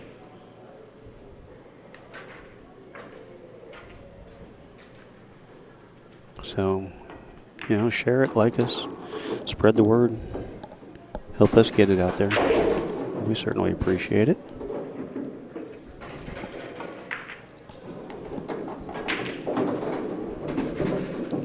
The more, the merrier, as they say. And next year we expect even a bigger turnout. We have a much bigger location. I don't know the hotel name and address yet, but I'm going to try to get either Kia or Kathy to come in and talk to us later on about it. But they are bringing in an extra 20 tables. Currently we have 62. Next year we'll have 82 or 84.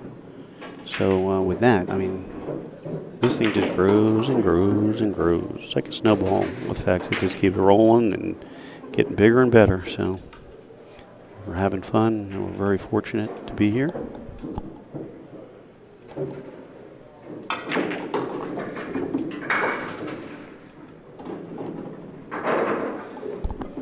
And for you folks at home, we certainly appreciate you hanging out and spending time with us, watching,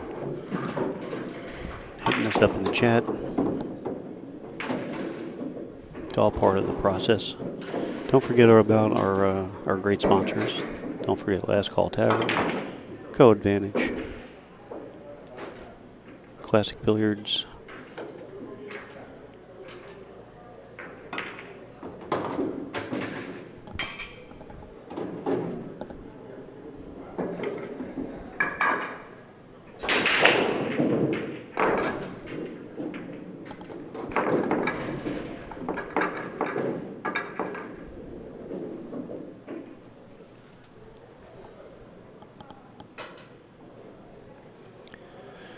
So we're waiting on Orlando Dixon to show up for our feature match table. We're going to take another minute break here.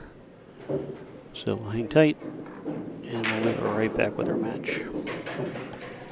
Thanks again for everybody hanging out with us. This is Gary G with Xtreme Pool Challenge, live from Kissimmee, Florida, for the 2022 West Coast Challenge. Come on down and see us. If you're in the area, if you're not in the area, the airport's not far. You can fly in tonight, hang out, you can be home by Sunday for dinner. I mean, you have better plans to do this weekend than be here? I don't think so. Get your butt on down here and come hang out. All right, be right back.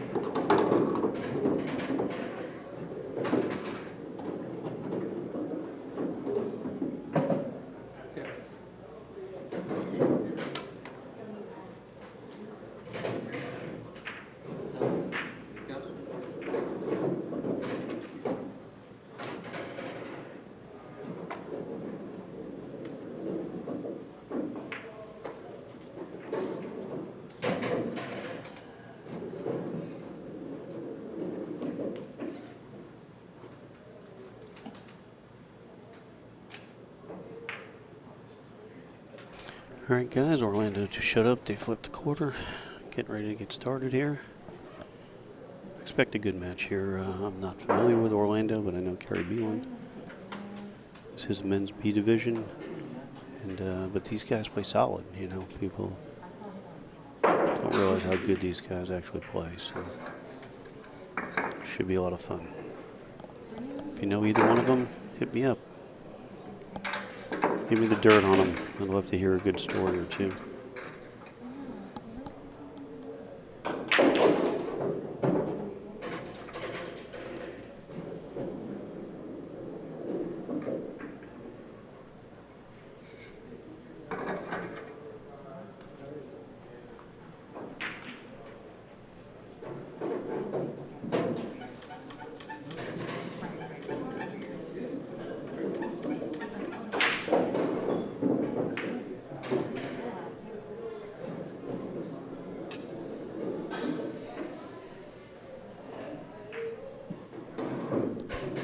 Here we go. Orlando with the break. Oh, crushed him. Oh, wow. 2 on the break and froze to the backside of the 8 ball. That's brutal. Alright, well, we're going to push out. 1 ball on the, almost on the head string where the spot would be.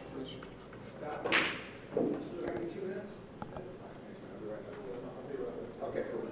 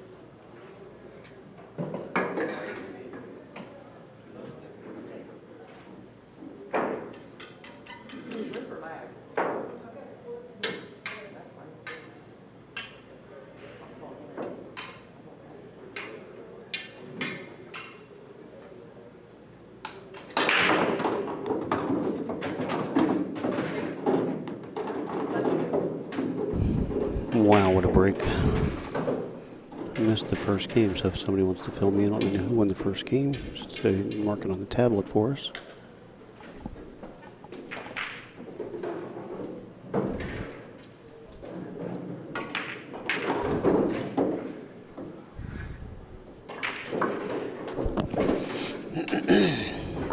Carry a nice position to get this rack here.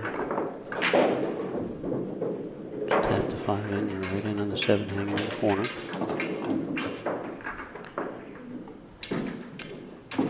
You can actually hit the side rail first. Play more natural, easy to get straight in on the 8. We're just a lot of right spin soft. Uh-oh.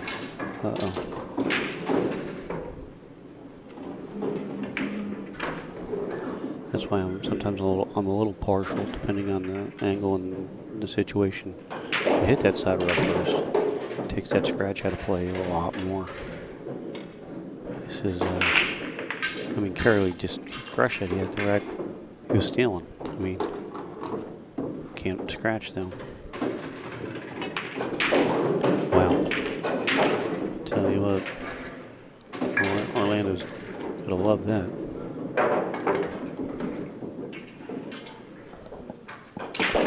I hope he doesn't forget Carey on Christmas time. Always send him a Christmas card.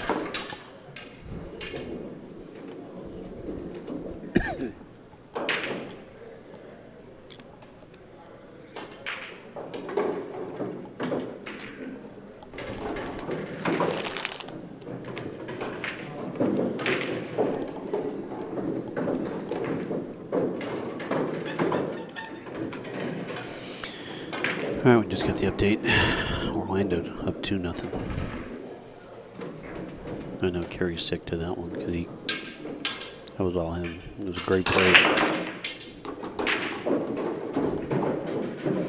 Hey, these guys are crushing the break. Holy smokes.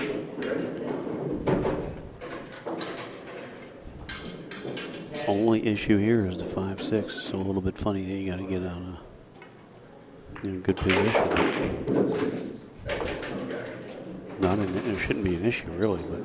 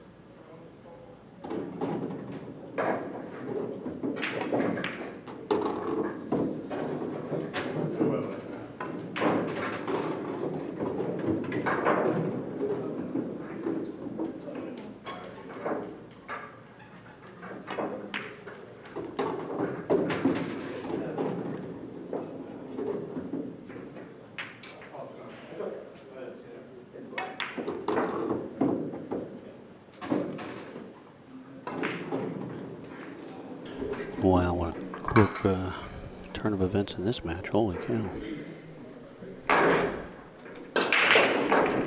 I tell you, these guys, they're on the cusp of this A-B division. There are certainly, it's a hard line to draw between the two, but they haven't really, what you say, earned their place to have to play in the A division. So they're very capable of it. You can see these guys play good.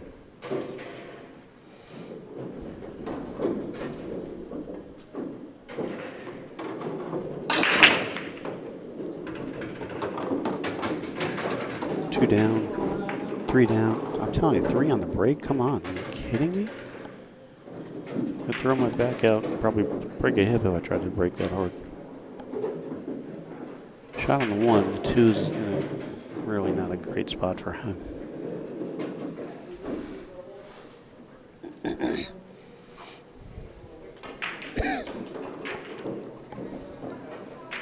He would ideally love to bring the cue, excuse me, bring the cue ball right back to where it is to play the 2 on the side.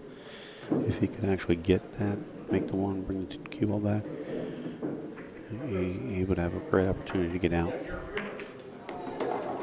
Gonna run into the 2.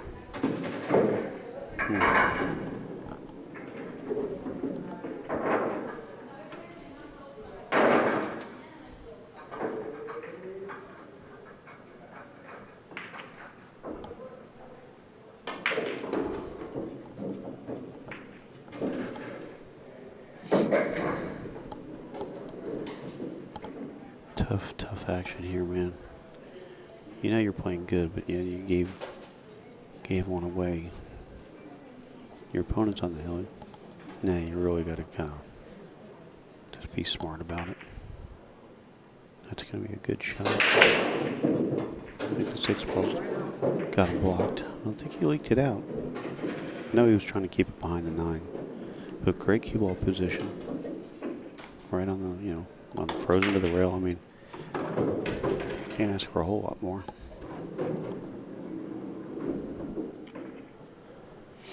And we've seen these matches turn around before. We just saw Jeff Hooks up 3-0 to Bobby Quinn. Bobby comes back and sneaks the match out. So it has happened multiple times in this event. So it's never over till it's over. I mean, he's got a nice safety right here again. Thin the 2, bank it to behind the 9, spin the cue ball behind the 4. He's going to play the 9. See, now he's going for desperation. So that pretty much right there is going to cost him the match. Had he been patient and just ducked up a nice safety, try to give himself a better position to win the first game. Oh, look at this. And Orlando gets away with the leave. Wow.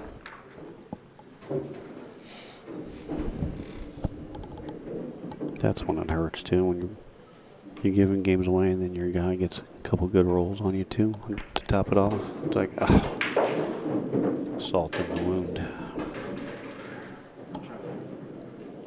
He's calling the 9 just in case. You're going to kick at him. Might as well kick at it with some pace.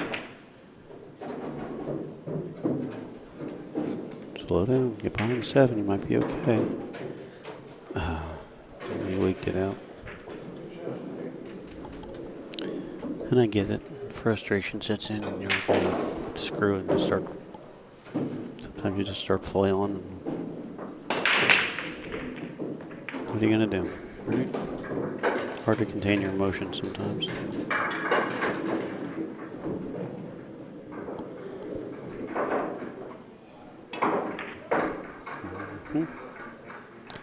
Okay. There you go, Carrie. Regain your composure. Take a breath. Relax.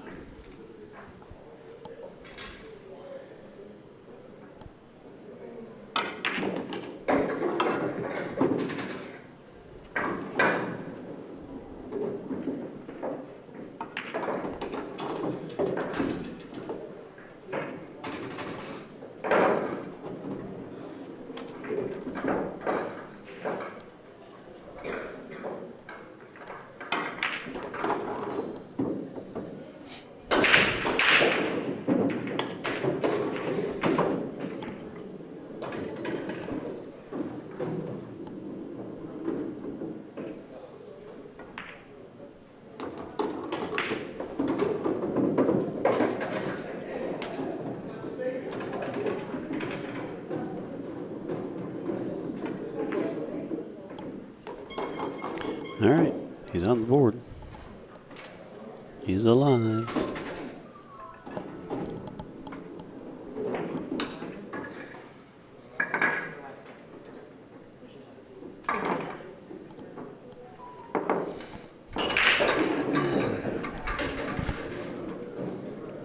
And that's how the momentum can start to change.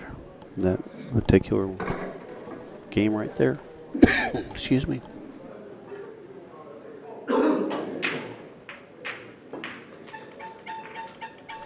Alright, these guys have been crushing the break. It's weird because the last couple matches the guys were coming up dry. They both have made 2 and 3 on the break. But they are crushing it.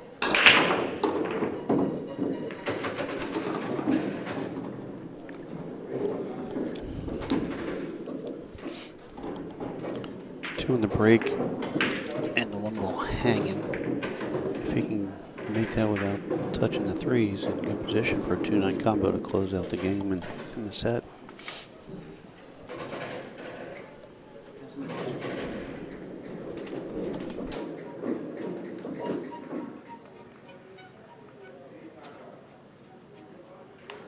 When you're ready, sir.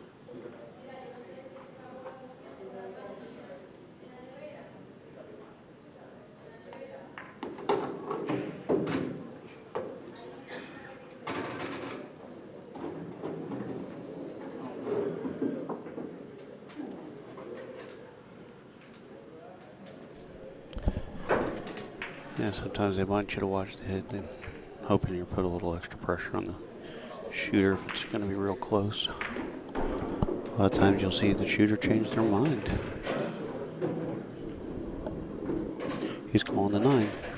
This could be the game and match. And he missed it. He shoots combos like me. I mean, that was not even close. Just like me.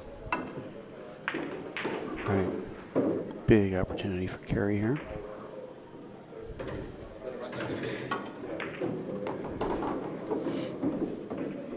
Nice speed. I like that shot. Don't be afraid to hit it. You got a big open area. Let that ball roll a little bit instead of babying the shot.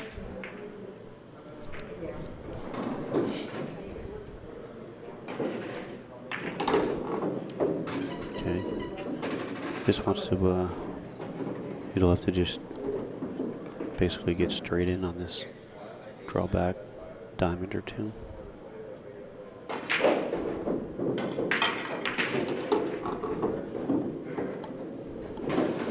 And I think you just roll forward, come off the head rail, come out for the 8 in the side. Don't try to do anything crazy.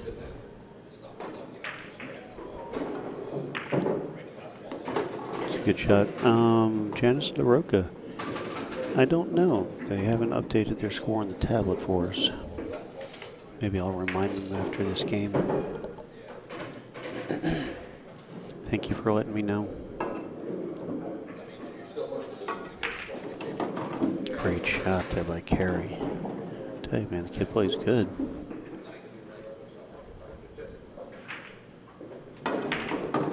Alright, we're in a match, folks. And he not giving up, and he not scratched on that 7 ball. Giving Orlando basically a free game. It would be 3-2 carry. So, let's see if he can get this game and make it double hill. Let's go, double hill thriller.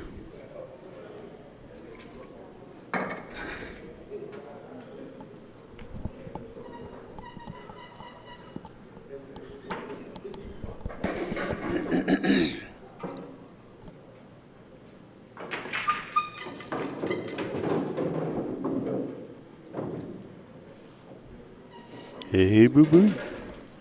My man Smokey holding down the fort down Brevard. You coming up this weekend? I'm surprised you're not here for the singles.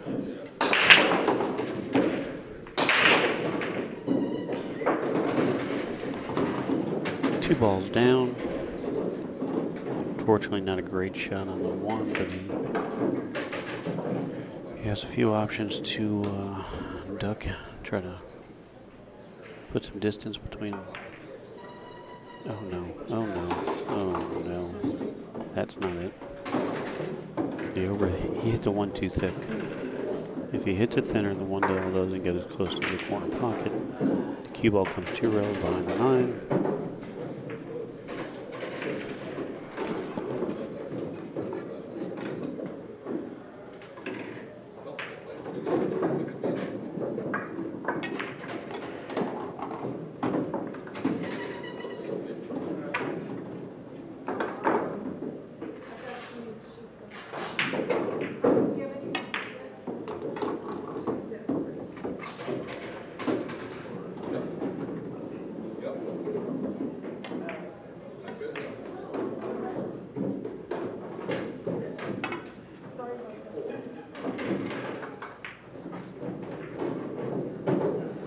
All right,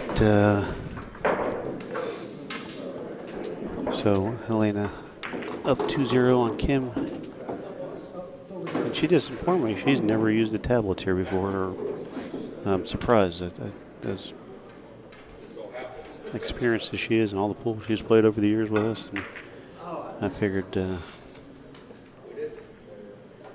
was a no-brainer. 8 days at the Expo. Oh, yeah, hope you had a good time up there. That's one of my favorite events, Billiard Expo, Philadelphia. So, good job there, Smoke. I hope you had fun. Thanks for checking in with us. It's a nice shot there by Orlando. That's pretty much a game winner right there.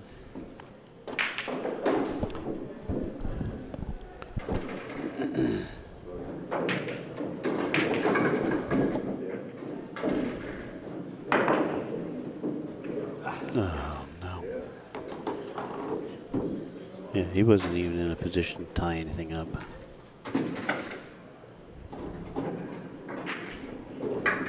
It was a real smart shot there by Orlando, but a real nice safety there.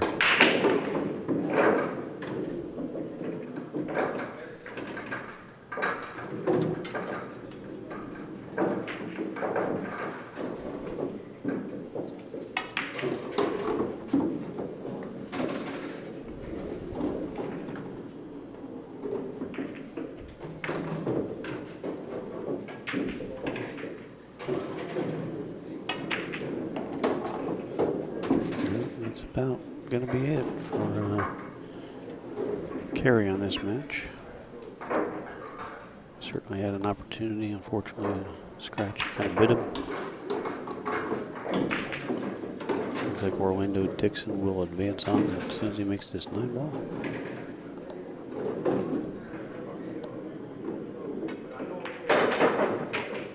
And he does, 4-2. A good match played, carry with an unfortunate scratch. Like I said, the match could certainly have been 3-2 carry. So, you know what? That's the way it goes sometimes. Short races, alternate break, and stuff. So, so let's do a rundown. Helene Calkin leads 2-0 over Kim Malone. Francisco Jeka versus Hal Harvey. Francisco leads 2-0. Tim Barker on the hill 3-0 over Todd Gilbert. Quick rundown there for you.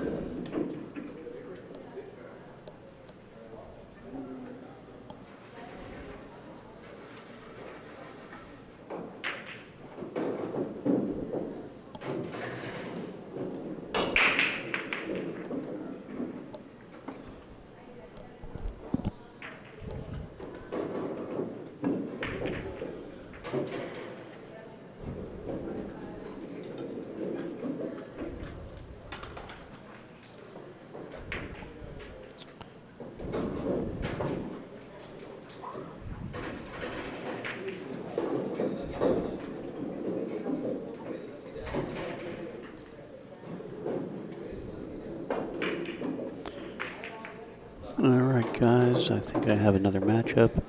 So we don't have a feature table match, so I'm gonna take off for a minute and I'll be back shortly.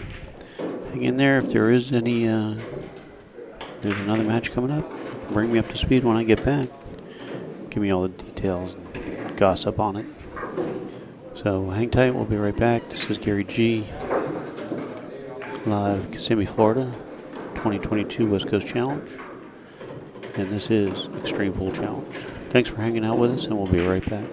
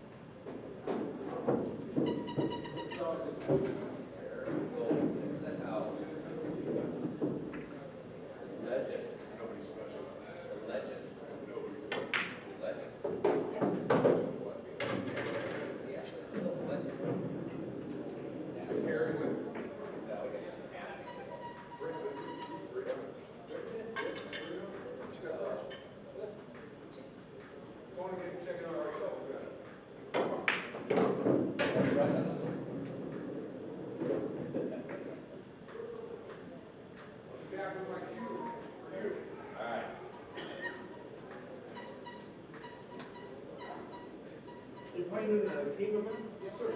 What's your, what, are you in the, which division? Are you, oh, you're in.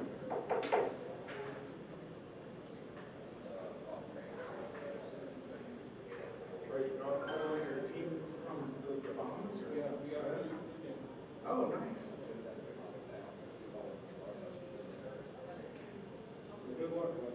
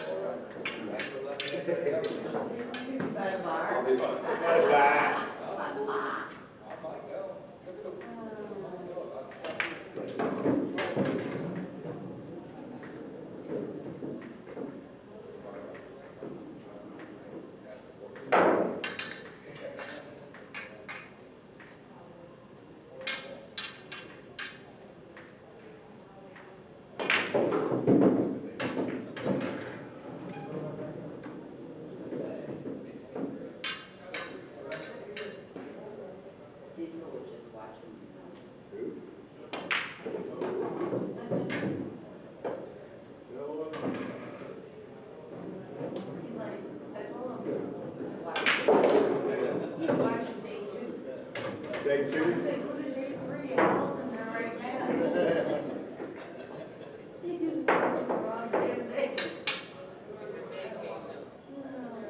know, I was watching that match last night. I said, what the hell is these girls playing against for? I thought, oh, it's gotta be a party sitting out there. Let's see after flipping. What are they doing? Re-looping the thing again? I thought, what the hell?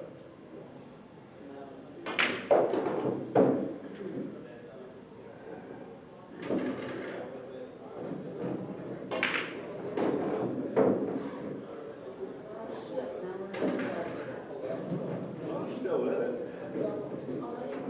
That's my first love with that.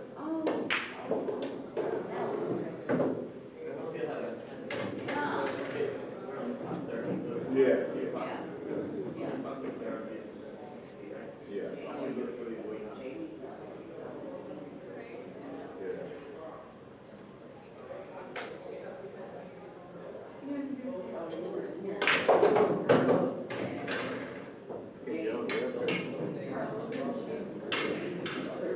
Are they? Oh, shit.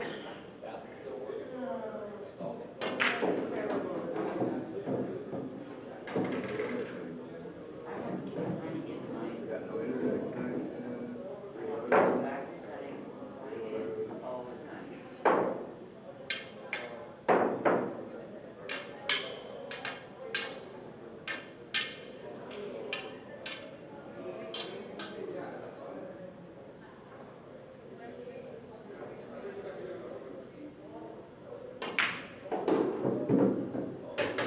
Yeah, going outside and I couldn't get on. I hit something and the web page not available now.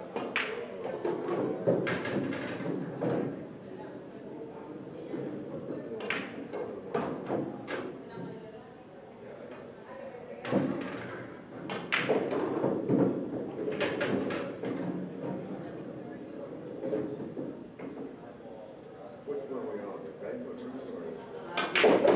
Huh? Just guess? Banquet guess?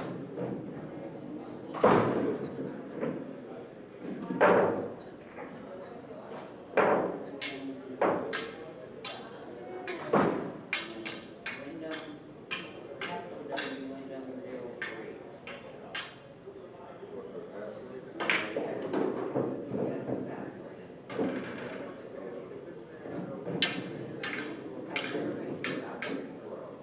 This first time I got $6.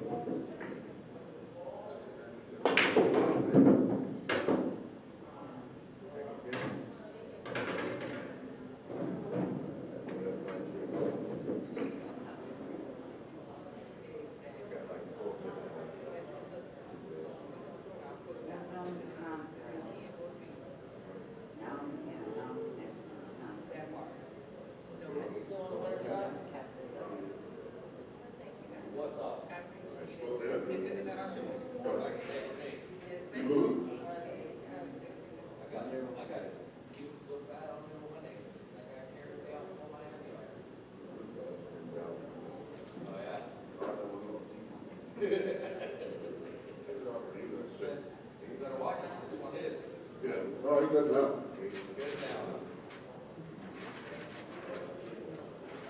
Your opponent's name is Dario. You playing? Yeah. Bullshit.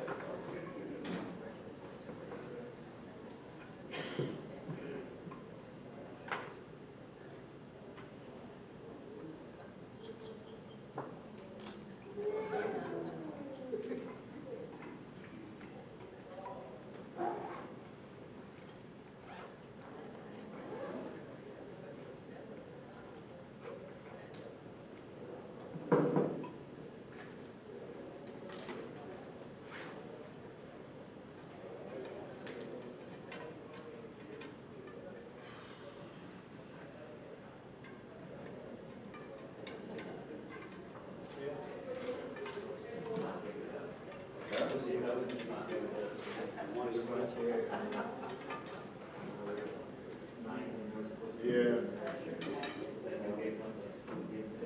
Yeah, I know. I hate that when I do that. I mean, you played well, don't get me wrong, but I hate giving up games like that too. Yeah. I wish they'd make it like a race to 7. Okay, thank you. All right. I hope next year when they move it to other places, they can start. No, I'm gonna move somewhere. It's Orlando. Orlando, National Drive. I wish it was a double feature over there. Off Kirkland Road over there. That used to be a good place years ago. It's been years since we played there. Yeah. No, I live in Naples. Yeah, so that's like, yeah, 3.5 hour drive. Yeah, probably tomorrow. Yeah, that's fun. I love playing this. Yeah. Oh yeah. That's already like that, but it's fun. Competition, you know. You get so tired of things. Yeah. We tell shit there. We got one place like I go an hour to play on Diamond from where I live. There's no good places there.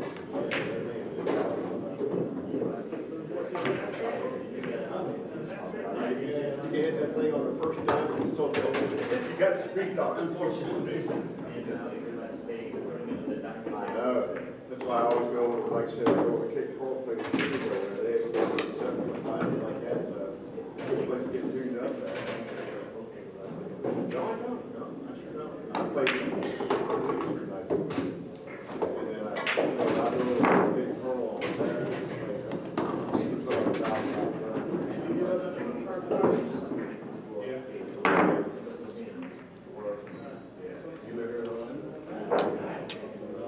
You know what happened? I had to go to Ohio. I have a friend that lives here somewhere. He used to go pro players or something like that, or whatever it is. Whatever. It's down towards. I know.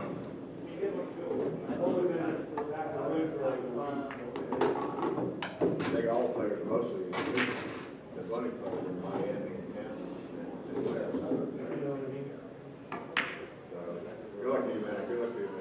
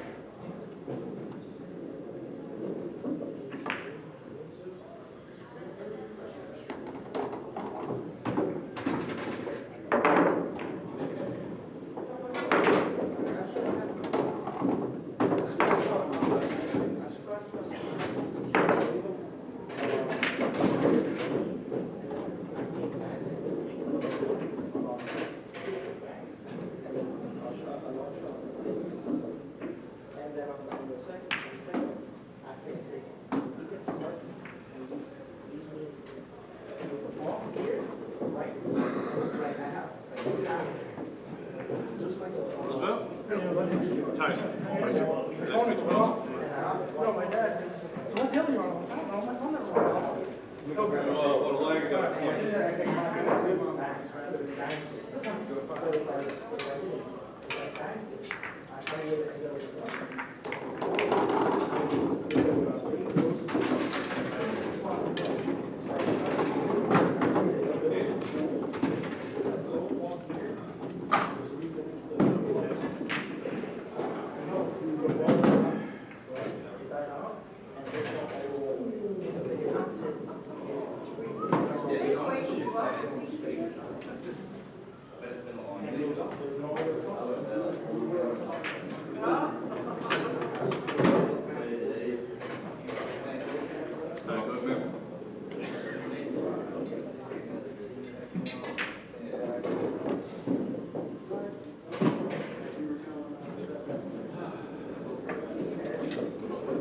Two bucks.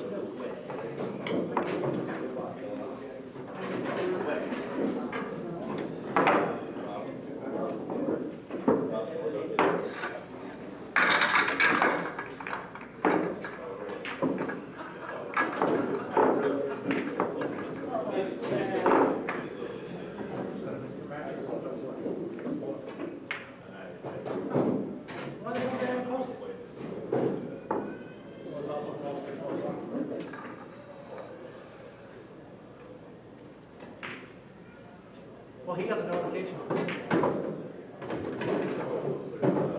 He's like, grab my phone, go ahead.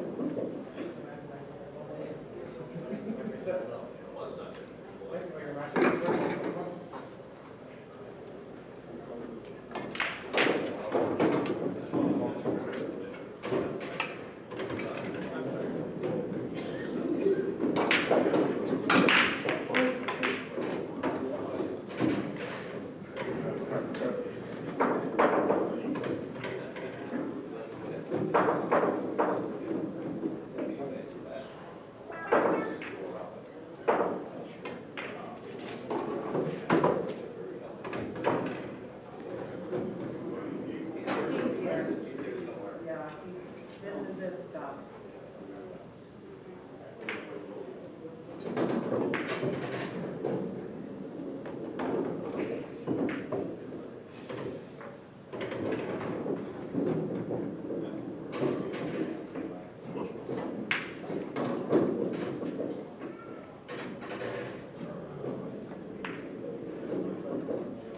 No, I won this one like 9 years.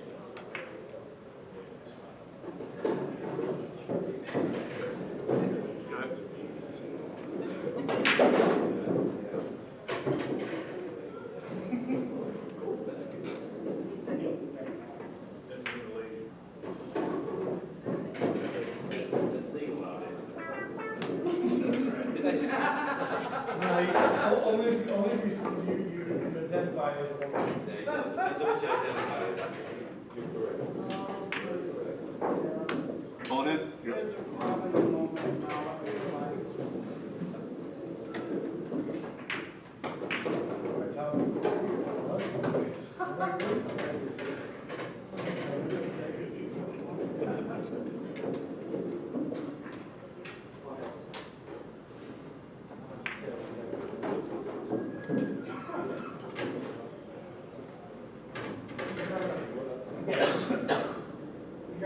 got paperwork?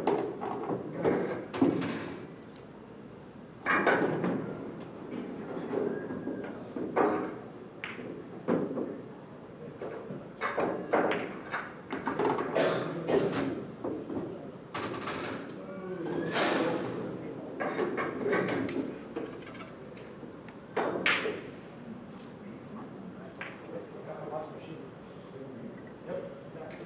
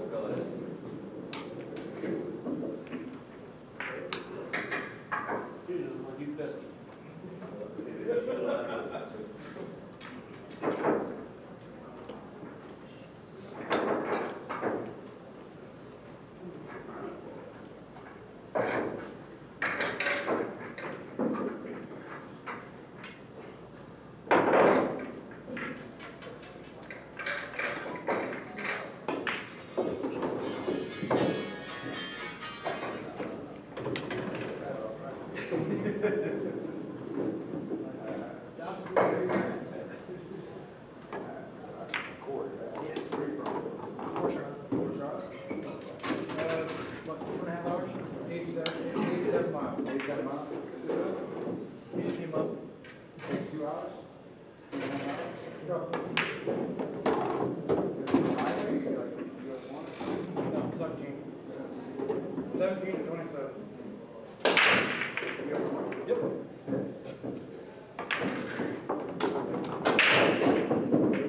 Tails me? Yep. All right, good luck. See what?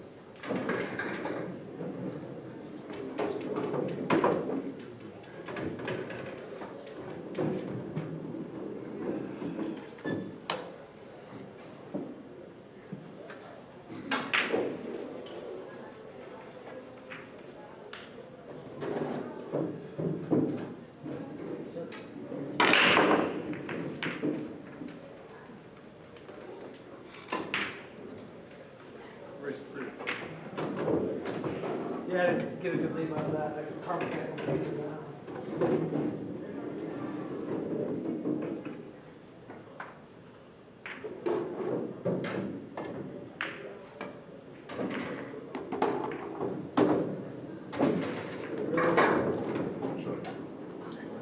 Sorry.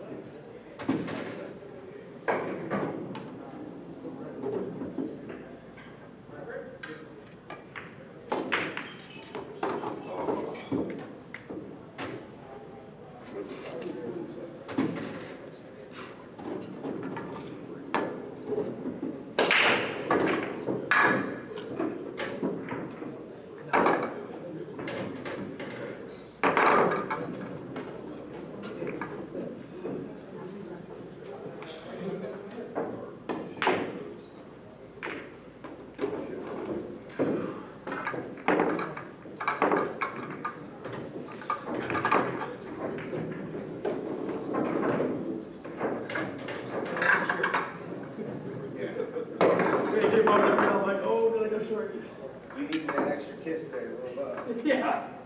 Like, thank you.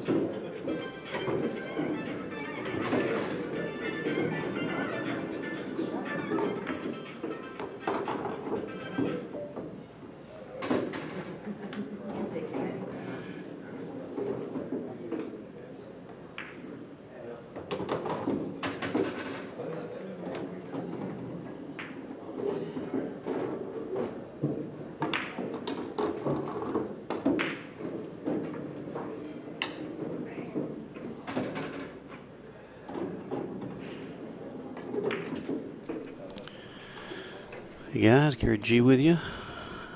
Hey, Alan Edwards checking in from Mississippi. Mike Davis, it's usually the players' obligation because we can't keep up with everybody. And they're not always familiar or they forget about the... so I will try to get you an update on the Roosevelt-Albury Tyson Coonan match. I'll wait till this game is over. I don't want to walk by there and disturb them. If you look at some of the other matches, you can see that there are the scores on those.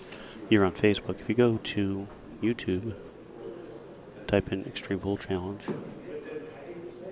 It'll either say live or day 3. And you can see all the tables. There's 5 tables going on at one time. I mean, there are downtime in between matches, so, but feel free to go there, and then you can see what's going on some of the other tables all at the same time.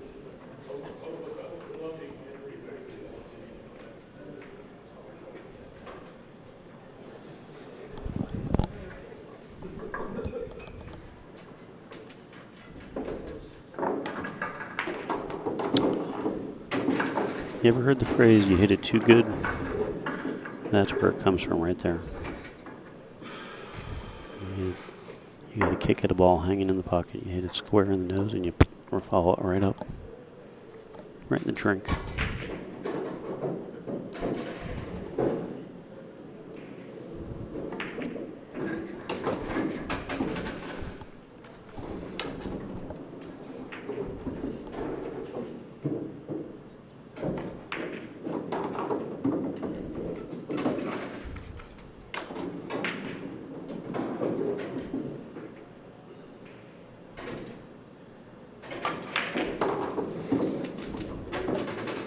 Well, if that answers your question,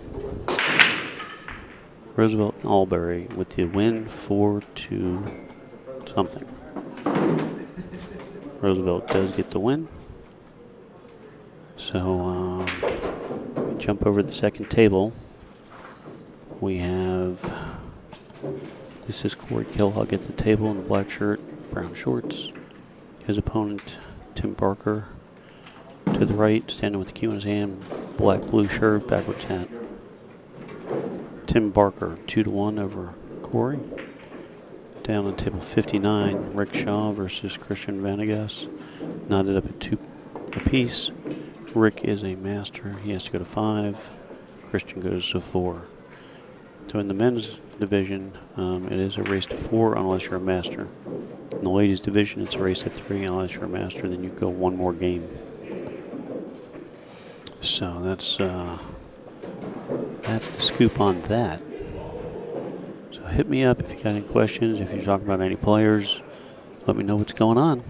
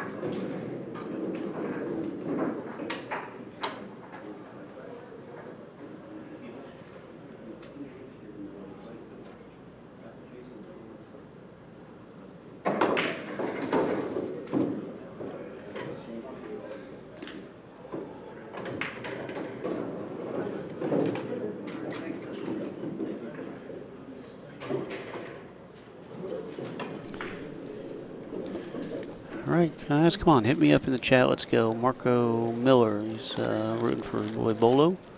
I'm guessing that was Roosevelt, who did win.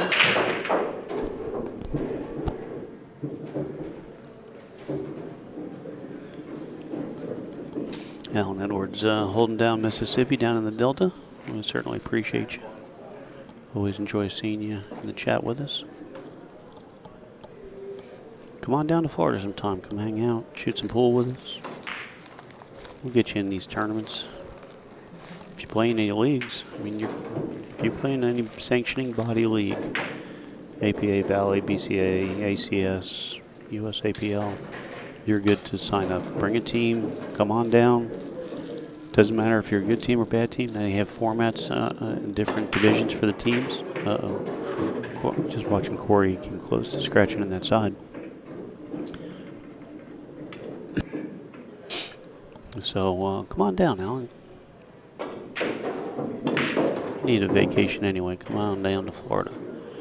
Beetle Bailey. How long is this tournament going to last? We will finish Sunday late afternoon into the early evening. Singles started Wednesday night. Singles will be pretty close to wrapping up. We'll have a couple singles matches into tomorrow in between team events. So singles Wednesday night, Thursday, and Friday. Team events start Saturday morning bright and early. So I expect to see all you guys here. So don't be out late from tonight partying. Get you guys in here in the chat with me. Oh, Tim Barker.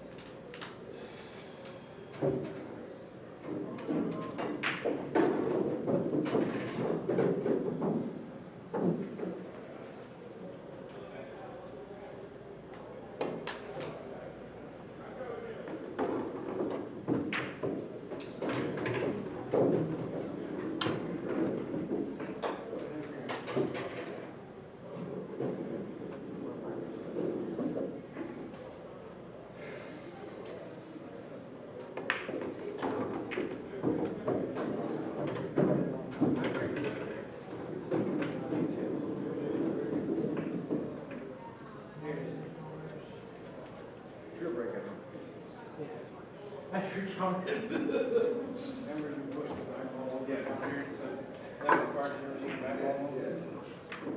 I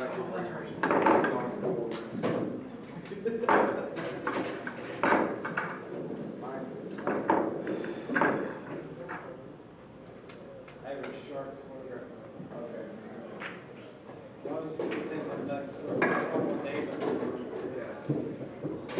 If it goes a week, come out.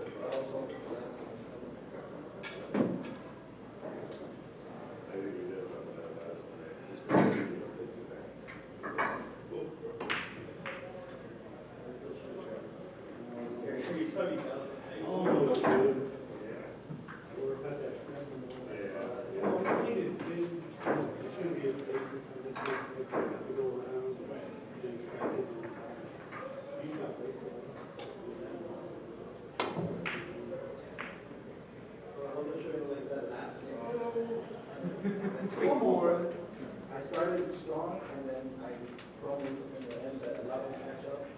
That's what I was doing.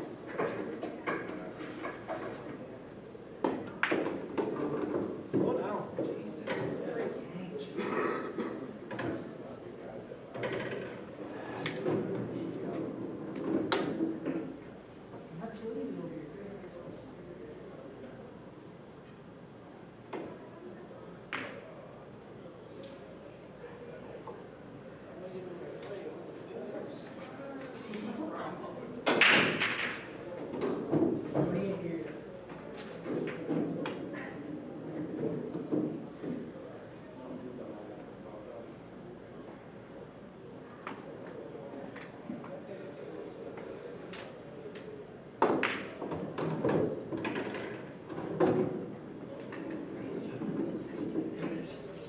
Call it 9 in that quarter, just in case.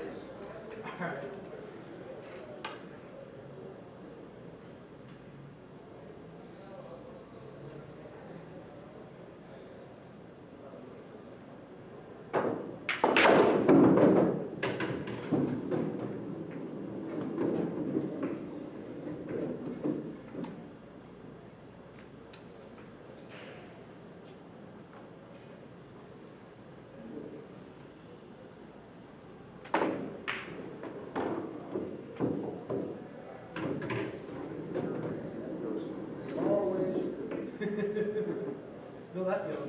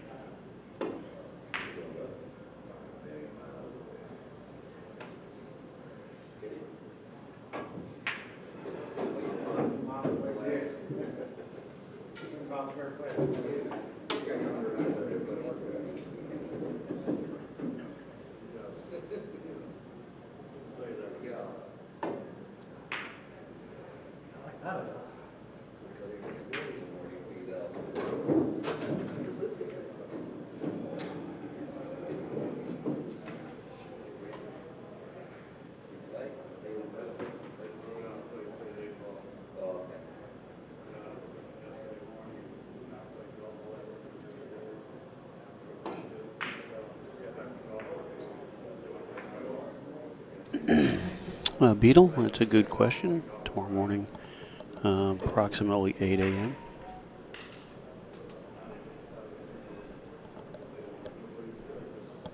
Team events that get started. Might be a little bit after that when the kick match is called, depending on the players' meeting and all the good stuff that goes on. But yeah, 8:30 should be pretty close to starting time.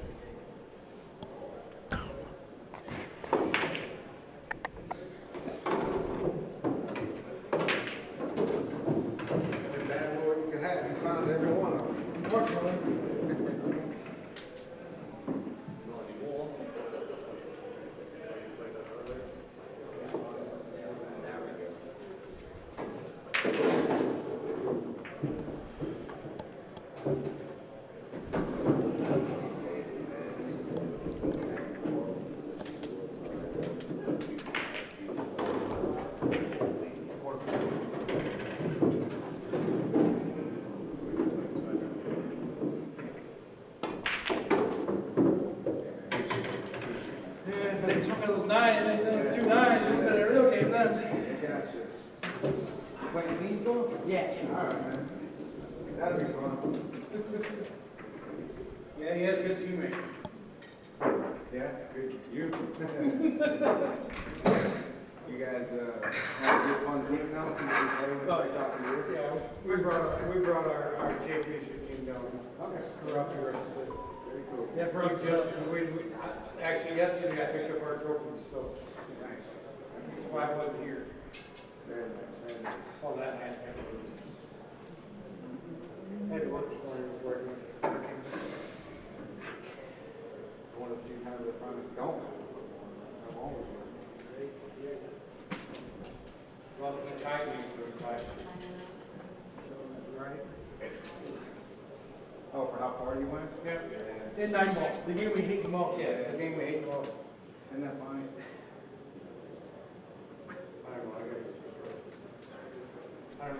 Yeah, beautiful. I certainly appreciate you hanging out with us and, you know, spread the word around Missouri. You know, if somebody's having a big tournament, they want something streamed with multiple tables at one time, you know, give us a call.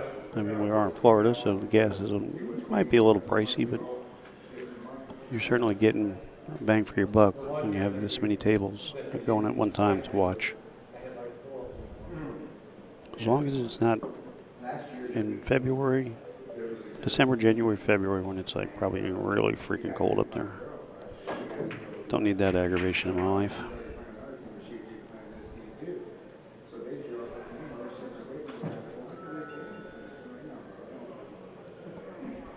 That happened in minis because they were constantly, they were like, oh yeah, nobody can run 2 minis at once. I mean, if the check clears, we'll come up and do your, you know, divorce party, bar mitzvah. And we really don't care. Just send the check and we'll be up there to stream it for you. You got issues at work? We'll stream it for you. Come on down. Send the check. We'll be there.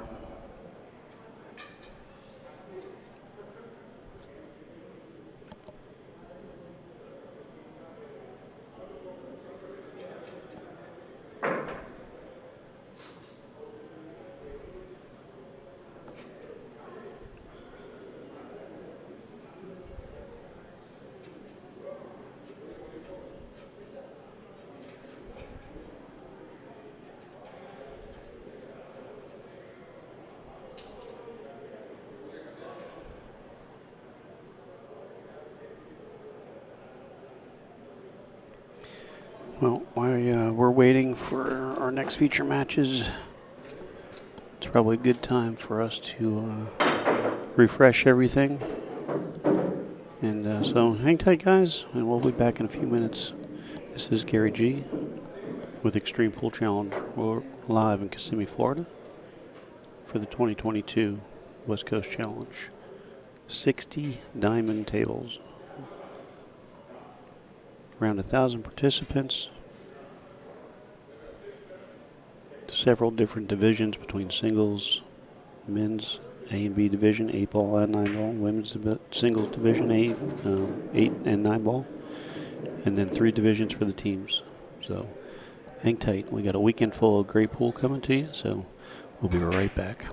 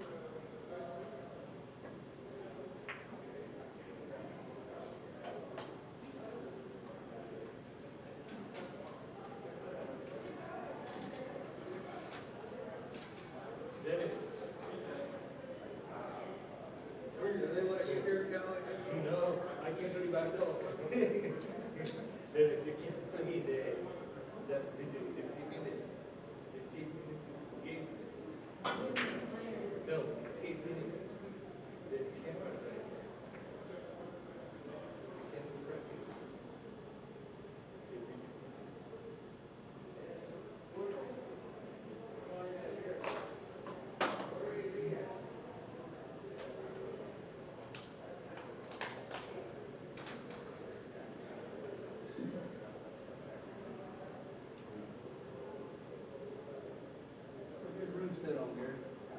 Room set on there. It's cold.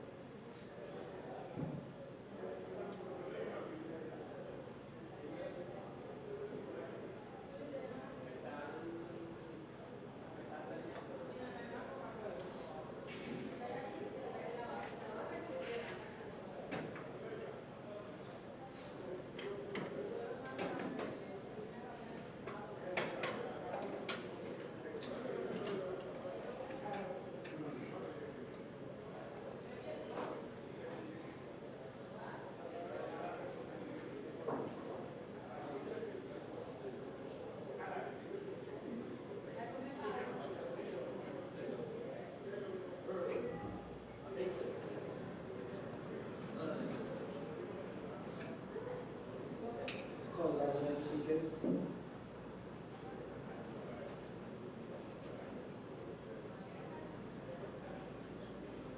Here we go, Brian, same way. Oh.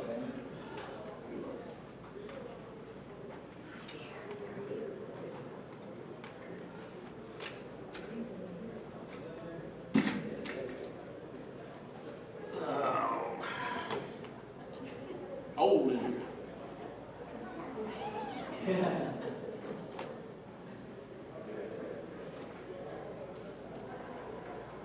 Put all the animals in there at one time.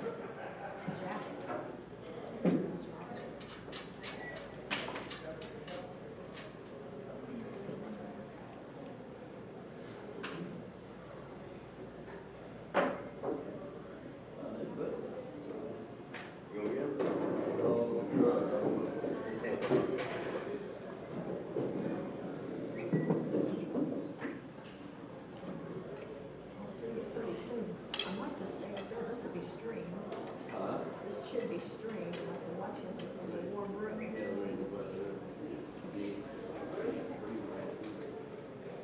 Um, Why do we have to be? Well, I'm gonna look, see if I go back. I'm freezing.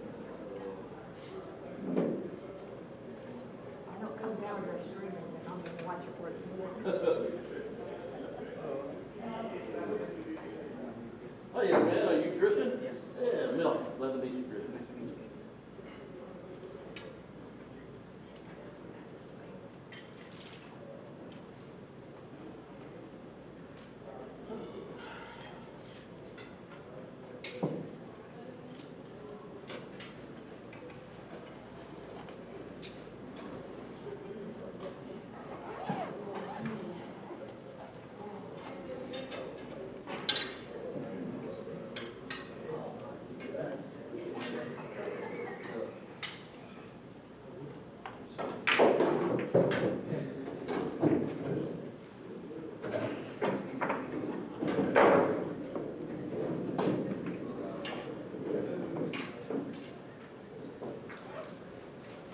Good, Bill.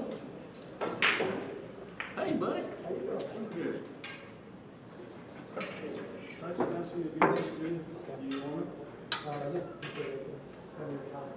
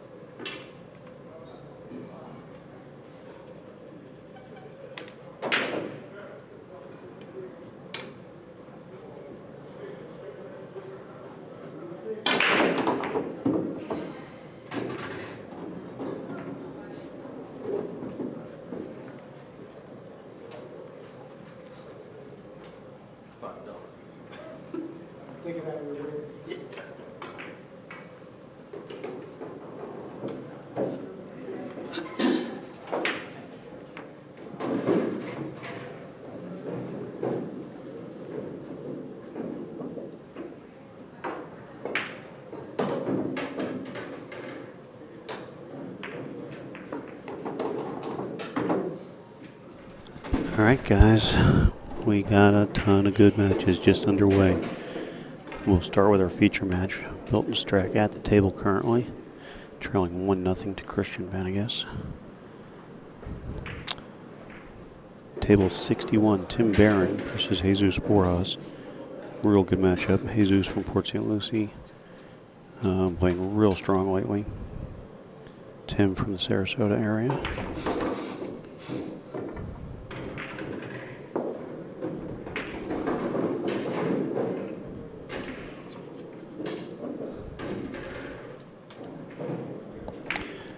Nate Beal, David Cantrell over on table 60. Roosevelt, Albury, and Brian Jacobs on 59. Roosevelt just came off the feature table, so we know he's dialed in with a nice win.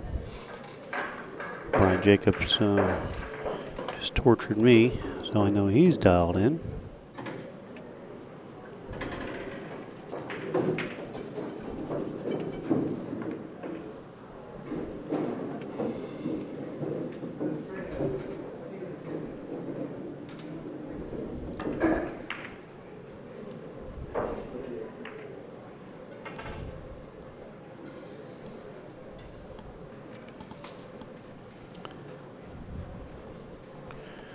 Milt, he's definitely been struggling a little bit this week. Usually a rock solid player. He wanted me to run. Yeah, buddy. He's probably the oldest player in the event, 79 years old.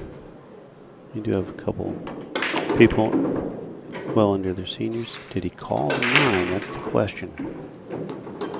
You have to call the 9. If not, it spots up. And the opponent has the option to, oh, he scratched. The opponent has the option to shoot or let you back at the table. So with the scratch, it gives Milt ball in hand. Needs to come out on that 2 deep in the pocket and get down on the 3.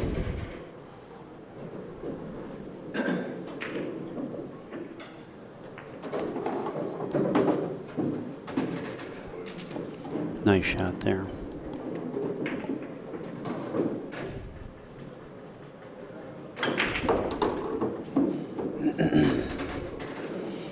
That's a nice shot also. I think he has a little angles. Go forward and then go to the right. Yep. He overhit it. He's going to be okay. I mean, he has a very makeable shot, but certainly not where he wanted to be. Nice to see him do the 6 go by the 9. Gonna send that cue ball over towards the side pocket. He has to be careful.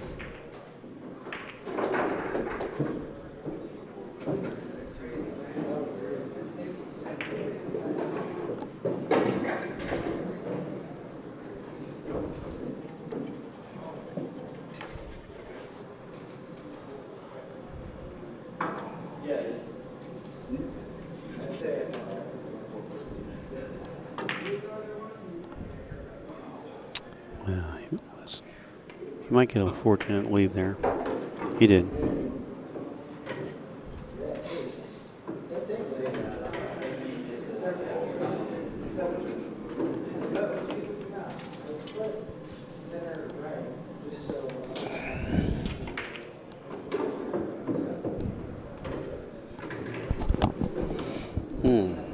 Christian looking, he's getting the jump cue out.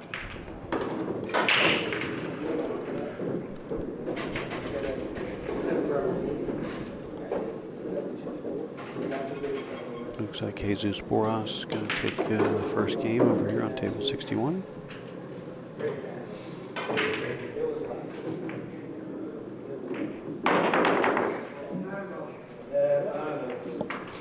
Wow. That was pretty impressive.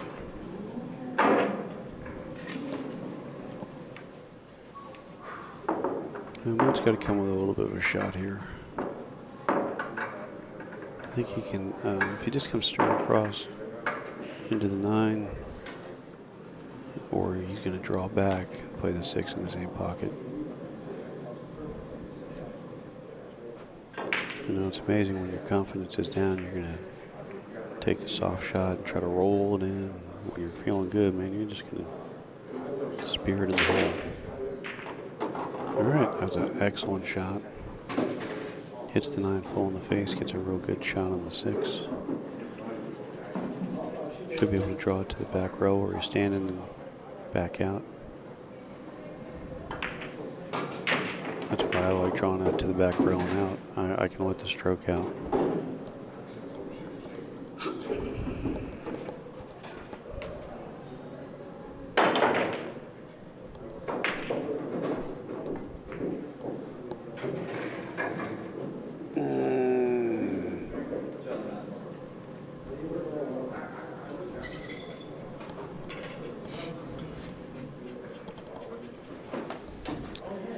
That's a hard one to swallow there. Because if you hit it just a little hard, you still have a shot on the 9. You didn't lose, you're not losing the cue ball. Watch that side. Watch the side. Wow, okay. Nice shot there by Christian. Jumping out to a 2-game lead here. Makes this 9. My man, Will Smith, checking in with us. Will, you ain't coming down this week? Surprised I didn't see you in the singles so far.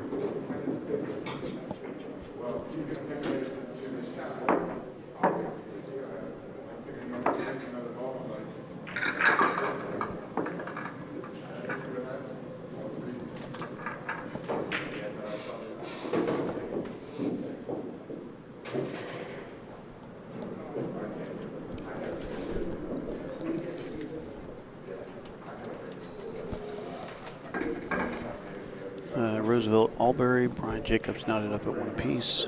Nate Beal with a 1-0 lead over Dave Gantrell. Jesus Borjas with a 1-0 lead over Tim Barron. Christian Vanegas with a 2-0 lead over Milt Strack.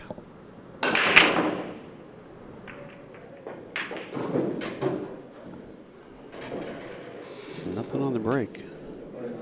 Tell you, man, figuring this break out. The other guys were earlier were crushing it, making 2 and 3. The guys before that weren't making anything.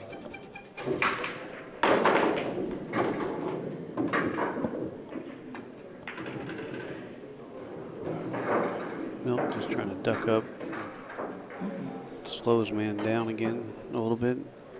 Try to take him out of stroke here. He's going to come probably with another jump shot.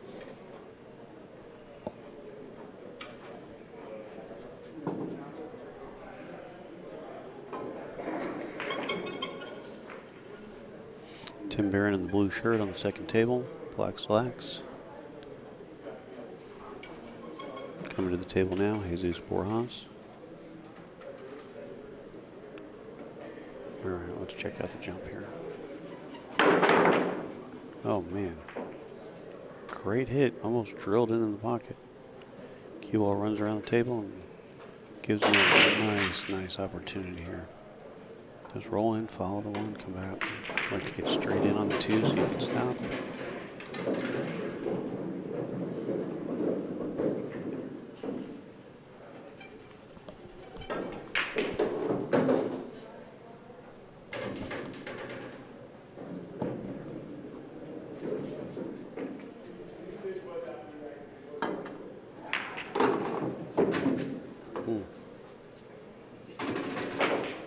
Well, he got very fortunate there that he didn't get hooked. He ran into 6, so he has a very nice stop shot on the 2. I kind of thought he was going to hit that 1 with some inside just to straighten it out, but he's okay here.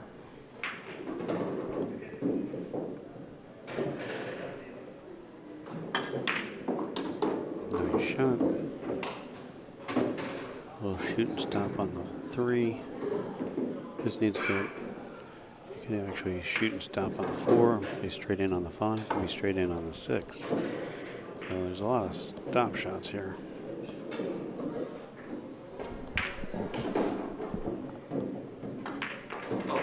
Oh, you just cannot do that, Milt. He's just, he's out of focus. It's been a long couple days. You get fatigued, you get a little tired, you lose your concentration. We've all been there. Christian is just jumping out of his chair with an opportunity to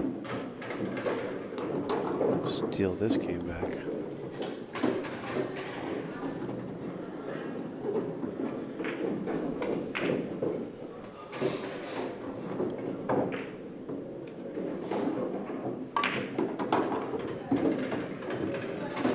Boy, he hit that ball. Sweet. Sweet, sweet. Definitely hit the sweet spot on that one. Uh-oh. Oh, he babied it. He caught the rail, and you know what? You give Milt a couple opportunities like this, and he will pounce on you. He is an old veteran here. He knows some tricks. He ain't liking it.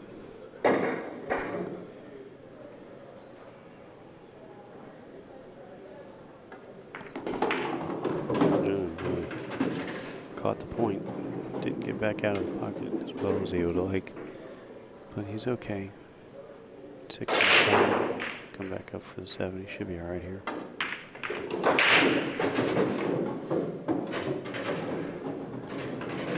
Didn't get the speed he was hoping for. See what happens.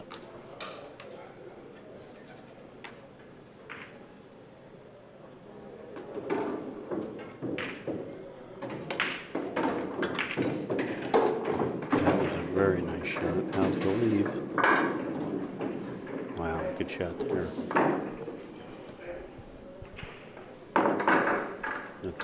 I said it before, he hit one of the best shots I've ever seen in my life. It's somewhere in the archives on XBC. 5-rail kick on the 8-ball. Look at this. That's just fatigue and a lack of mental concentration. Anyway, 5-rail kick on the 8-ball in the U.S. Amateurs in the finals, I believe. One of the most amazing shots I've ever seen.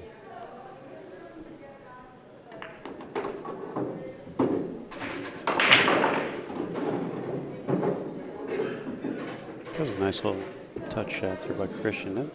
That's a tricky shot coming out of when the object ball's kind of deep in the jaws of the pocket. And you got to come around the table like that. So he did that very, very nice. Obviously no stranger to the game. He's jumped out to a 3-0 lead over a very skilled, quality player in Milton Strack. Quick rundown: Roosevelt, Albury, Brian Jacobs knotted at 2 games apiece. Nate Beal leads David Cantrell 2-0. Jesus Borjas leads Tim Bailey 2-0.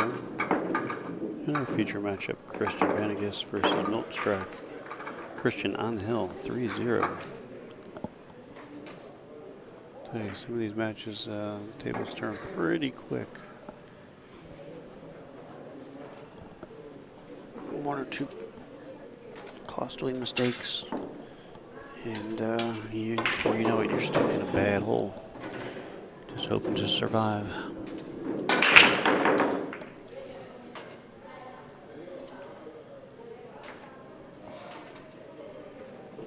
Dry break, 6-7's tied up, 4-3's tied up.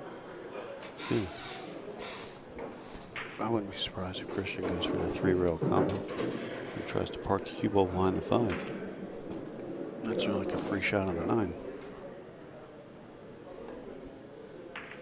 The run out's there's no gimme there. And it was kind of like a safety shot also. But he's playing it smart. He's not taking any flyers. He's not getting silly.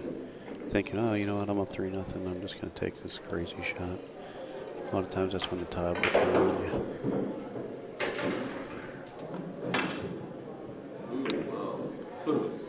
Milton kind of jumped up on that a little bit. And he's a little disgusted with himself because he knows he plays a whole lot better than what we're seeing right now. Christian will get to see if the 2-9. Maybe play the 1, come up from the 2 on the side, get straight in on the 3-9. I think that's what I would try to do.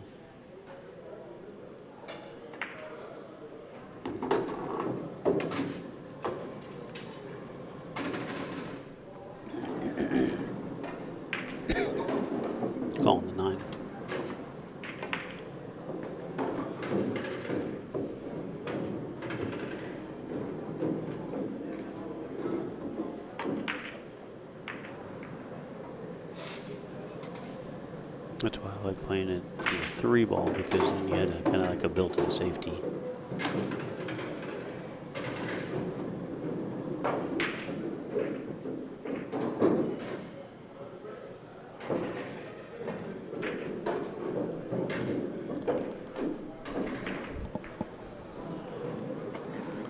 Well, it just feels like you can't do anything right today. I feel his pain.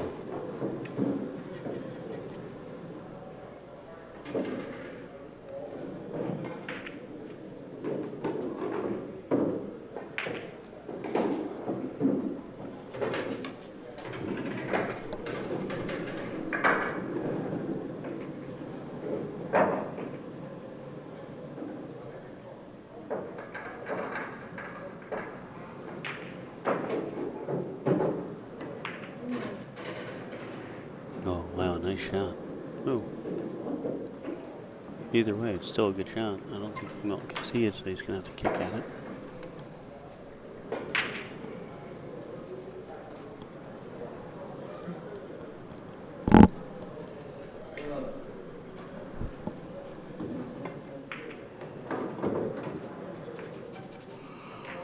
Three-rail kick. And that's experience. Instead of trying to go for the one-railer, it's a much bigger ball coming this way. I mean, he missed it. He hit the 7. He came up short. Still, just knowing that the one-rail kick from there was not as viable.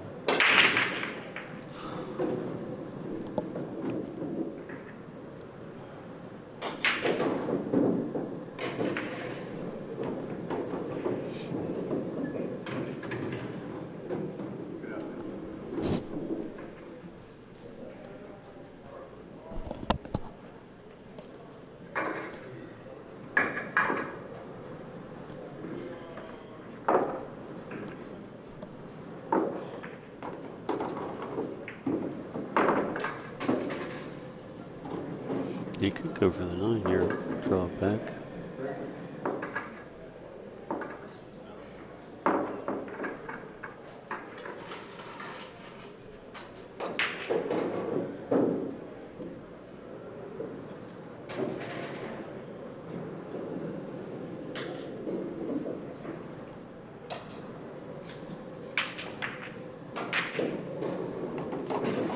Nice shot. He's calling the 9. You can either play the Karen or the combo.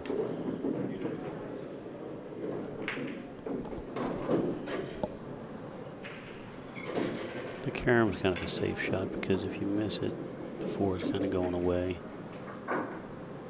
You have a chance of getting hooking them on the 6. You shoot the combo and you miss it, there's a chance the 4-9 could hang up in front. So it's kind of a personal preference. The shot itself, the combo is probably a little bit more. Alright, Christian Vanegas 4-0 over Milt's track. I know Milt is very disappointed, but as the old saying is, you can't win them all. Gotta let somebody else get it once in a while and share the wealth. So hang tight, guys, and we'll get another match on the feature table here soon as they send it to us. Meanwhile, we'll give you the side angle. Here we go, we have Tim Barron. Table 61 trails Jesus Borjas by 1 game. Jesus up 2-1.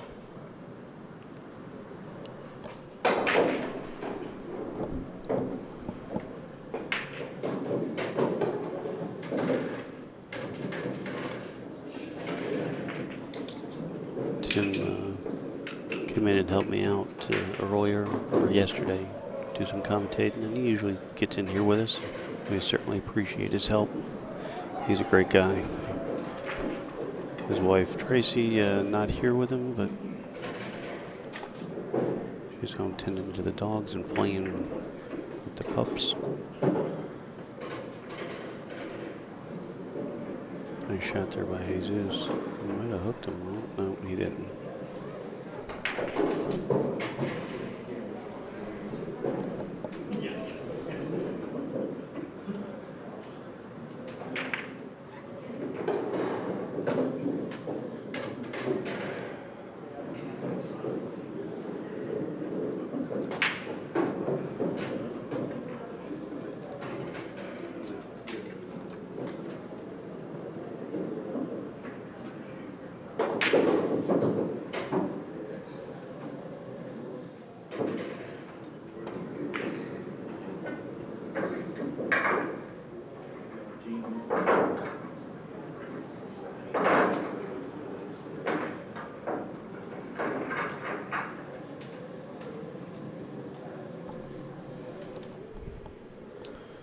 Yeah, Milt just stopped by. He's a little quite frustrated and disappointed.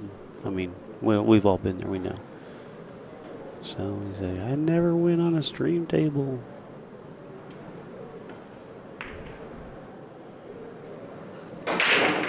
I can't imagine that cameras make a difference to him. He's been doing this for so long. And seeing all the shakes, bakes, moves, hustles, scams, cons. And all we're doing is watching, so. Big Nate Beal in the red shirt, third table in at the table. Leads 2-1 over David Cantrell.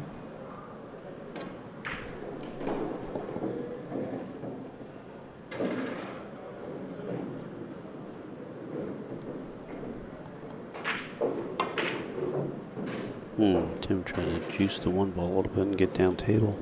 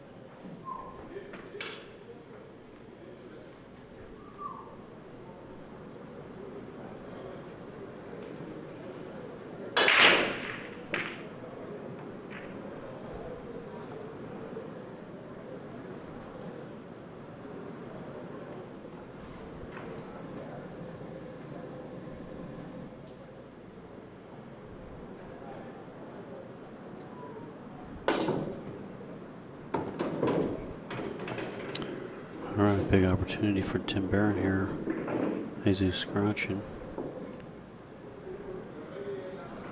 4 balls on the table. Should have any issues getting out here.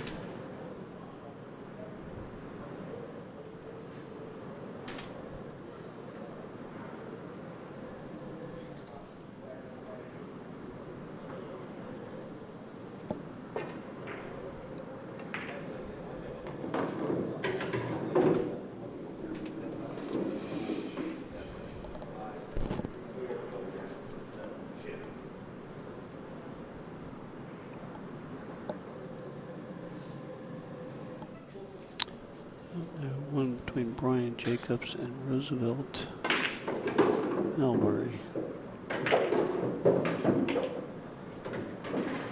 it's 3-3 and the match is over, so I'm not sure how that turned out. Meanwhile, we got a couple good matches. Nate Beal, David Cantrell knotted up at 2. Jesus Borjas. And as soon as Tim makes this 9, they'll be knotted up at 2.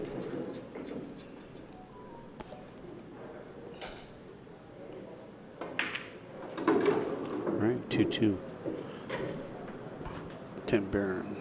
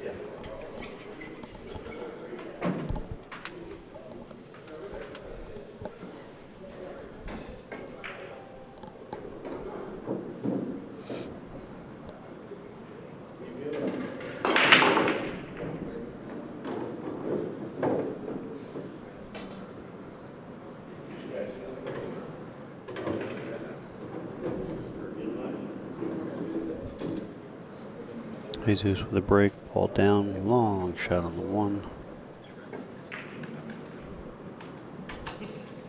Certainly going to make it a little tougher. 2 and the 8 in the middle of the table. Close to the side pocket, froze together. Ooh, did he get a good angle to make it? That might be a great shot right there.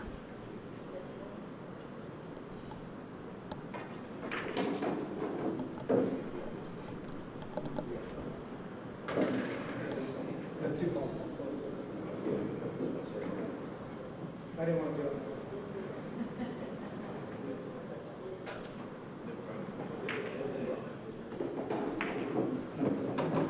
it. Nice shot. Very nice shot. Now he has to get down for that 4 ball on the bottom rail. Gonna go with a touch high inside. 1 rail straight down. Watch the scratch. That's the only problem about that shot. I'd rather spin 3 rails and protect myself from that scratch. That's the only thing about that shot. That 1 railer. You have to put a little extra inside. Try to catch the long rail coming down to protect yourself. And that's still no guarantee. The 3 rails drawn out. It's a little bit safer. Might not get down quite as far, but protects you from that scratch. Brian Cantrell just went on the hill 3-2 over Nate Beal. He racks and breaks.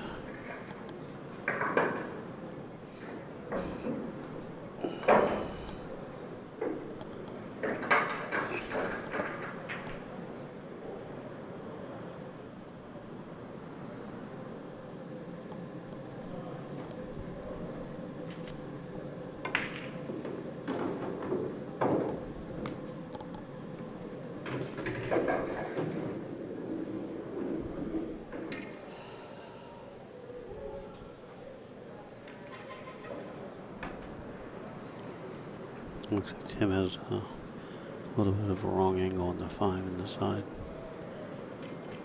If he draws it back, he still stay below the side, but see what he's going to do here. Can't quite tell. Yeah, that's what he's looking at, drawing it back over there.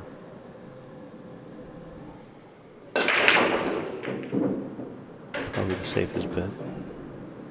Still gonna have a nice shot on the 7, so.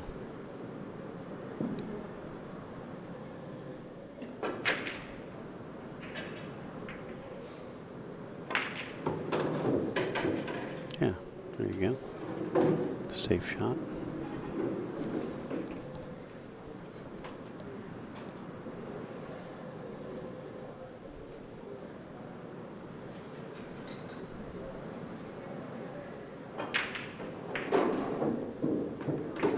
nice.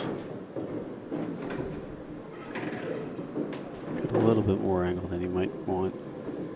I don't believe he'll scratch, just soft follow. Come one rail out. Just like that. Nice shot.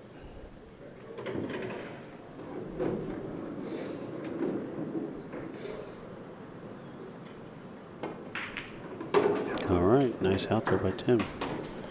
Unfortunate scratch there by Jesus. Tim on the hill, 3-2.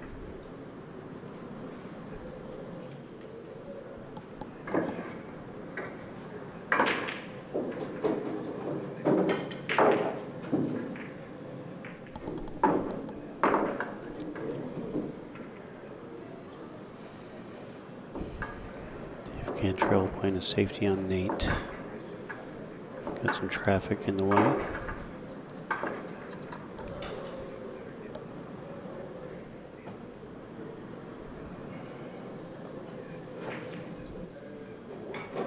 This is a big game, obviously, for both him and Jesus.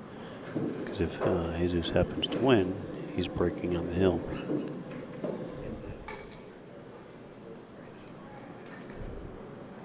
The level of play between these two, it's, you know, you're going to crush it, break and run out. So Tim has to be take his time to be real deliberate with this rack here. Certainly being deliberate with the rack. He wants to make sure he gets a good break. Nate Beal with the jump shot, making the one. Strong.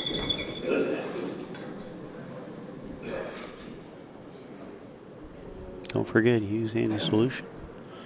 If you're in the Bradenton, Sarasota area and you need stuff done around the house, work, yard, land clearing, go Advantage. For your office needs, give them a call, check them out.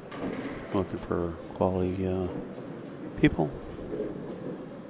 Dry Break by Tim. And of course, Classic Outfitters.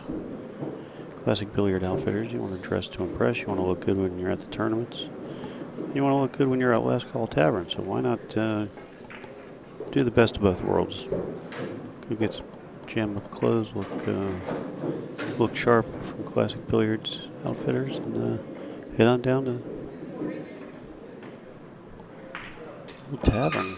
Looking good. Nice safety here. Very nice safety by Jesus. He does have a real nice one-rail kick to make. He can actually pocket the 8-ball here if he makes a good hit.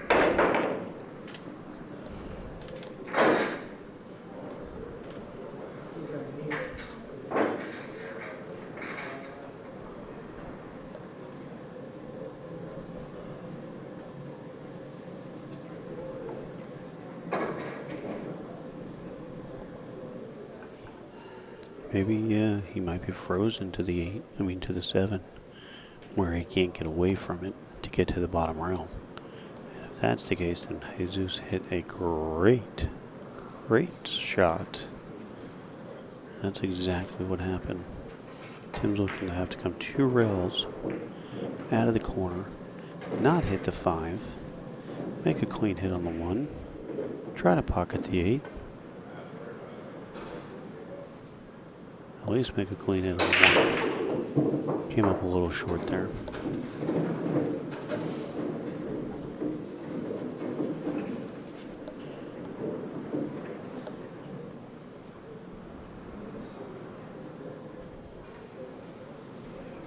Maybe the 1-8 isn't wired. Maybe the 8's off the rail where it's not very feasible to go shoot the combo.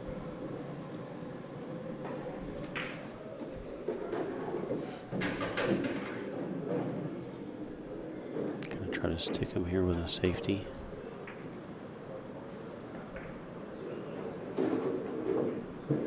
Tim will definitely, I feel very confident that he's going to make a good hit here.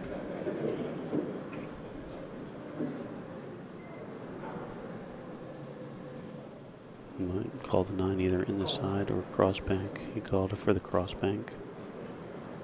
Hoping that he makes a good contact.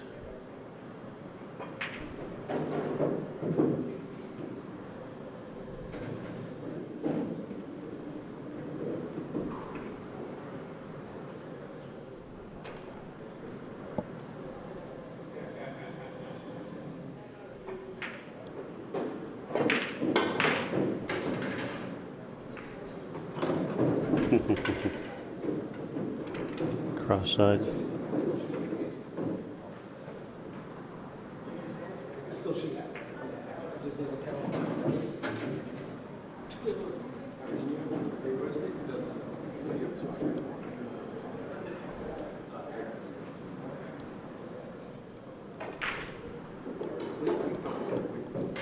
Looks like David Cantrell is going to advance 4-2 over Nate Beal.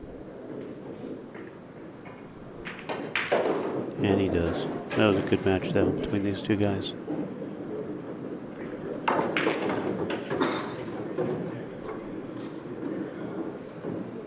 So if anybody's wondering why Tim is still at the table, he made the 9, but he didn't call it in the correct pocket. So it spots back up.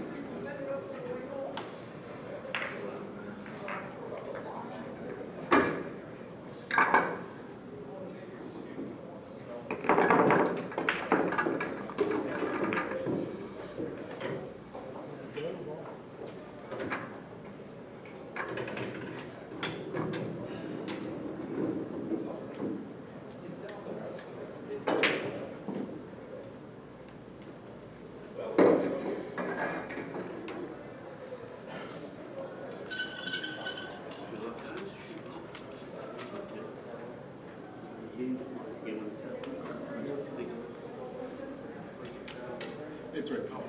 You just tap plus right.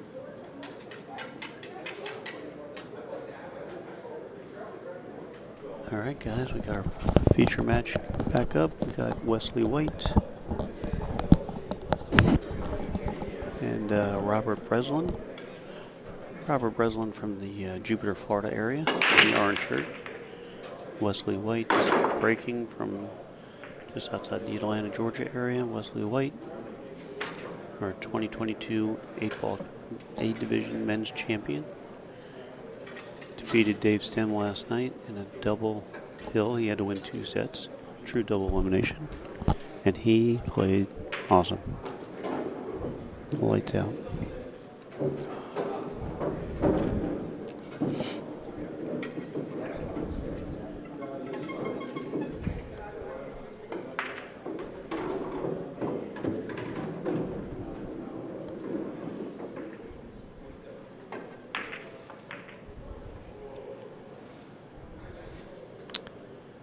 Well, not the ideal shot that Robert was open to leave Wesley.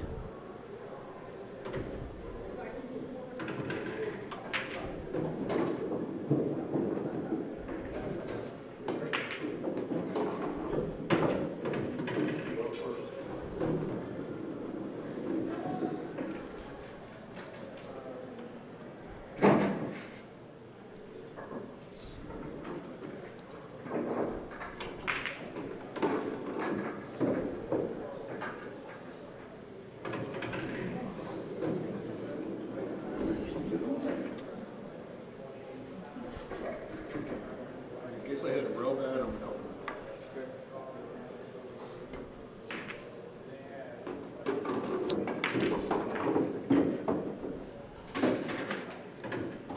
elbow. He did call 9 just in case, just to be safe. But he didn't give himself a shot on the 2. He didn't come out high enough.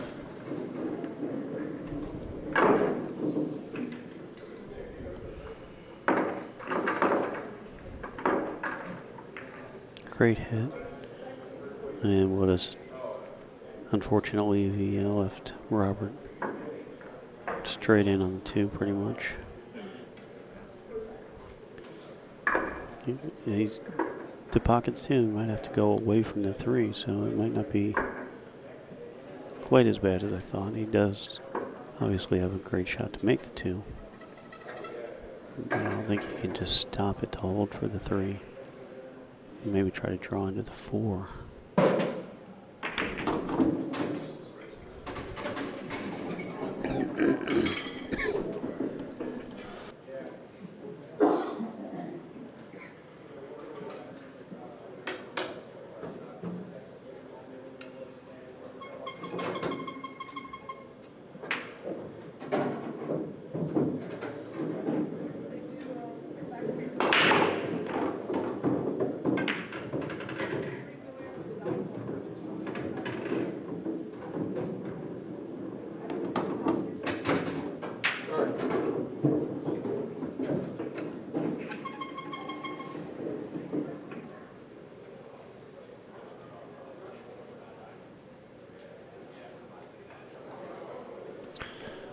Now Rob made the 3 on kind of unintentionally in the wrong pocket. But looks like he got fortunate enough to get the 4. Oh no. He's either going to scratch or hook himself. Either way, no love there. We got a double hill match. Tim Barron, Jesus Boras.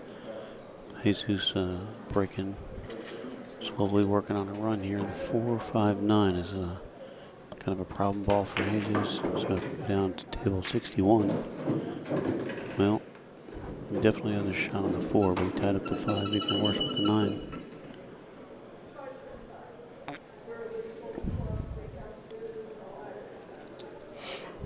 I do believe that if Jesus pockets the 4, he can open up the 5-9. Meanwhile, Robert here with the jump shot. Chin did with a shot. I'll tell you what, I've played Robert and seen him in shooters in Port St. Lucie a couple times, but he's impressed me this week here. He's come up with some big games and some big shots here. Very nicely done there.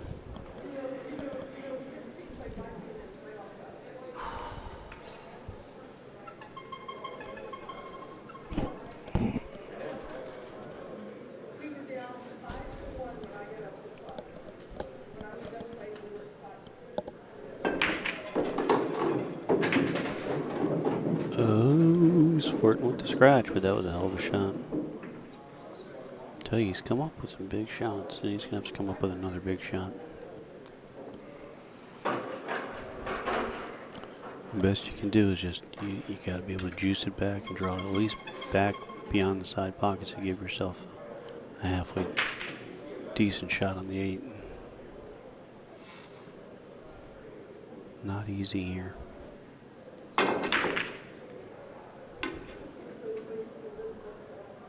Well, he definitely turned the furniture around on that one, and well, you know what? He got away with it. He didn't give up anything easy for Wesley to work with here.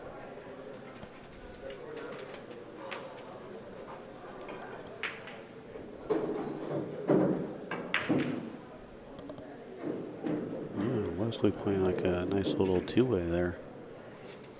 If he double it, banks the 7, it goes in, he's straight. If he doesn't, he's left Rob in a real tough spot here where he has to kick.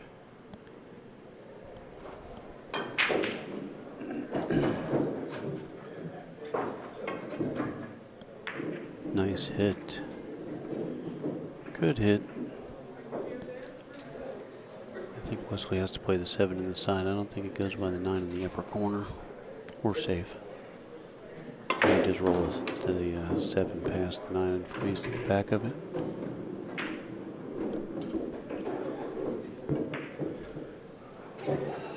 Yeah, he's just making everything he's shooting at.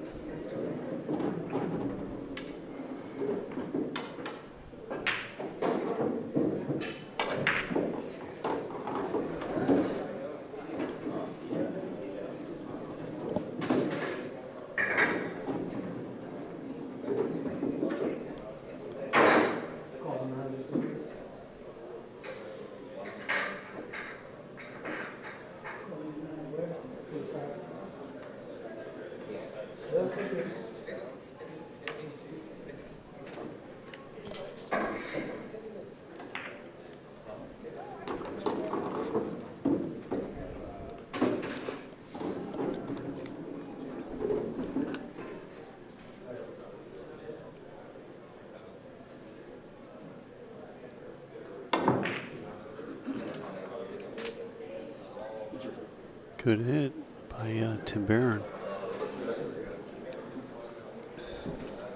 Left Jesus a very tough shot on the 5 ball. But if he makes it, just kind of let their cue ball run. He'll come around the table and have a shot on the 7.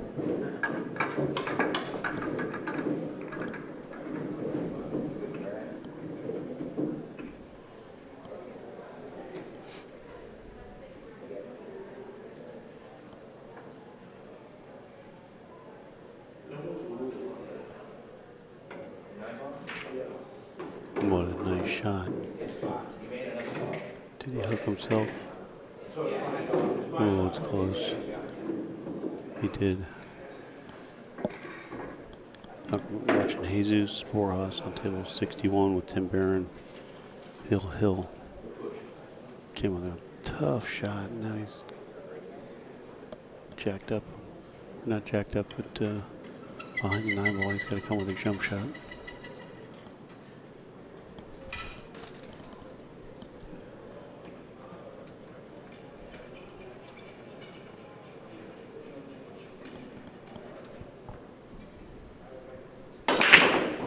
Rob Breslin with a monster break. Oh, you gotta love this. 4 balls down. 4 balls down. Shoot the 2 stop. Shoot this 4. Just draw back for the 6 in the same pocket. Run out. Automatic here. Just stay focused. Hit the ball. Don't try to baby it. Jesus got away. He made a great contact shot and hooked him behind the line. Uh-oh.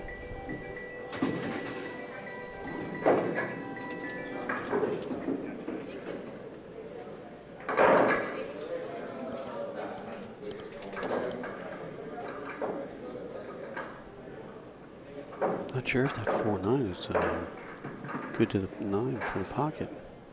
I'm sure he's going to call it, but just a matter of whether it's wired or not. And he has to be careful not to come off the 4 and scratch. Oh yeah, great shot. Great shot there by Rob Breslin. Tie it up at 1 apiece. Oh, Tim Barron with an awesome kick. He almost kicks it right into the side. Well, he's left Jesus Borjas with a tough shot on the 7, but if he makes it, should be good to get out and win the match. I tell you, it's been a battle. They're double hill 3-3, and it has been a hard fought, good match. Oh, Jesus. He overcut it. It was a thin cut. Caught the point, 7 hanging in the pocket. Golden opportunity for Tim to steal the set right here.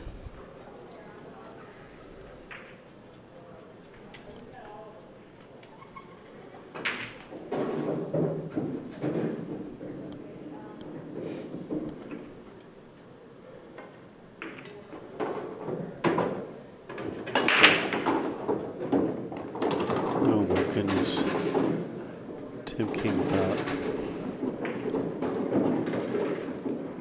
an 1/8 of an inch from hooking himself on the only ball on the table, the 9 ball behind. Not giving himself a shot on the 8. But he got away with it.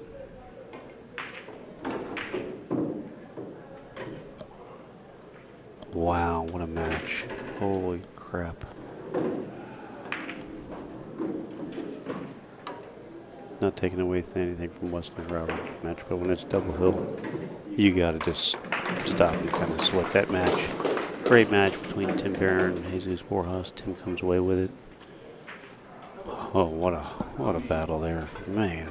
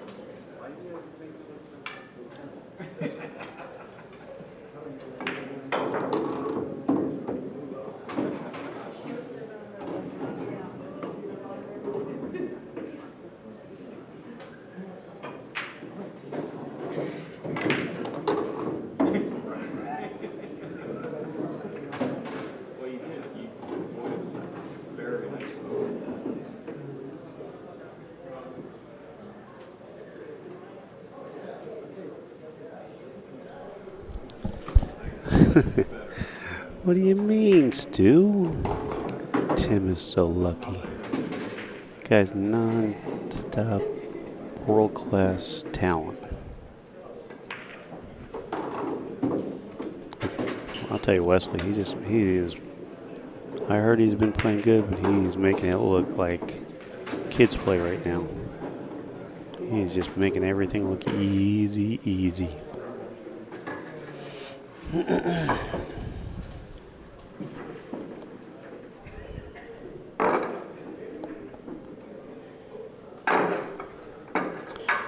For anybody at home, if you're from South Florida, Terrell Morgan, Jim Ripley, table 60. We're going to check it out, watch that match.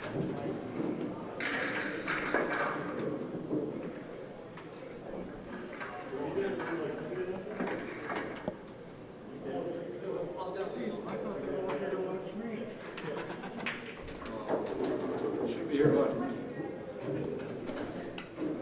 My mom might be. All right, here we go. Robert with the break.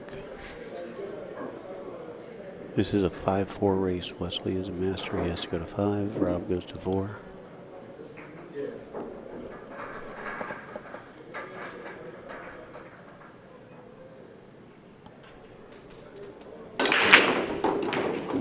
Tell you what, he's crushing the brake. Holy sh! 3 on these guys. It's so weird. Some guys are crushing the brake 2 and 3, and some guys can't get anything to fall. Nice break there by Rob.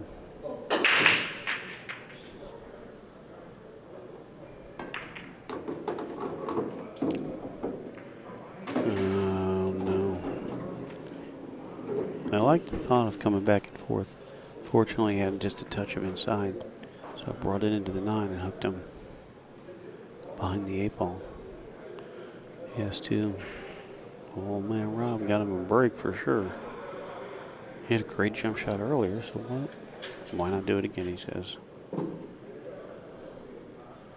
I'm here for the duration, might as well make it count.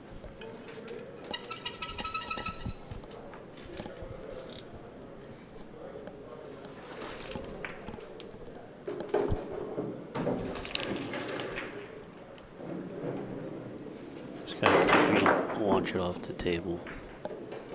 Just getting ready to say.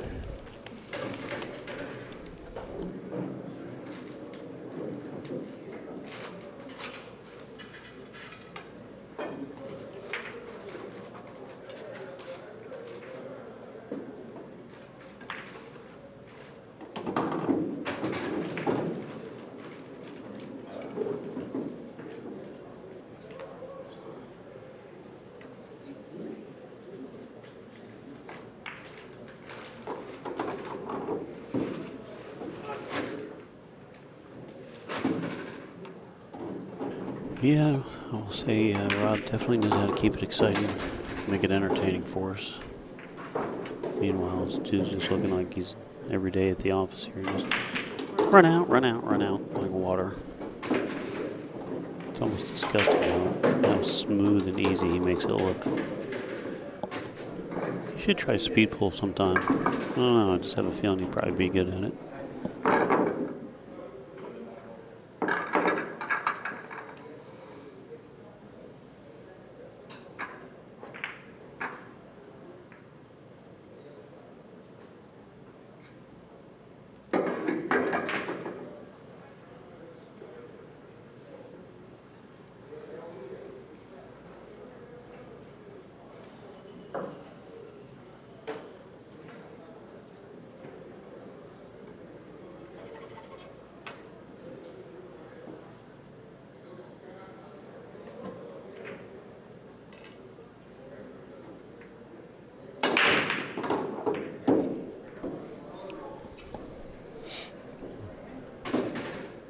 Yeah, 1 ball down.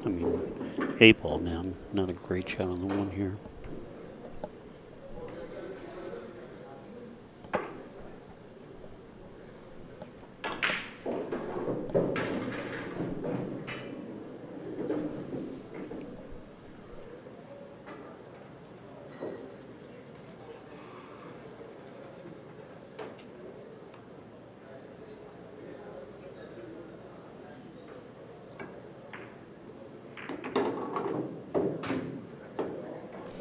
That's incredible. What a nice shot on that one ball.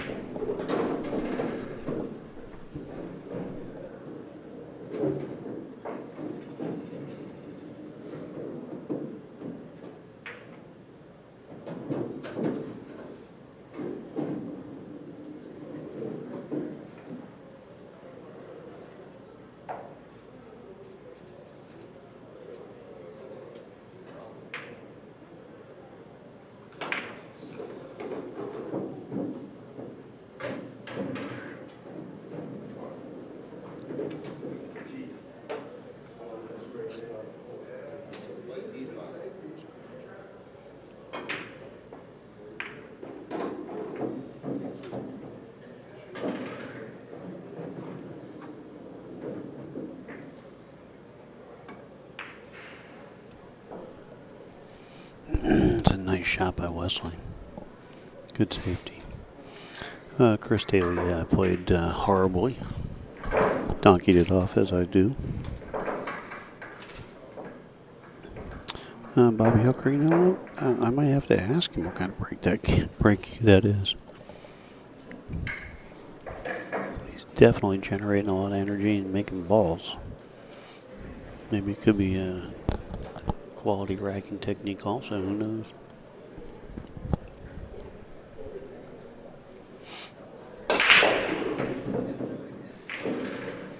He's looking at coming 2 rails into the 3. And he's right on. He's about on the line. If he aims for the left side of the ball, the blue diamond tag, which is what he's aiming at, bang. Oh, he hit below the side pocket again. Had he hit just above the side pocket, I think he would have been right on target.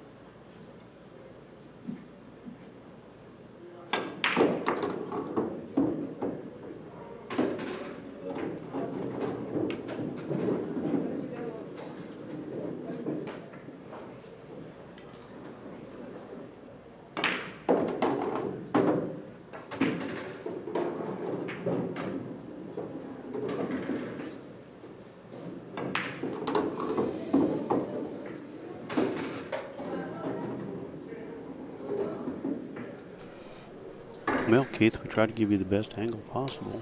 Is your break not? Did you win? I broke first, right? Yeah. You got it.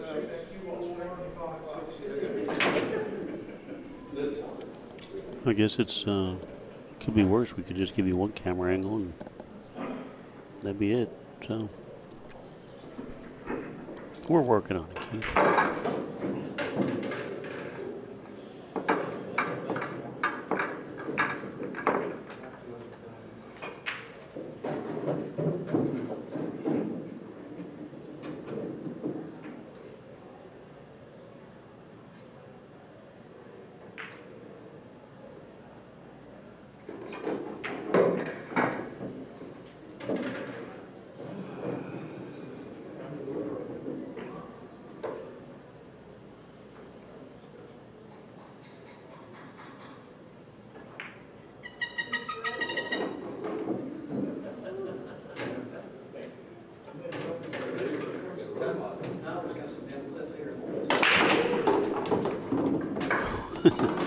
3 down.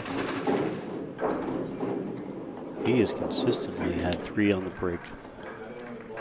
And whatever it is, he's got a white diamond tip on it, I'm pretty sure.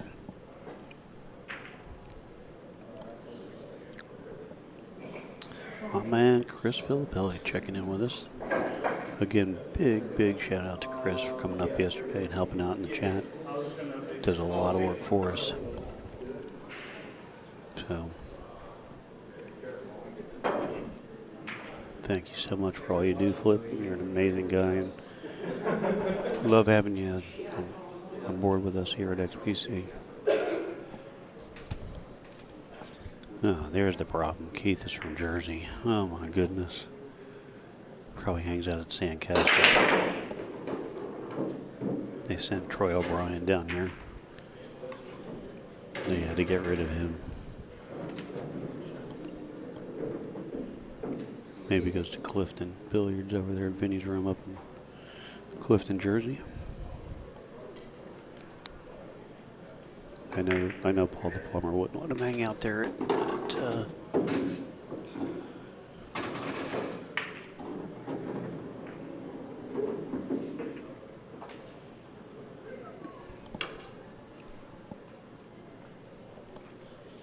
damn, I forgot Paul the plumber's room. Rockaway Billiards.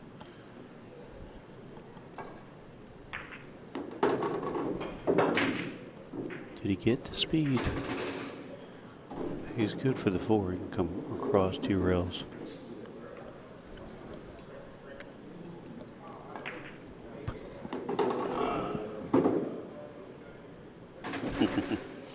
This sounds like he's shooting a 30-30 rifle. Oh, Flip. And guess what? If I had to guess, you're pregnant. I don't know.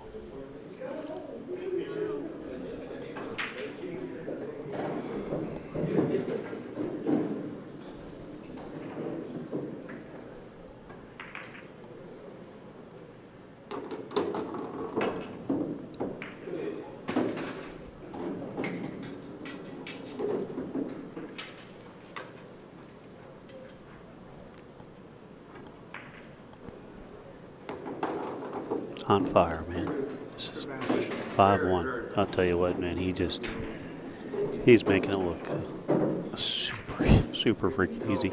Give me a second. I'm gonna go check on Robert. I'm gonna find out what kind of break key that is. I'll let you know. Hold on.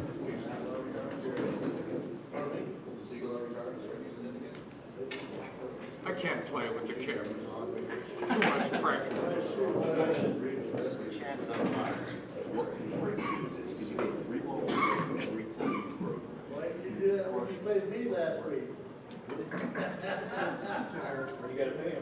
That's a Nick Barnhouse.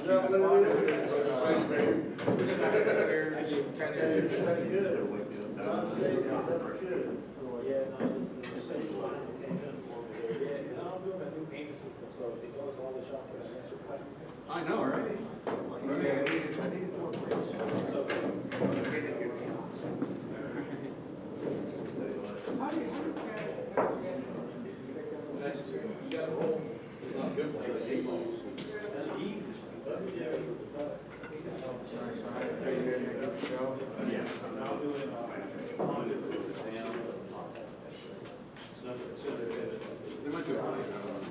I didn't get paid from yesterday.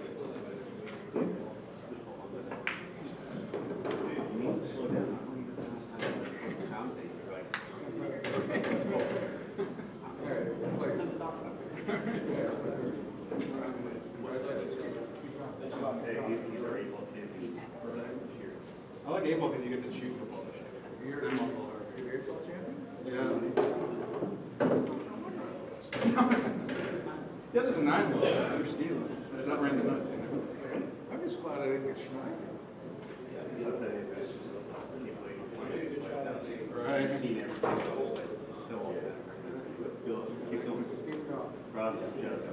Right.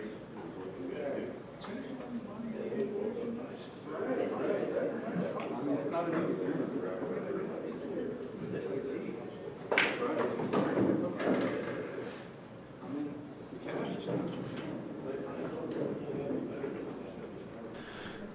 All right, guys. I know everybody we were talking about Robert's break. It's like a generic jump break. He paid like less than $100 for it 10 years ago. Put a white diamond on it. There you go.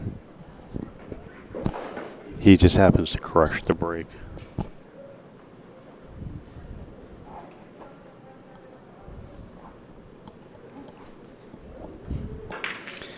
So we're going to see Flip again since they're going to come back since he forgot to bring White Castle home for dinner. So they're going to make a drive up here. Hey, Sandy Wetzel. What, Sandy Wendell?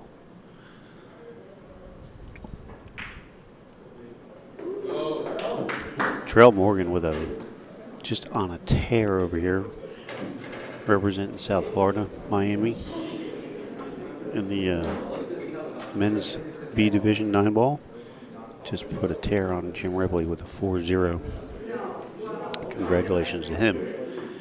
He is super motivated to do well here, and he's been playing really well. So we're going to keep an eye on him too. All right, so with that being said, we'll take a few minutes while we get our next matches in here. Good time to get a drink, use the restroom, feed the dog, put the kids in the closet, whatever you got to do. Al Wendell checking us out. What's up, Al? You and Sandy need to get up here next year. Come out and hang out. All right, guys, so give me a few minutes. I'll be back with you. This is Gary G. We're live from Kissimmee, Florida for the 2022 West Coast Challenge. And this is Xtreme Pool Challenge. Back with you in a few.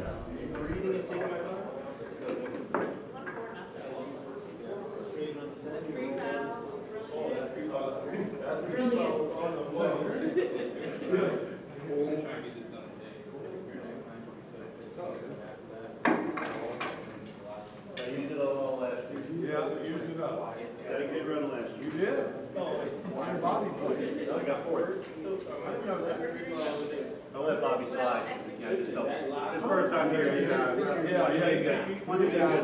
Good customer experience.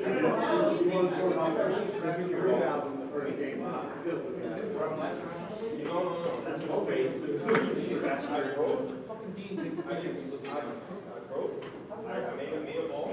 Couldn't really see anything, so I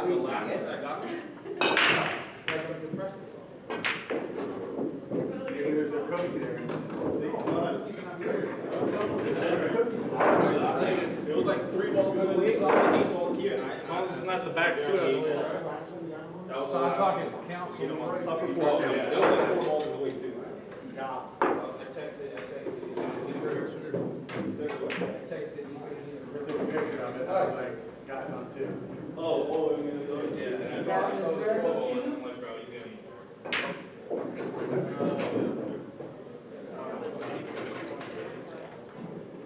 You know my chance of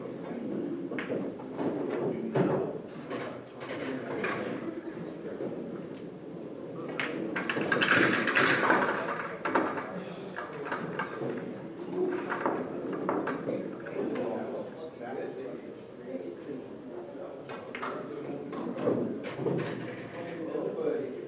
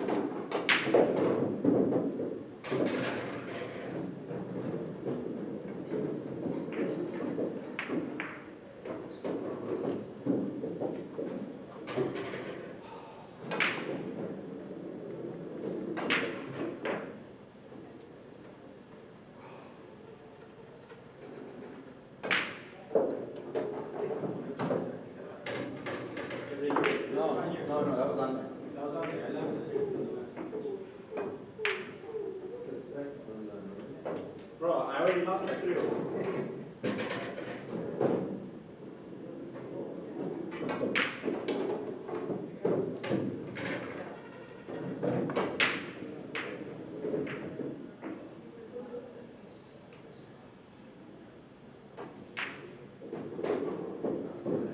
Any disappointment?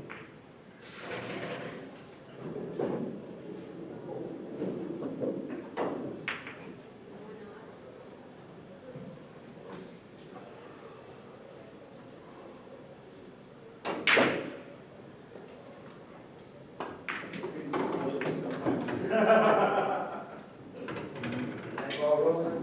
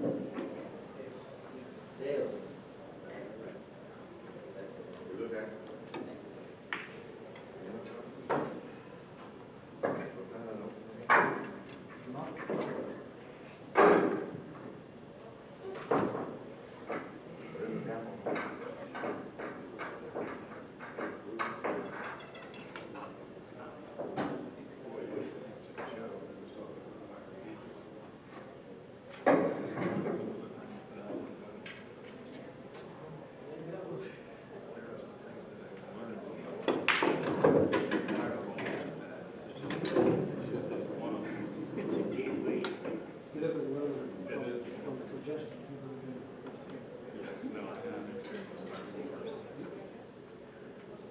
Not hearsay.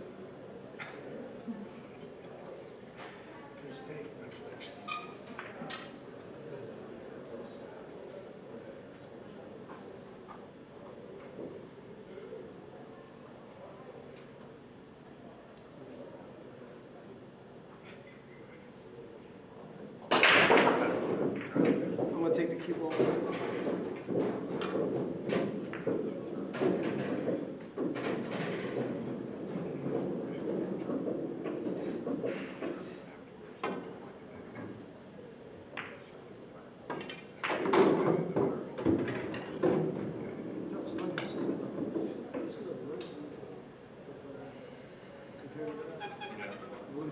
All right.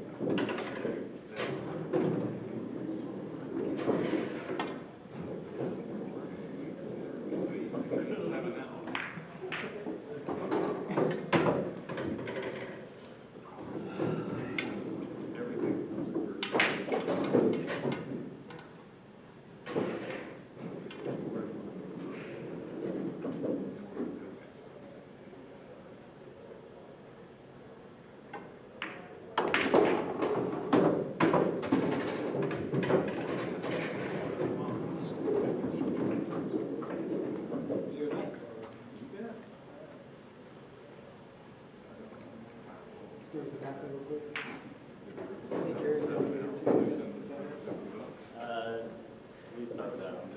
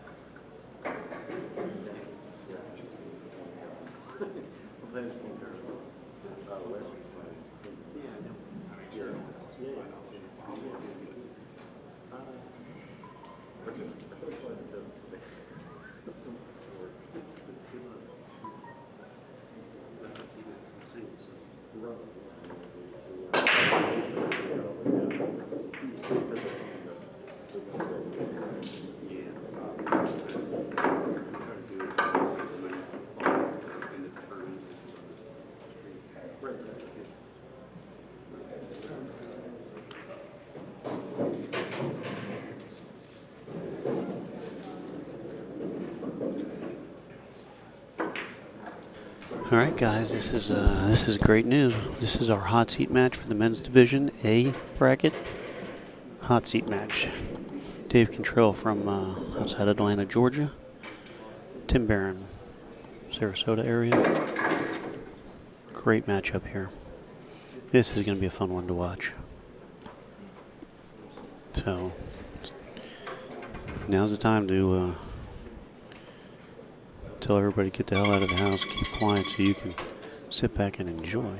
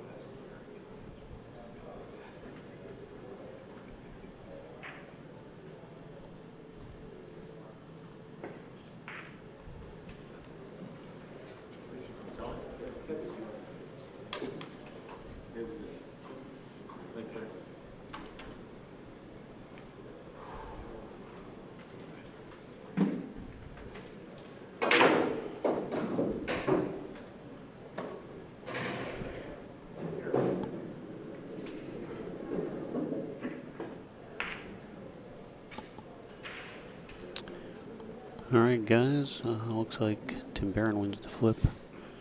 He's going to get started here. We have another match going on in the B division. Jeremy Coleman, Mike Bottoms look like they're knotted up at one apiece. That's on table 61 if you want to watch. Over on table 59, Christian Vanegas and Jose Del Rio. Should be a real nice matchup. Jose Del Rio, the owner of Strokers in Palm Harbor, Florida. Awesome owner, great room, amazing food. Gotta have the Freddy shrimp, that's what they're known for. Just phenomenal, fresh shrimp. They batter it lightly with this amazing sauce on it, and it's just to die for. So if you're on Facebook and you want to watch some of these other matches, jump over, get on YouTube, type in Xtreme Pool Challenge. Should either say live or day 3.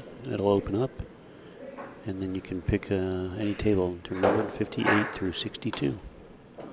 So check it out. All right, here we go. Tim makes the break. One ball down.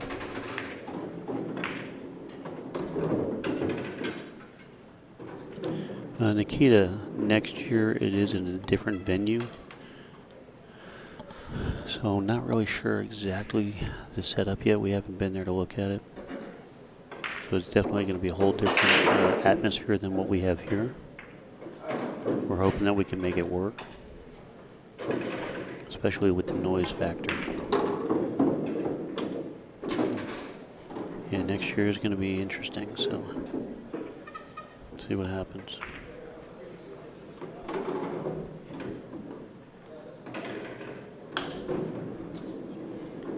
Alright, so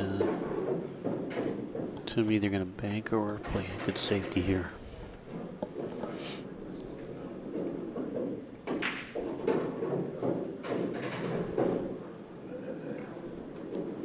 4 ball down by the 9. So if he banks it, he has to be careful. He's probably going to run into the 8, possibly get stuck. So it's actually a good opportunity for a nice safety here.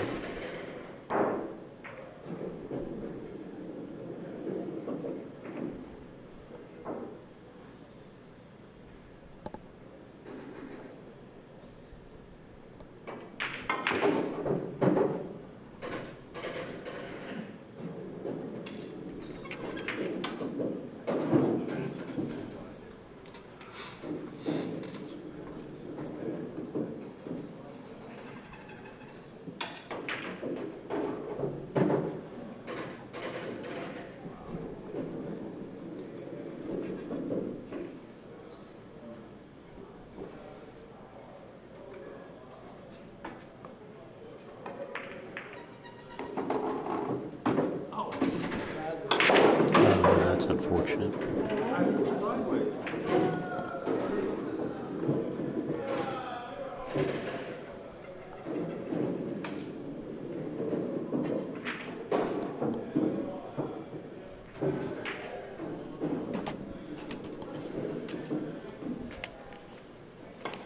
Short race, alternate break. It's tough here.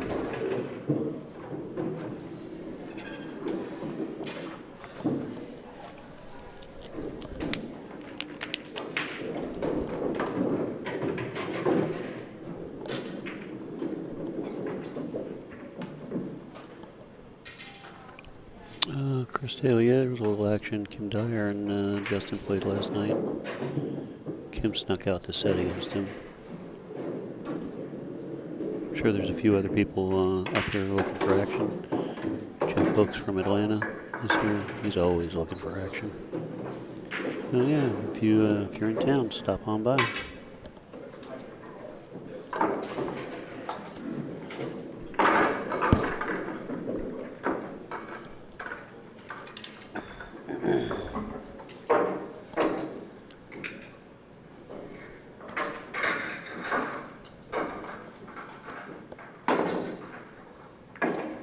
Good hit.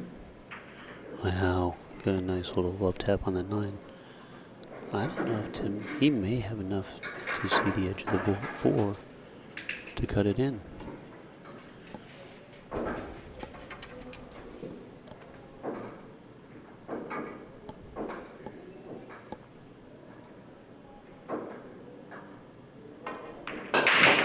And he did. So you gotta hit the shot with a little bit of pace to get that 4 rail position. Probably thin the 5, send the cue ball down here to the bottom to keep the 5 behind the 6.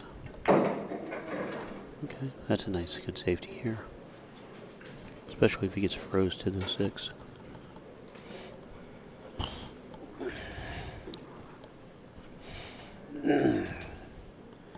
If he's froze to the 6, he has to shoot straight and spin. If there's a gap there, the kick isn't as hard.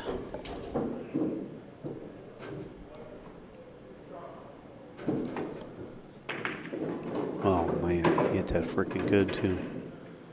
And he got away with a nice leave then.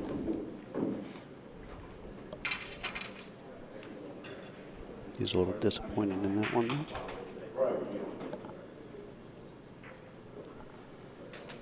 He would have loved to have made that 5 ball on the kick.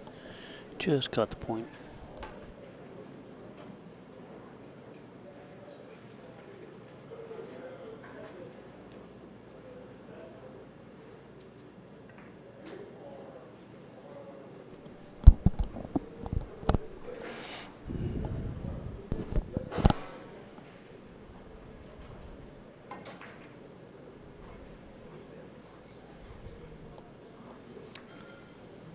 He might have.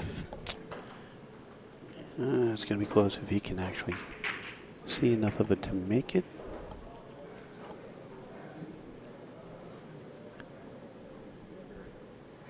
Or it's just see enough of it to hit it. If he can just hit it, then he's probably going to kick it and stick it. But if he can make it, he's going to hit it with some top follow. Oh, that was a great shot. I'll tell you what, this guy plays good. He's been just wheeling his way through the tournament. Nothing flashy, but getting the job done.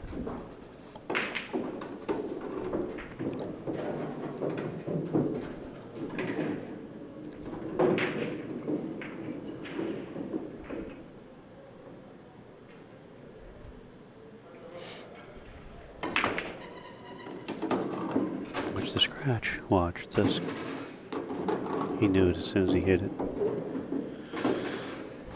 Well, it's a big, big game for, not that Tim is won it yet, but he's supposed to win the game here. David is not a happy camper.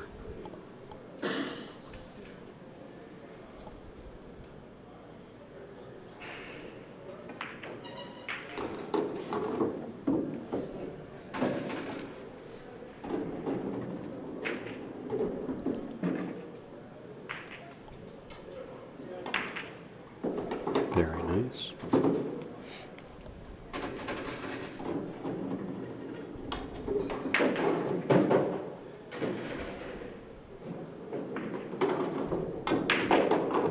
All right, game one. Tim Barron sneaks it out.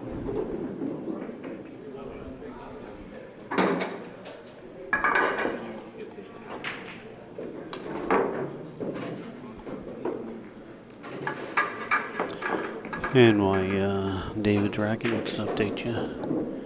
Mike Bottoms leads Jeremy Coleman 2-1. Christian Venegas and Jose Del Rio, I don't think it's either the first game or they're not using the score tablet to keep us up to speed with what their game is.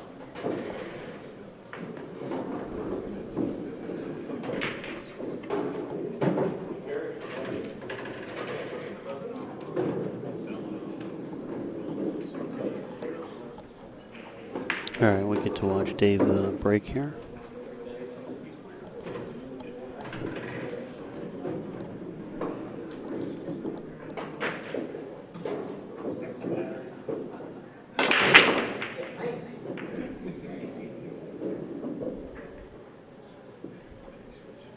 Wow. A lot of action, but no, but nothing fell.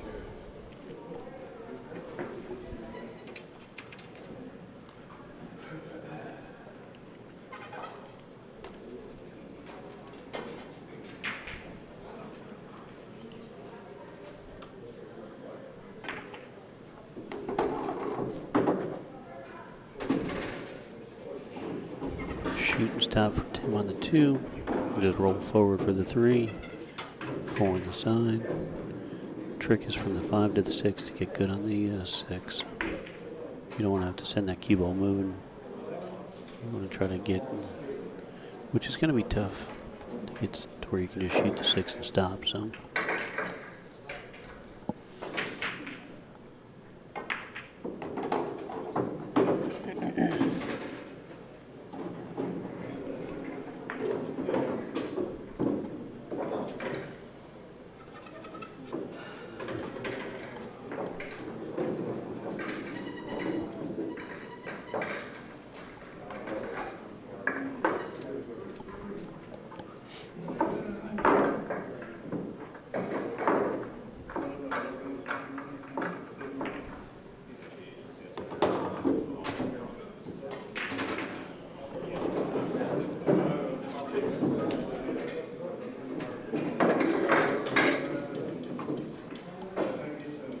So now Tim is really trying to figure out where do I need to get to the 5 to really do my best to get to the 6. Tricky position here.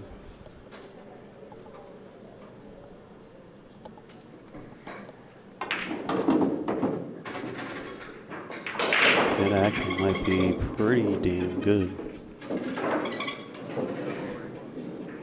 If he can get to the side rail just before the side pocket with some spin, not a lot of speed, and almost aim to hit for the, your 9 is like your target. You don't have to run into it.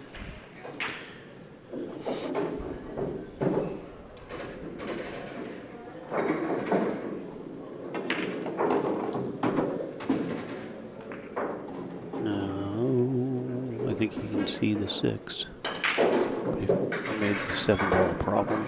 And he came down just as I anticipated, just as I saw the shot. Just came down a little bit deeper than he wanted to. Really hard to gauge that speed and spin.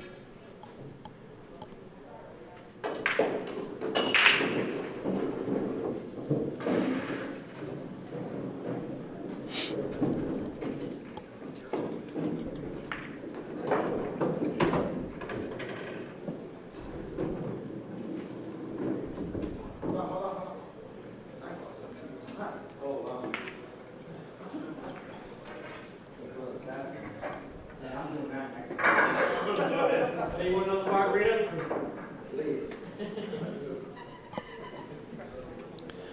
Yeah, he's really wanting to think about this because this is a big game. If Tim can win on David's break, really makes it tough for Dave. Alternate break, race to 4. But if Tim can hold serve here and steal this game back, that's a big swing back in his favor.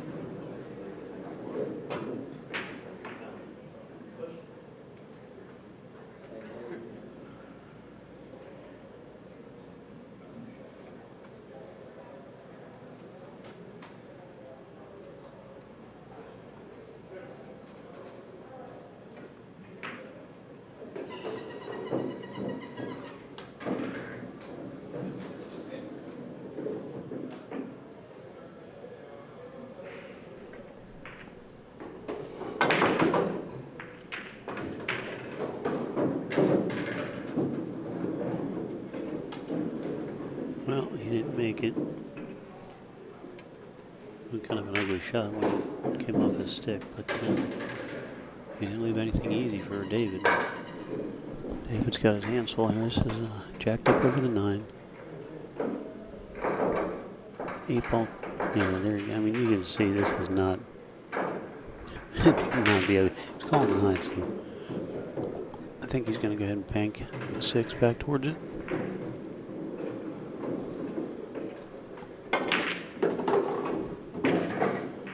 Wow, are you freaking kidding me? How good did he hit that shot? Alright folks, you just saw something that was pretty sick. That was freaking... Not only did he fire the 6 in with a spin and touch it inside, but he called it knowing the cue ball's coming right back into the direction. That's impressive. Holy crap. Table 61, Mike Bottom's on the hill, 3-2 over Jeremy Coleman. Sandy, that was a tremendous shot. He hit it with such a good stroke. And just knowing the direction of the shot, that's impressive. I mean, just, yeah, impressive. All right, back to Tim with the break.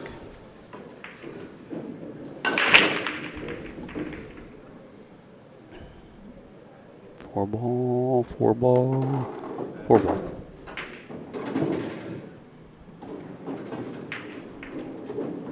4-ball down.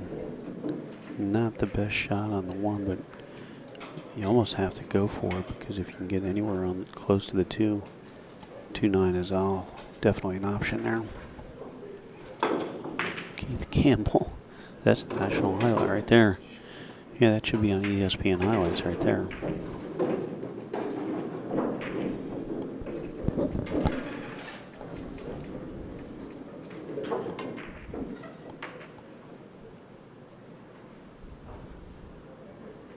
Tim went for the 1-3 combo. It was a tough shot, really. I didn't feel like I probably wouldn't have gone for that one just because the angle's so tough. And the speed you need to hit it. But I'm here and he's playing for the hot seat, so hard to fault him for what he's going to do.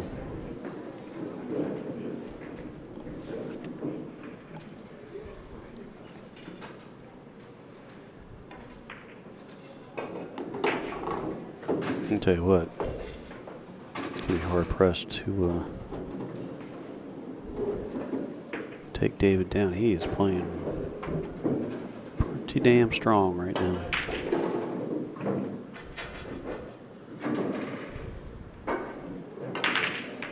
Ooh. I didn't expect that. Ooh. That is huge for Tim. The fact that he didn't make the combination was one thing, but to send the 2-ball around the table and hang in the side pocket like that. Tim's got to capitalize on this.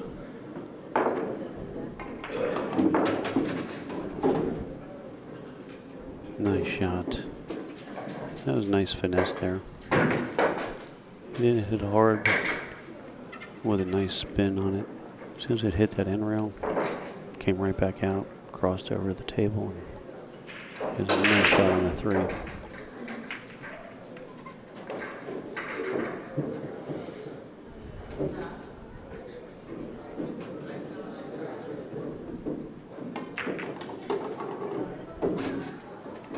I know Lefty 941, they're rooting on Tim. I know David would love to win this match and get to the hot seat, and hope his teammate and fellow partner Wesley White, who just won the 8-ball, would find his way through the tournament so the two of them could play out for the championship here. But we'll have to see how it plays out. We just watched Wesley play. It's hard to believe that he's on the one-loss side because he just makes it look easy.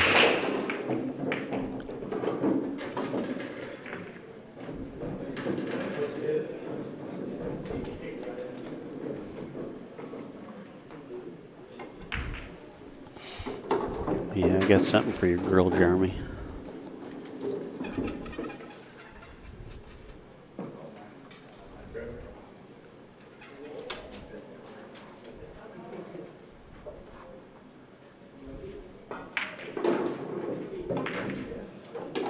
Nice shot. Oh my God. Man, that's, you want to talk about flirting and get close to your work.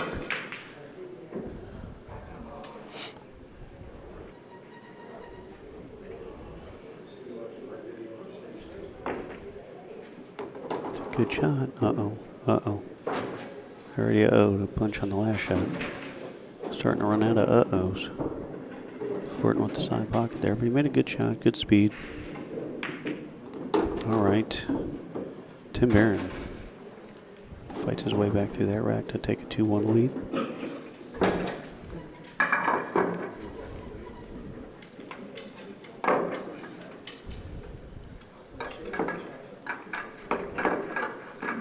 Mike Bottoms, Jeremy Coleman on the second table.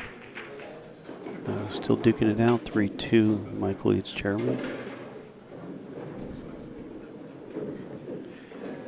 He has a place, Bobby. He chooses to stand. A lot of people, they don't want to sit down when they play.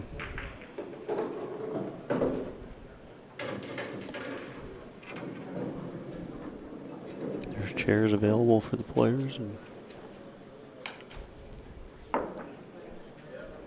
it's a kind of a community chair there that Tim's sitting in now.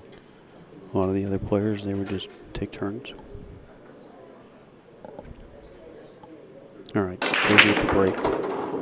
Oh, that's cue ball jumped up and just scratched his major problem. Not a major problem, but it is a big problem for Tim because of the 2-ball. If it passes the 8, it's okay. If not, he's got to do some work.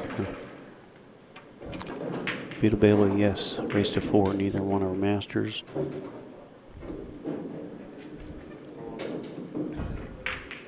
I think Tim used to be a master. And basically what happens is if you make it to a master standard and then you don't do good for a couple of years, they take you back off. Because there's a lot of players, that could do great in the tournament. And to be honest, they get a little lucky. They're not really like a top tier player. So they do move up to the master status for a while, but they come back down. So I believe Tim might have been at the master status for a while. Didn't do well in the tournaments, and now he's back down to the mortal side of the event.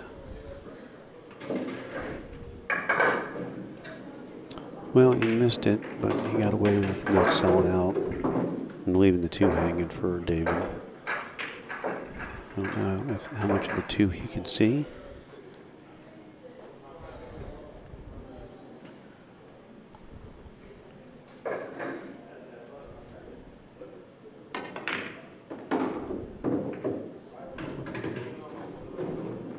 He might have gotten away with it. If he did, it's not by much. If he has to jump, it's just a fraction of the 9 ball. Okay. Obviously, he's queuing and dressing it like he has a straight-in shot.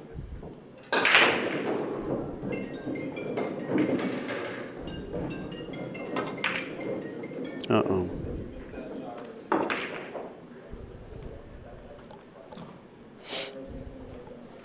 A little distracting when the phones start ringing. That's really on the shooter and the mental state of saying, you know what, stop and regroup. Same when somebody's walking by. It happens to all of us. Can't blame anybody else. Just gotta stop and take a break, refocus, regroup. Nice shot there by David. Should be able to just roll up on the 3. And he'll have a little bit of a back cut on the 5, but he can hit it with a nice smooth draw stroke. Drag it over to the side row where the cue ball is now, and then back out for the 6.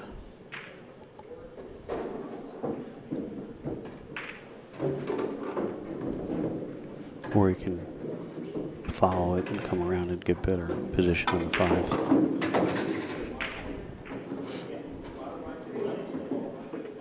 Yeah, that's a nice shot. Shoot the 5 in, side rail, come back out to the middle. Looking real good here to get out and stay on serve.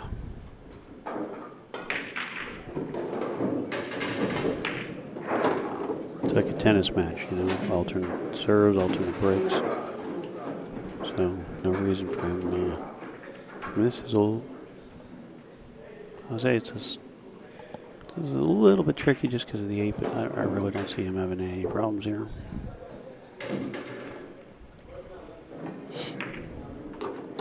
Very nice. Tell you, he's a smooth operator for sure.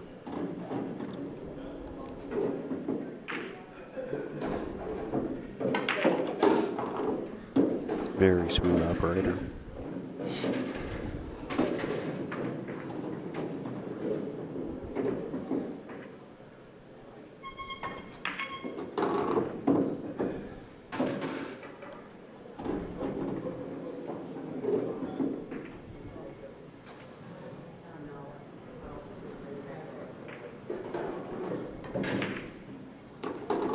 All right, we're holding serve.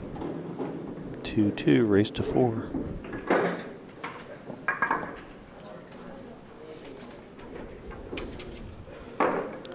Kind of as we predicted. It's going to be a real good matchup.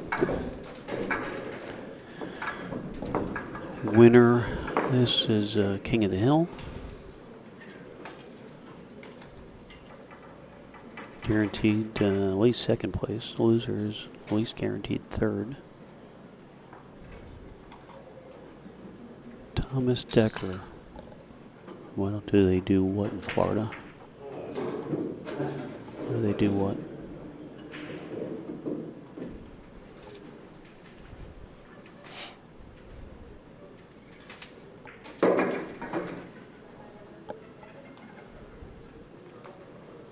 And where are you from, Thomas?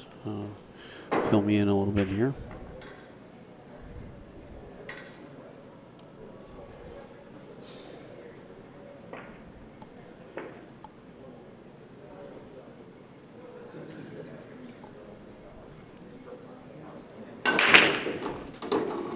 Two ball down. Shot on the one's not the best. The one is up on the rail head string, about a diamond off the out of the pocket. Oh, I don't know if he can get by the 5. I think he can. If not, it'll be close.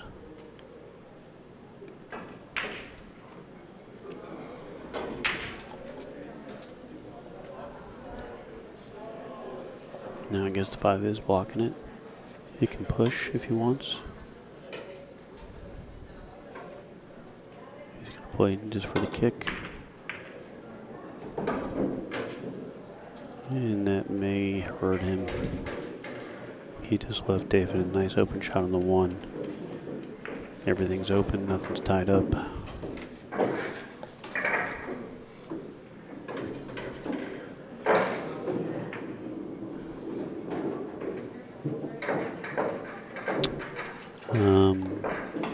Who's won the People's Tournament 3 years in a row? And this is an amateur event. If you're qualified to play in any league event, if any leagues, APA, USAPL, BCA, Valley, ACS, then you're qualified to play in this event. This is not the People's Choice Tournament. That's Dominic and Jen. So I'm still a little confused. I don't know anybody that's won this tournament 3 years in a row.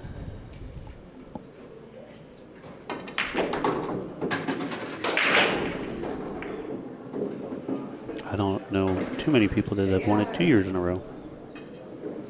Except for this year in the ladies singles 8-ball. So we'll love to have that discussion with you sometime, kind of understand what I'm missing here, but I know it's tough right now. Now's not the time for it. All right, so Dave came up a little short on position that he had hoped for on the 3. Uh-oh, not what he wanted to do. Well, for him, the good thing is that the 3-6 is tied up. Tim has absolutely nothing great to shoot at here. As far as could shoot the 3-6 combo, definitely don't have to like it.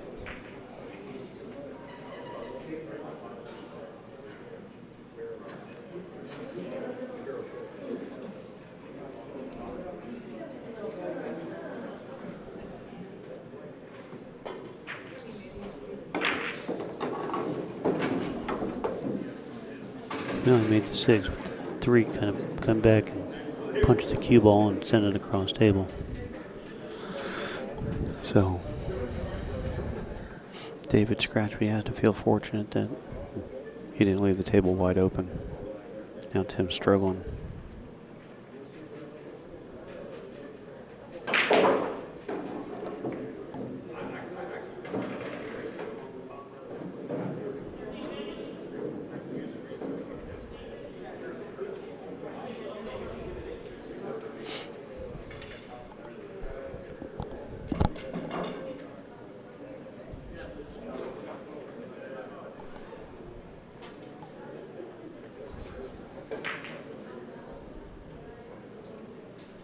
Tim in a tricky spot here. Definitely doesn't want to lose control of the table here. If he can find a good safety, that would be good. All right, Tom, you're from Florida. Still not sure how the People's Tournament has an effect on this tournament, but oh, maybe you're talking about Anthony winning the People's Tournament back to back. No, that's, I don't know, that has nothing to do with this.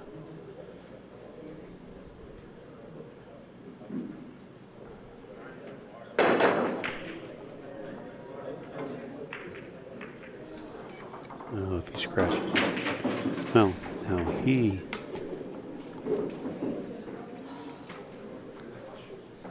did not make it easy for Dave because of the 5-4.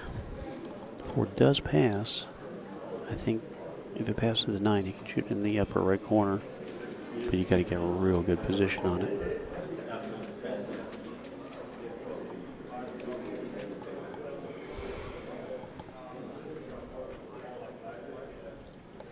I'll tell you what, Tom, you come on down, buy me some dinner, we'll hang out, we'll talk about it all night long. Good steak. I think it'd do both of us good. Let's come hang out. Maybe a little surf and turf. I like surf and turf.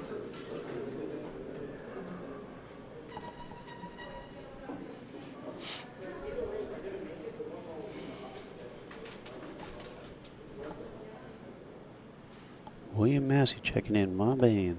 Hope you're doing well, buddy. Haven't got to see you much lately.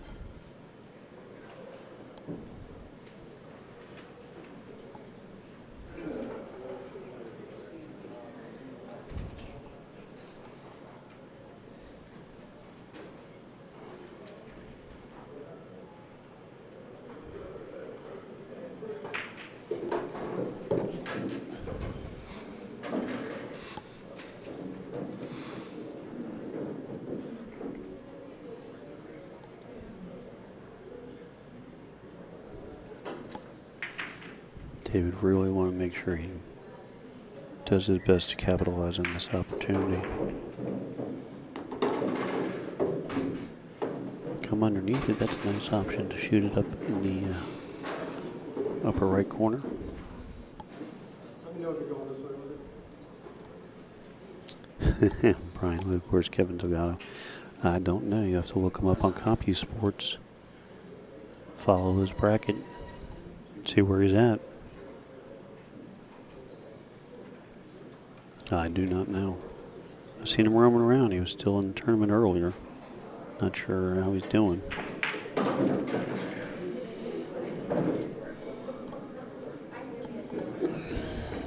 Okay, Tom, again, I didn't understand your question in the beginning, so that's why I was asking. Again, feel free to come on down, buy dinner, and we'll talk about it till the cows come home. And then we can have them for dinner.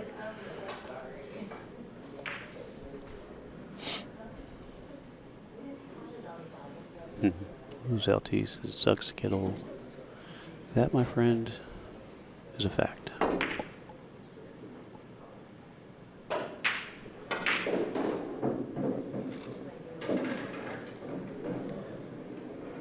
Craig Anderson. I don't think Kevin Delgado was playing for the King of the Hill. In the B division. Well, David has Tim in a bad spot here.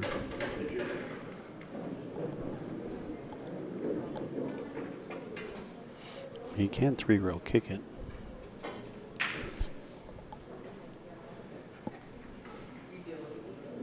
He might even be able to come off the bottom rail between the 7 and kick it that way. Oh, okay, Craig. All right, they just called him out for that. Sorry. I was going to say I'm looking at him. I didn't see him floating around, so thank you for letting me know. Yeah, it's kind of a, we don't know who's coming until they walk in the room. And half the time they forget that they don't bring me the sheets.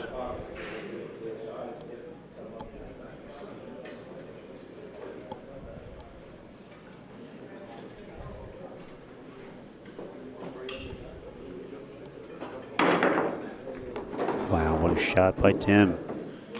What a freaking chin dip, baby.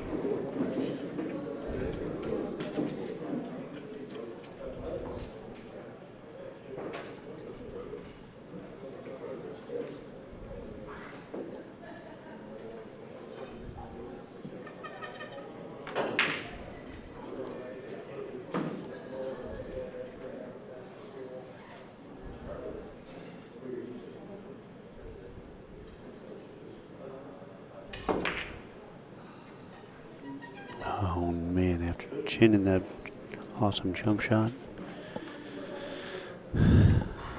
give David a opportunity to really steal this. Thin cut. Bring the cue ball right back to where it is.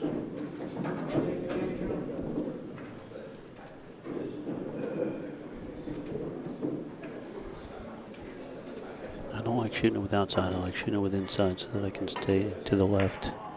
That's why I don't like outside.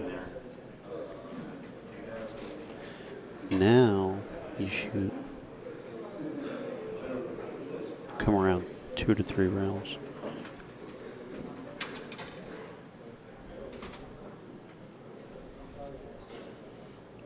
Half ball hit on the 5 with some nice outside spin.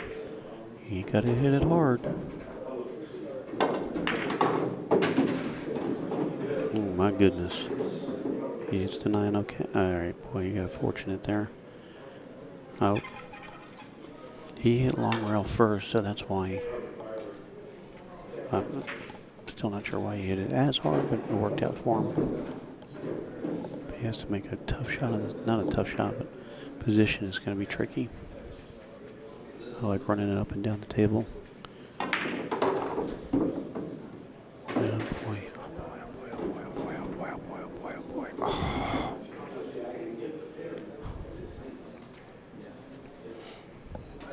As the plot thickens, folks. Let's see if we can get that other camera angle real quick for you. Hopefully. Or not. Oh, man. You can't hit that sock when you're thinning it that much. You gotta put pace on it because the cut's gonna throw.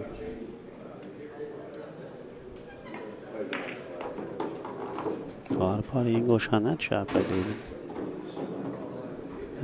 This is a big game because David gets to break the next one. Well, he broke serve. 3-2 David. David on the hill. It's been a tricky match, man. It's been a give and take. I will say that much for sure. Definitely a give and take.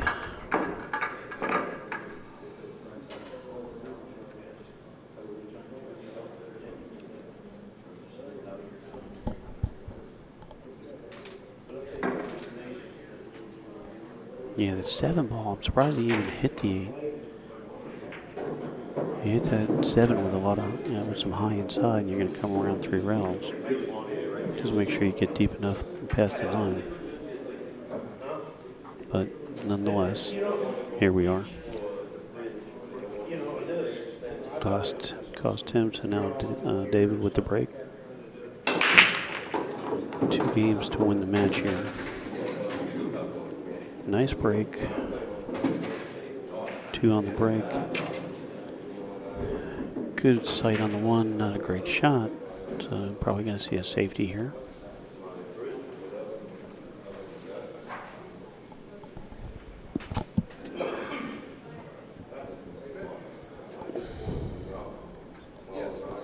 Hit it on the left side of the 1. Bank it to the center of the table, just above the 3-9. Bring the cue ball down underneath the 9. Bring the 1 back to where it is behind the 3-7. Send the cue ball down below the 9.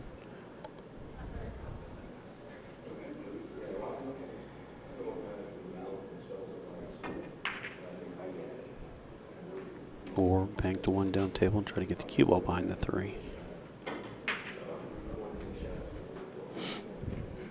That wasn't a bad shot either. Looks like Tim can see the 1, at least part of it. You'll have to be able to just stick the cue ball right there and send the 1 a couple rails down. Just like that. That's a money shot right there. Beautifully done.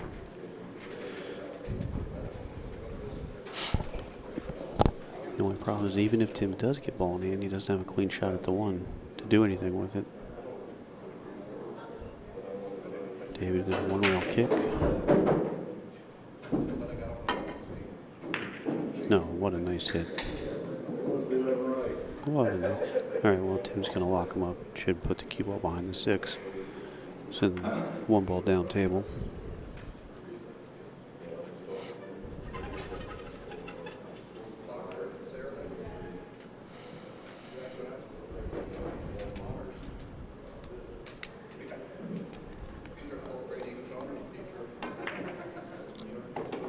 for the shot, made it. Is he going to get a shot on the 2? That was a nice shot on the 1. I didn't think he had that much room to shoot that ball.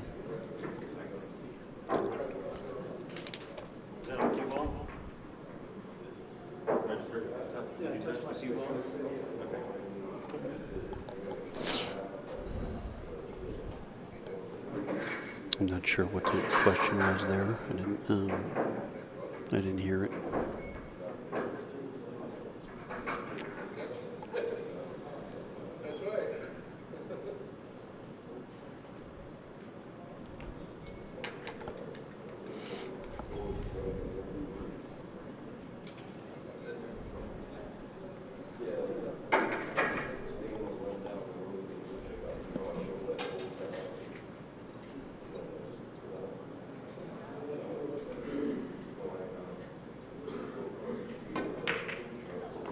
Beautiful shot.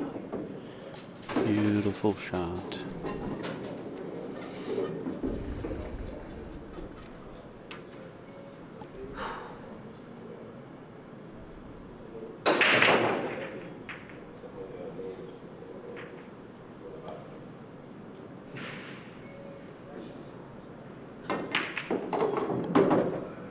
Gotta get by the 7. Gotta get by the 7. Being jacked up into the 4 kind of hinders your stroke on the follow through a little bit because you're jacked up just that little bit to where you don't have the level cue to get that follow like you need. That's a heartbreaker there. So now he's got to come with a really, he's got to come with like the shot of his life. He's calling the 9 just in case, and that's smart. You don't know what's going to happen. Safe than sorry. Call the 9 just for giggles. But the key is he has to get over the 7 to make a clean hit.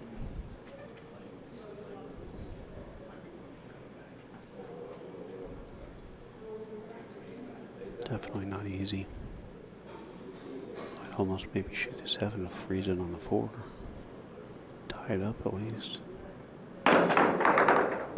Yeah, that's going to cost you a match.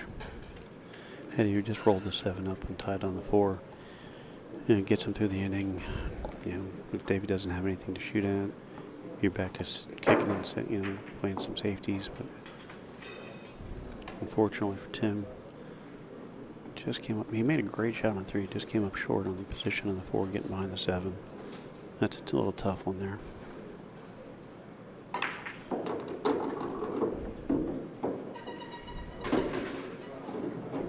David didn't want to come back that 4 because he's got to stretch out a little bit, even though it's a 7-foot table. You don't want to have to stretch over this 9 ball reaching for this. And, yeah, it really isn't an issue, but it is when you're on the hill playing for the hot seat. Uh-oh. Came up short. I think he went to hit the rail. Maybe bounce out a little bit. Taking himself a little bit of a trench here. Making it hard. Oh my goodness. And hooks him.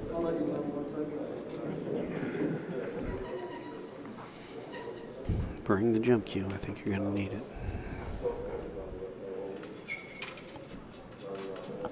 I don't know what David was thinking there. He just got into the 6 ball and put too much draw on it. I think he was hoping to catch part of the side rail and have it bounce out just a little bit.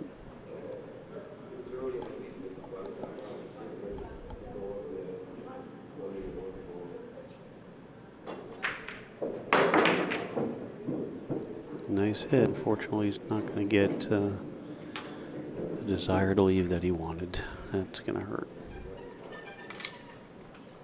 And he had to feel good that he at least got back to the table and had made a good jump, made good contact, just couldn't pocket the ball.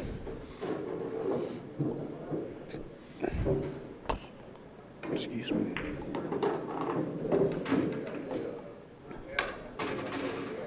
No.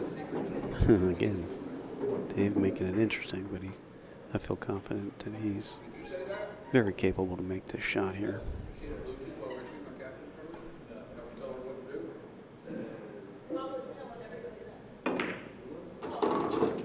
Good shot. Dave Cantrell wins King of the Hill 4-2 over Tim Barron. Good match. You know, they both made some amazing shots. Both made a couple boo-boos. You expect that here. What a good match, though. It was a fun match to watch. Congratulations to Dave Cantrell for winning the hot seat. He gets quite a nice little break coming up for a couple hours. Tim, he's got a little wait too. Got some more guys coming through the losers bracket to catch up to these two. So hang tight. Good time to refresh the cocktails. You know, get some snacks, and you know, maybe throw the clothes out of the wash in the dryer. And we'll be back at it. Good match, huh, Sandy Wendell? Thank you for hanging in there with us all day. Again, this is Gary G. This is Xtreme Pool Challenge live from Kissimmee, Florida for the 2022 West Coast Challenge. Hang tight, we'll be back in a few.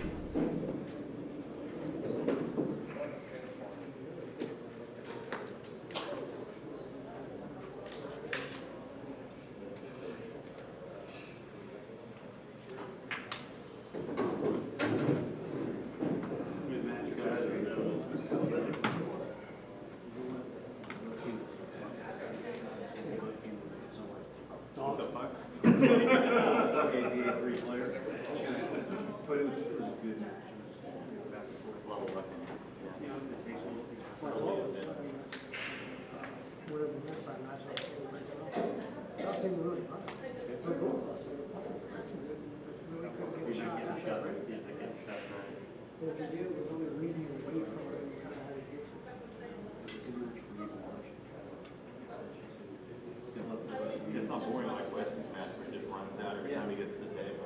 That's boring. Yeah, you're like one stroke. Never mind. I guess that's not a problem.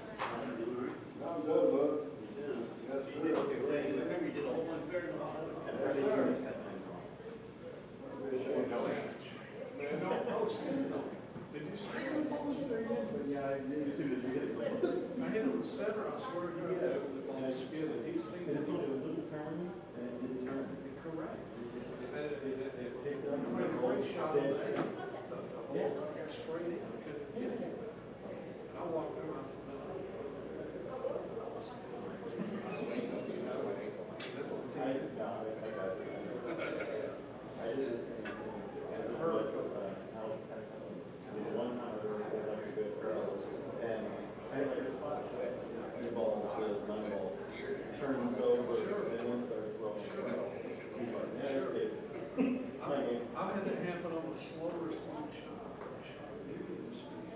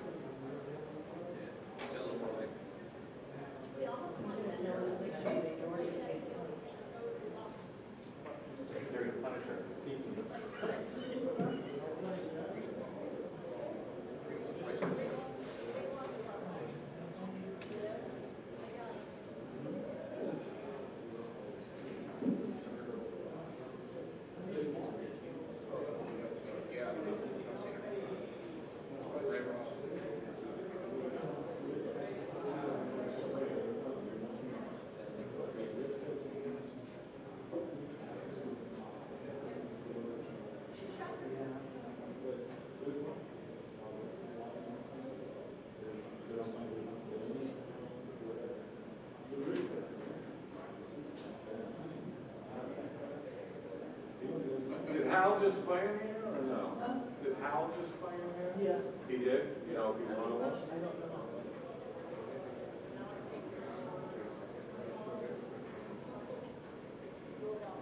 I don't have no power.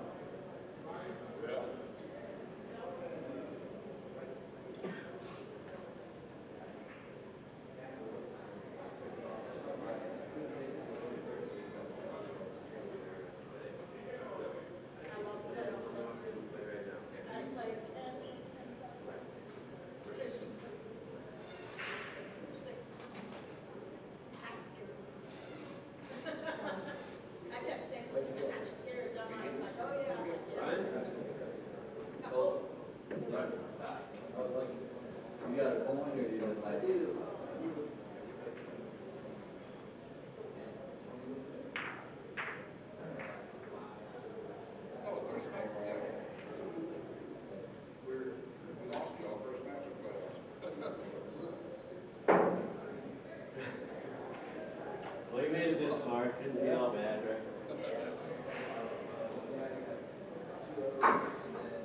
You're ready to quit.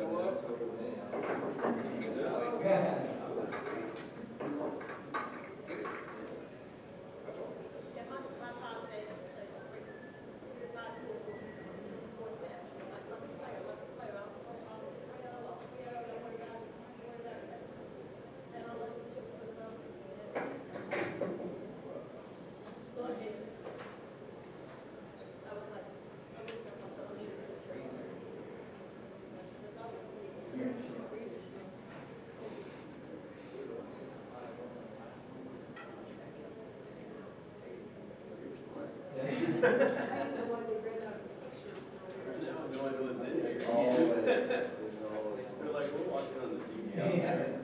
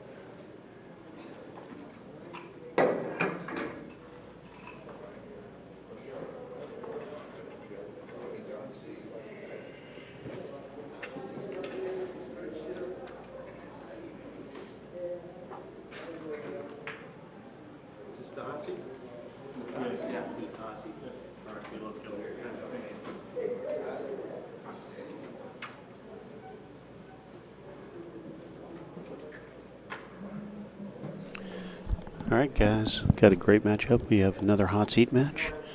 Terrell Morgan out of Miami, Florida. Kevin Delgado out of Orlando. Men's B division. Race to 4. Terrell Morgan with the break. Man, does he crush him.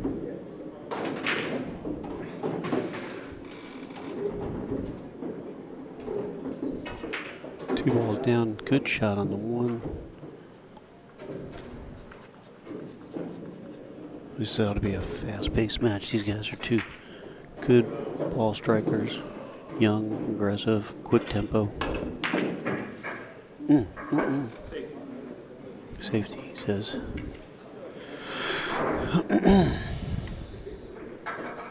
Over on table 59, we have Ty Benfield and Brian Jacobs. Both of them knocked me out, put me on the... Ty knocked me in the loser bracket. Brian knocked me out of the tournament. So I hope they both lose and their sticks catch on fire. But they're both really nice guys. Good shot there by Kevin. Perfect on the 2. Oh yeah. You should have no problems getting out here.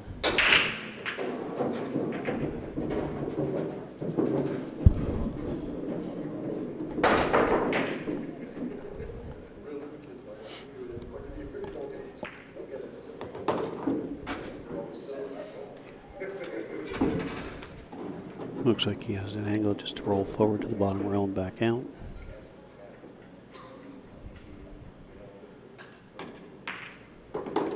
Nicely done.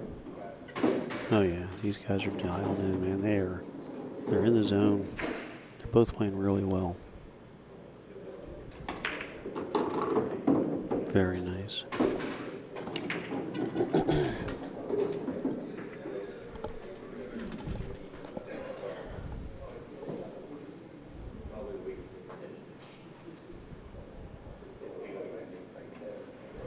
Brian Luke, here's your boy.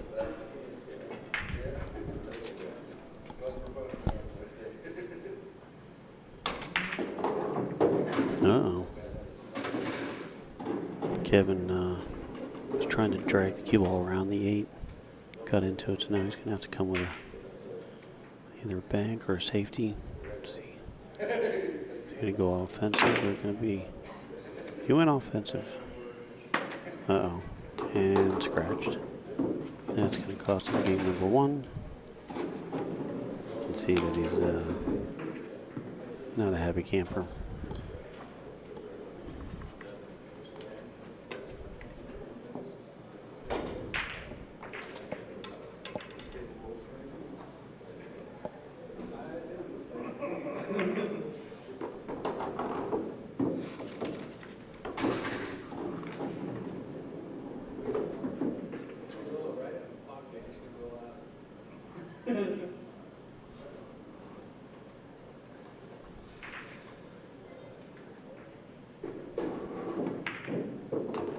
All right, game number 1 goes to Terrell Morgan.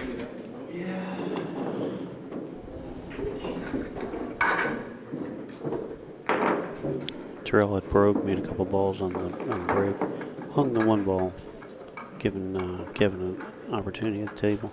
Kevin running out like water, and just when he hit the 7, ran into the 8, got funny position on the 8, went aggressive, went for the bank shot, and unfortunately scratched, giving Terrell ball in hand with 8 and 9, just tuck.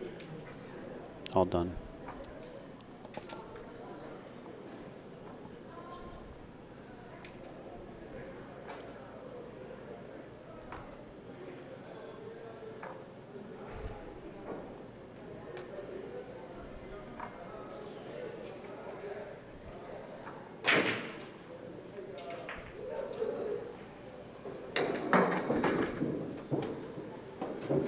Ronald Thompson cheering for his boy Kevin.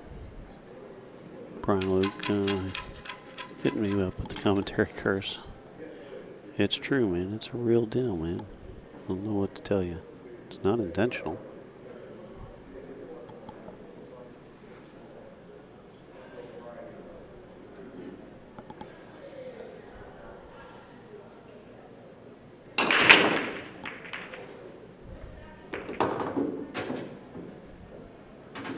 Eight ball down. I mean, the 1 and cue ball right next to each other. So yeah, obviously, this doesn't have a great shot to get position on the 2. So, not sure what he wants to do here. He has a couple options for safeties.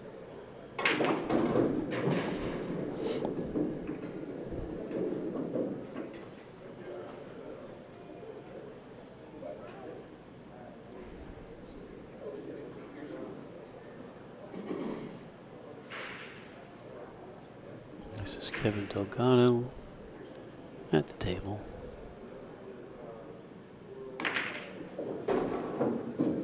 That's going to be a nice safety. That's beautifully done. I think he's got it froze to the back of the 3 pretty much. Just a little gap there, but I don't think he can see. I don't think he can see the 1. Can't go to the bottom rail and spin off because he can't get between the 4 and the 2. Almost have to go maybe 3 rails. Shooting. Okay, he's going to go 1 rail. Nice. Okay. It's an option. Nice hit. Very nice hit. And he got a little love. He didn't leave it hanging.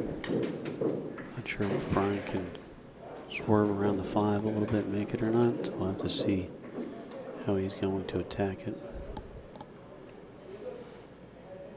If you can see it at least full enough to bank it back up, you know, up table, he can draw the cue ball back behind the 5.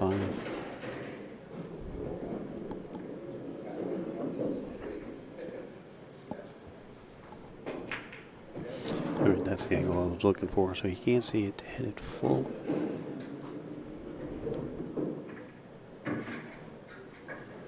He's looking if you, I don't know if you know. We'll have to wait till he moves for us. I like this angle though.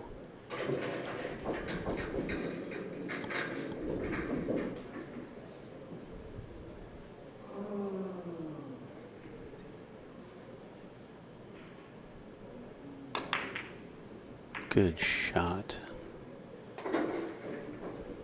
Very nicely done. Terrell can see it.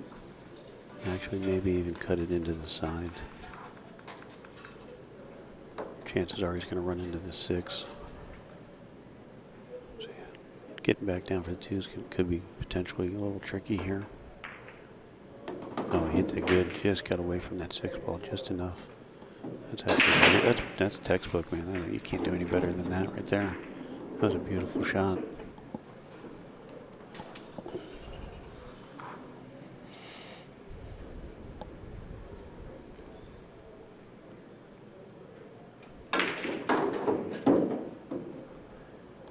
Very nicely done there.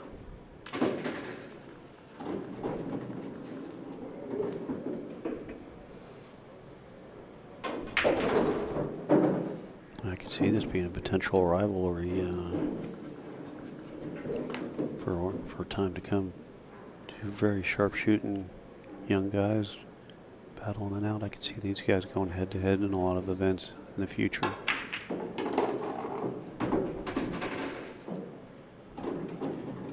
You know, not most ideal shot. He could have drew that back a little bit better. Cut it to the bottom left. You're going to come around. Might run into the 5, so you got to be careful.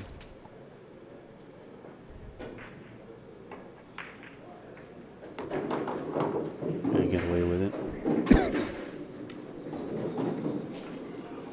He made a great shot, and you knew he was going to run to the 5. When I say he got away with it, he got away with coming up with a really nice shot on the 5. Doesn't always have to work out that way. Oh, what a nice touch. I tell you, this guy plays nice. You can see why he's playing for the hot seat. I talked to him for a minute earlier. He was very, very motivated, very confident. You could just see, like, he was like, he's on a mission. He came up here with a mission, and he's working on executing that mission.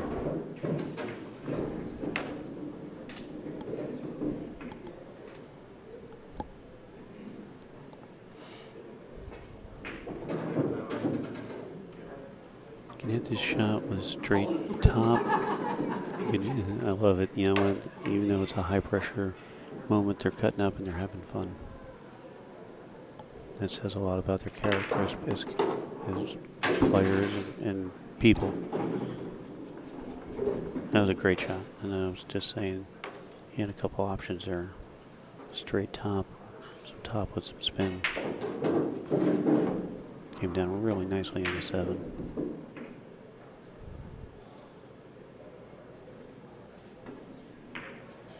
Very good.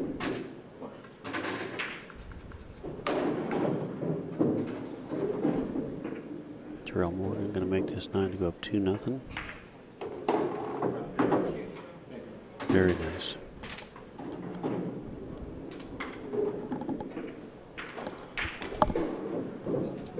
He's on a mission, folks.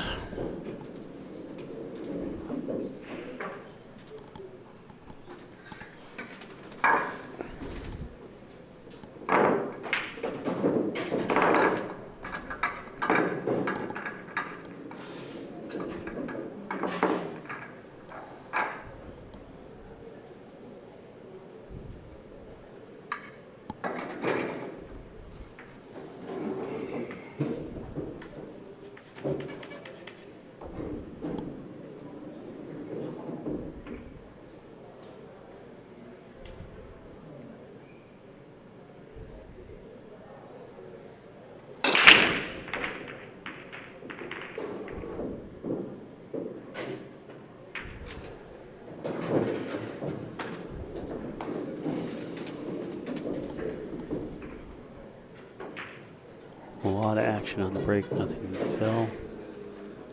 Not sure if the 1 is... Boy, it's tough if you can thin it into the side. It's one of those that's kind of scary. It's like you gotta hit it so thin.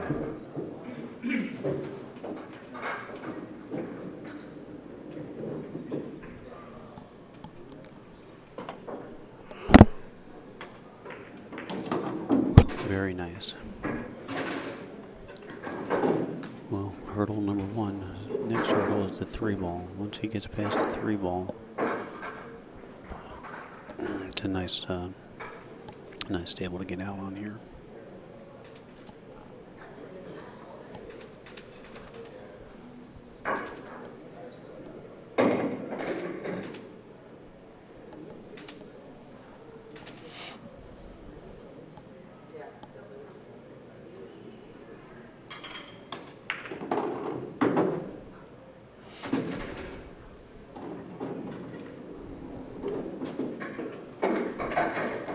making this shot and getting position on the 4 when the 4 is up on the head string. Right about where his right knee is. So that's the key. This shot to the 4 ball.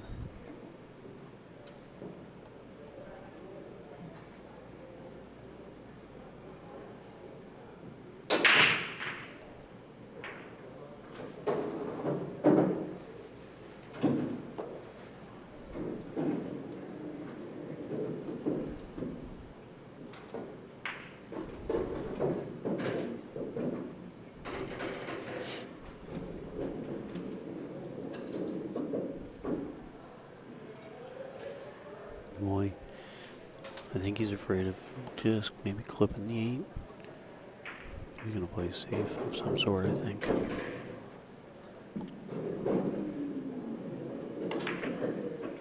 That's a great shot if you... Well, that's a great shot.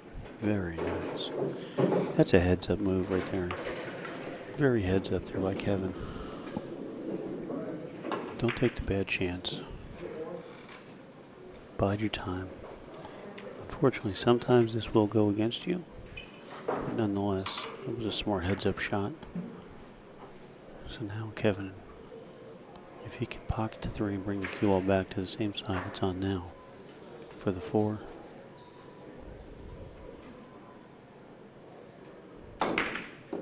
Oh, what a nice shot that was. Brian Luke has no chance. Ever.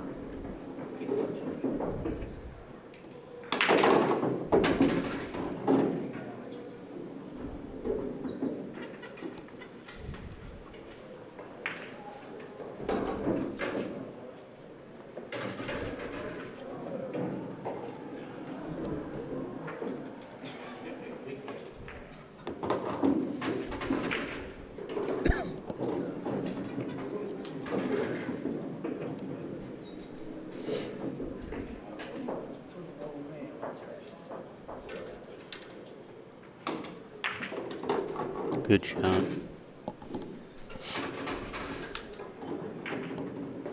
Real nice shot. I like shooting the same shot, coming 3 rails.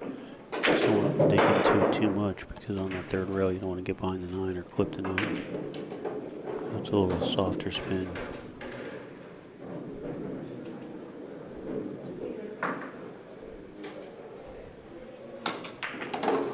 Oh, that was very nice.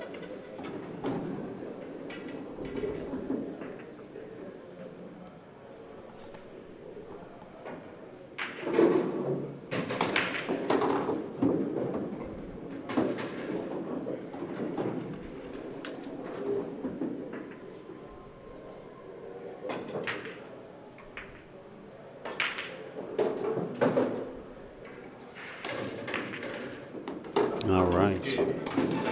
The ball skidded and he still made it. Kevin Delgado, he played that rack very nice. Very headsy up. Instead of not being comfortable shooting a 3, played it safe. Got back to the table. Very heads up and nicely done. Can't say enough about it.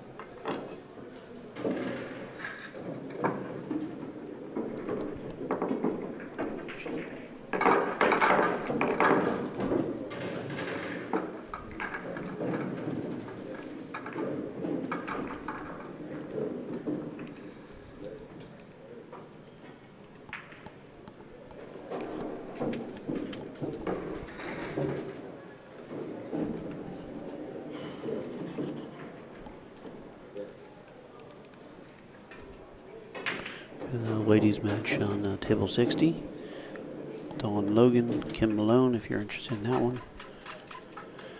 Again, if you're on Facebook, jump over to YouTube and type in Xtreme Pool Challenge. You're going to be able to find us multiple tables. You can watch multiple matches at once or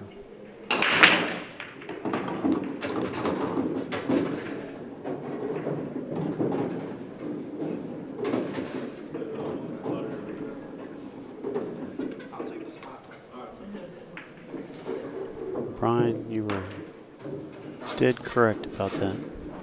You got no shot. Kevin is playing very strong. Very heads up, smart. Got a nice table here, the 7-8. I mean, it's not really a trouble. You gotta play smart. Did he get the speed? No, he didn't.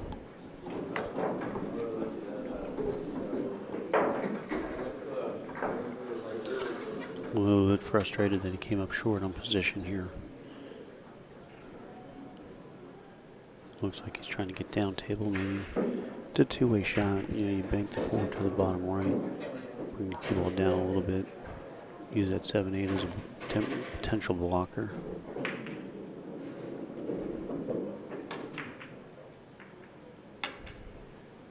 No, nothing been.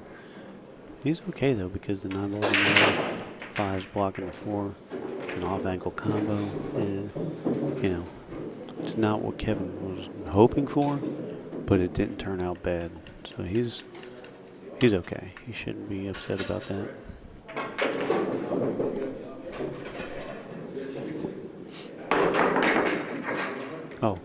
Oh my God. Great jump shot. Hits the 4. Caroms the 5. 5 hangs in the pocket. Doesn't leave. I love it. They're laughing. They're joking. They're playing for the hot seat, guys. Young guys, a lot of times you see them, they're all amped up, and but no, they're having fun. Good sportsmanship. I wouldn't be surprised if win or lose after the match if they're out having a nice cocktail together when it's all said and done. Kevin in a little bit of a bad spot here just because, you know, it's just not an easy. He can hit the 4, try to bring it straight back up table, send the cue ball forward, over towards the 6 ball. Try to get behind the 6 or maybe behind the 9.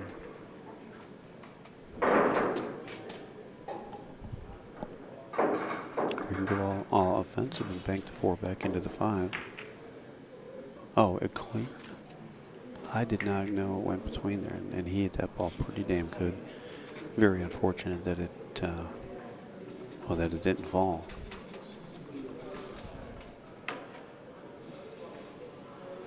JL Reed said, hell yeah, my boy Kevin Delgado going at it.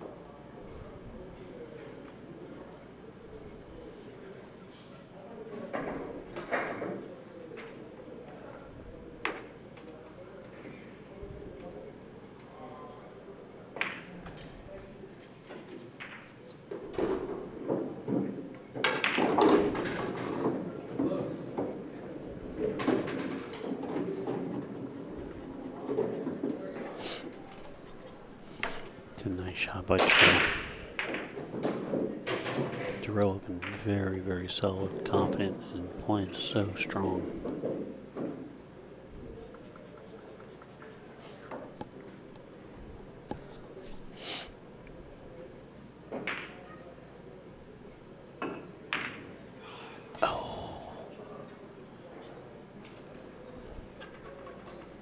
Big opportunity. This is what Kevin needs to get to back on serve. Alternate break. You don't want to lose on your break. And this, Kevin broke this game, so really, he wants to win this game so he can hold serve and be 2-2. Beautiful shot. Beautiful shot. I like it. Took his time, walked around. Says, where do I need to be? You can really just roll the 8 in. Don't have to do anything special. It's a nice little tap. Yep, that's even better.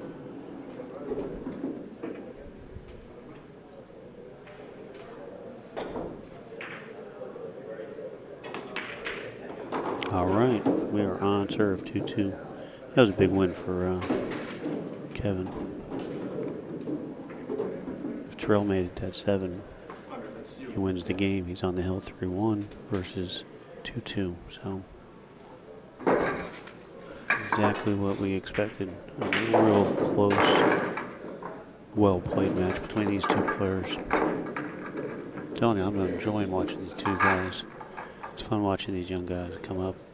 They put in a lot of work, put in a lot of time, and now is where it shines. You know, this is where they shine. It pays off.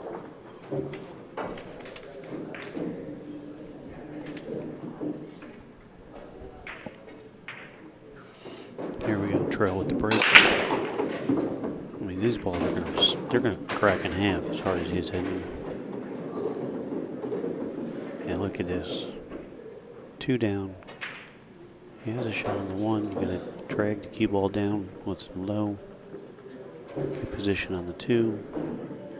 Real nice positioning to be able to run this rack out.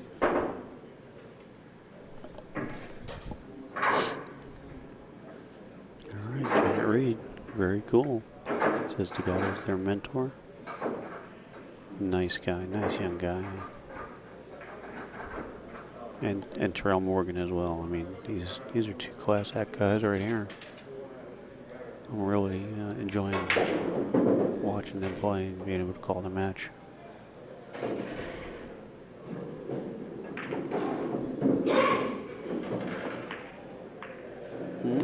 Oh, he got away with it off the 8.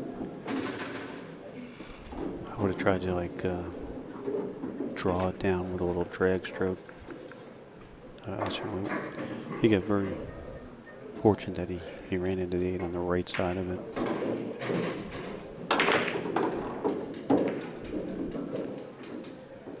Well, that was a little headsy play there. I think he was straight on the 2, so he actually manufactured the angle to bring the cue ball up, playing the 2 off the 9.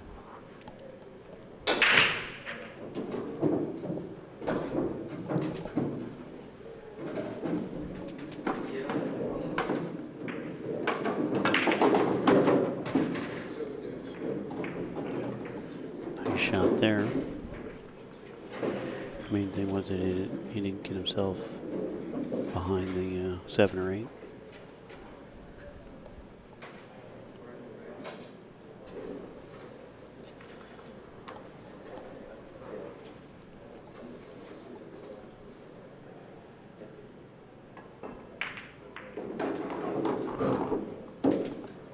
Well, he hit the thin side of that pocket.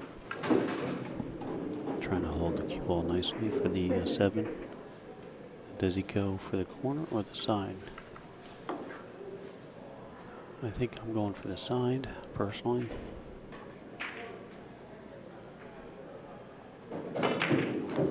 Very nice. And he didn't baby it, that's what I like. He hit it. He's put a nice stroke on it.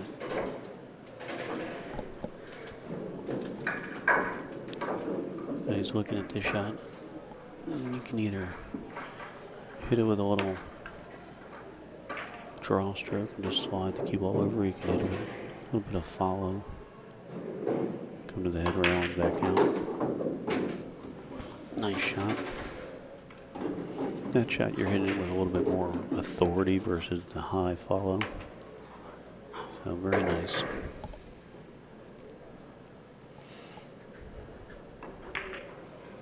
Very nicely done. I like the fist bump. Shows a lot of respect for each other.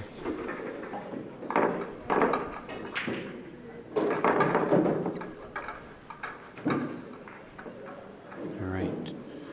Kevin's turn to try to reciprocate here with a break and run.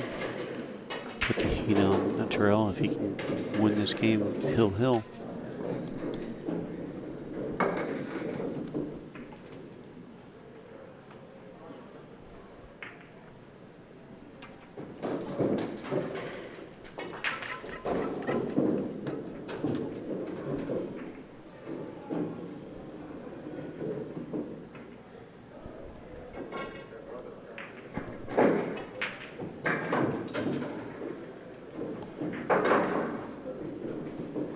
go.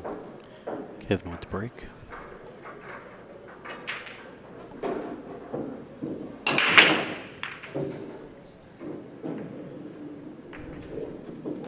Oh no. Try break. That's gonna hurt.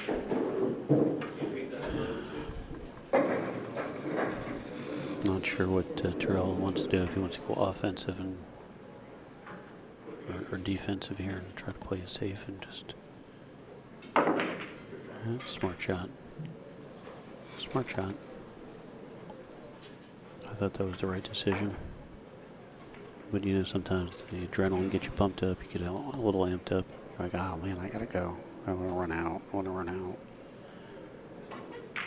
He played some heads up safeties instead of trying to do something silly and play the wrong shot. That's really like shows that they're really doing their homework as far as making the right decisions. All right, Kevin, going to go airborne here.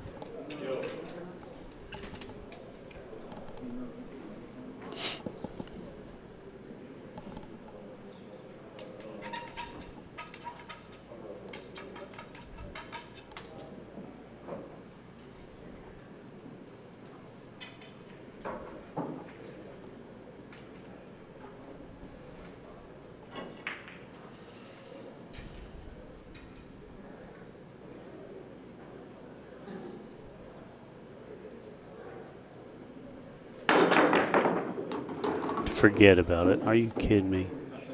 That might be one of the best shots we've seen. That is sick. Sick. I love it. I love it. He's eating it up. He hit that. Oh, forget about it. Are you kidding me?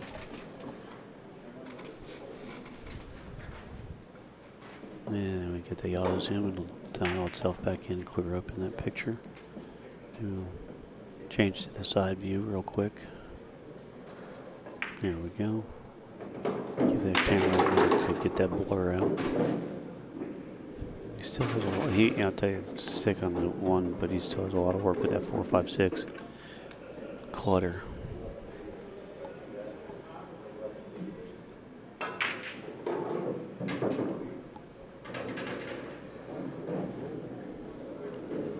That was a world-class jump shot.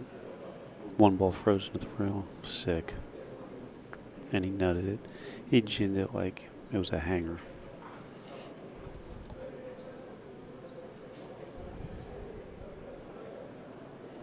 Let's see if we can get that other angle from the head rail again. See if that picture cleared up.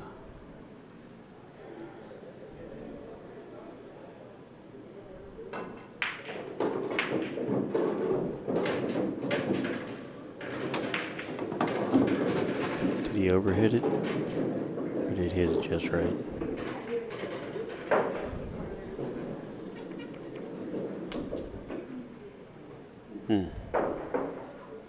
He's going to have to shoot it to the bottom left because he can't get enough to go anywhere else. Yeah, that Brian, that shot was that's a ESPN highlight for sure.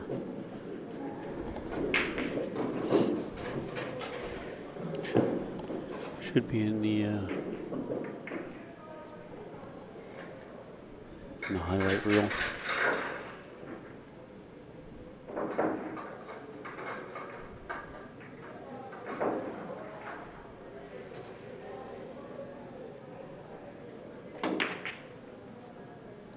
Oh, he hit that ball perfect. He hit it good. He just got robbed. I'm just fucking gonna say he got robbed. He hit it good. And the position he came back across. I feel for you, Kev. That was a great shot. Two great shots. Alright. Terrell just gonna hold some composure here. Bring that cue ball back up table for the 5. Nicely played. A little short. Didn't want to be dead center here. He's got a couple options. Can put the cue ball behind the 8. lock them up, put them in jail. You can go offensive and cut the 5 in. Bring the cue ball around 4 rails for the 6.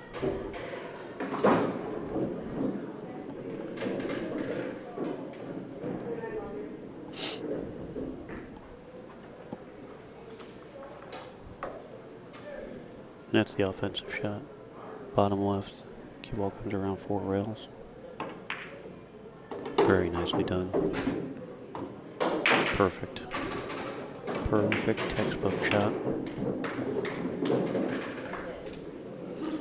Hey guys, if you're in there, if you're in the tournament, don't forget old Rick Medaffer there at Q Storage. Making a great deal for you. It's like parking your car in the garage, man. It's perfect.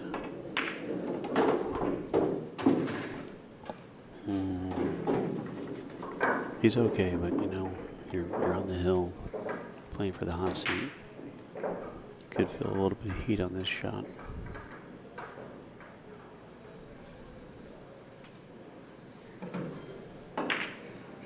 Nailed it.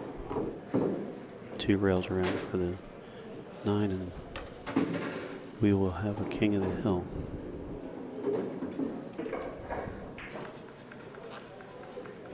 As long as you get to the side pocket, you're fine. You know, to the middle of the table. Don't need to come too far down.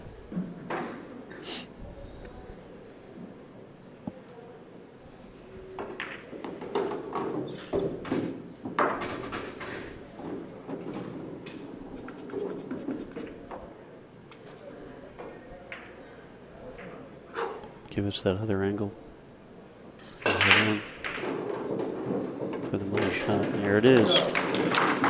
Terrell Morgan, king of the hill. What a great match between these 2 young guys, and you're going to see these 2 around for a long time. Fantastic match. Well played. Well played. I know he's disappointed, but you know, he played fantastic. And this match could have easily gone 4-2 in his favor. So, well, he already just said, I'll be back. He said, I'm coming back for you. So, hang tight, guys. Got some great shots, so hang tight. We do have a couple other matches. Don Logan, Kim Malone on table 60. Ty Benfield and Brian Jacobs on 59. Ty on the hill, 3-2 over Brian. Don and Kim knotted up at 1 apiece. This is the first time in my pool career that I've been on. In singles, I guess. In singles. I've been there many times. You guys.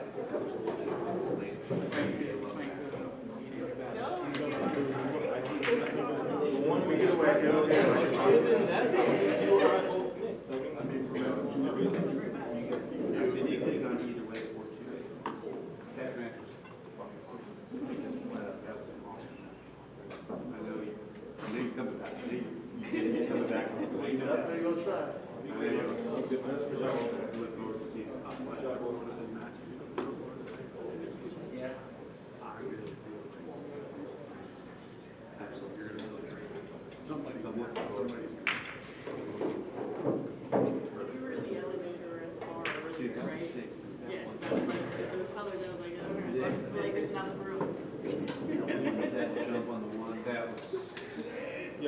that jump was nasty, bro. That was the shot of the game, bro. You got shaped, which was even nasty. Basically,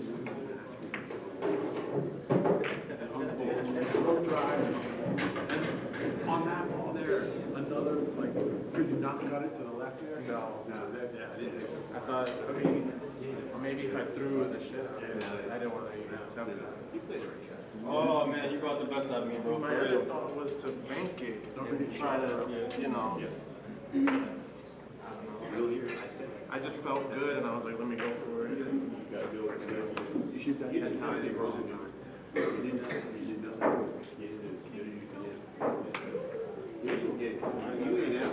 You ain't out for the long time. You ain't for the long haul.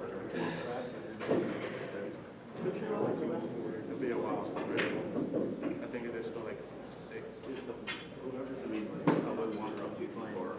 You got a room.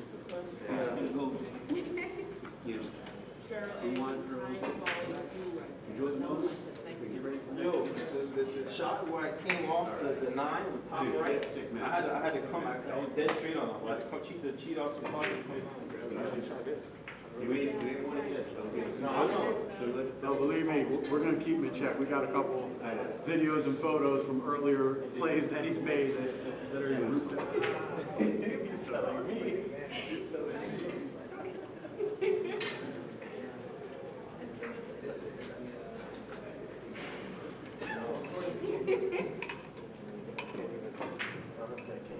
Alright guys, that was a sick match. Congratulations. Terrell Morgan winning King of the Hill men's B division with a lights out performance between both of these gentlemen. Lights out. So, got a few other matches going on. Ty Benfield, Brian Jacobs.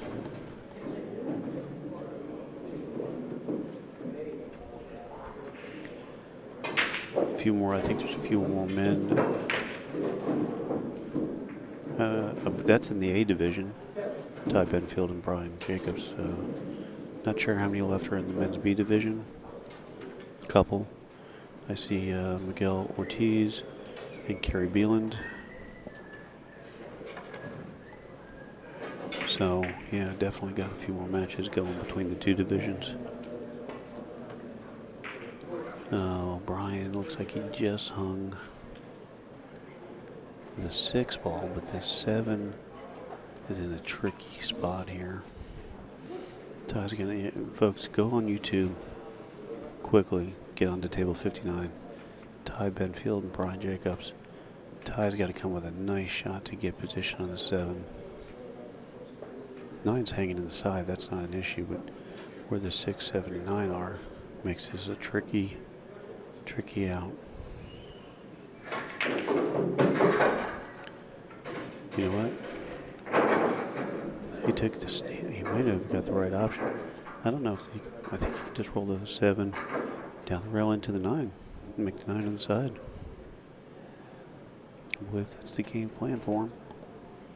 He's, if you're looking on the camera, he's in 4th table down, brown shorts, black shirt, backwards hat. Oh no.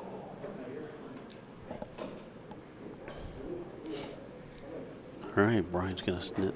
He's gonna pop the 7 and pop the 9, and we're gonna have a hill match. I know what Ty was thinking. He said just roll the 7 down. If I clip the 9, I should make it.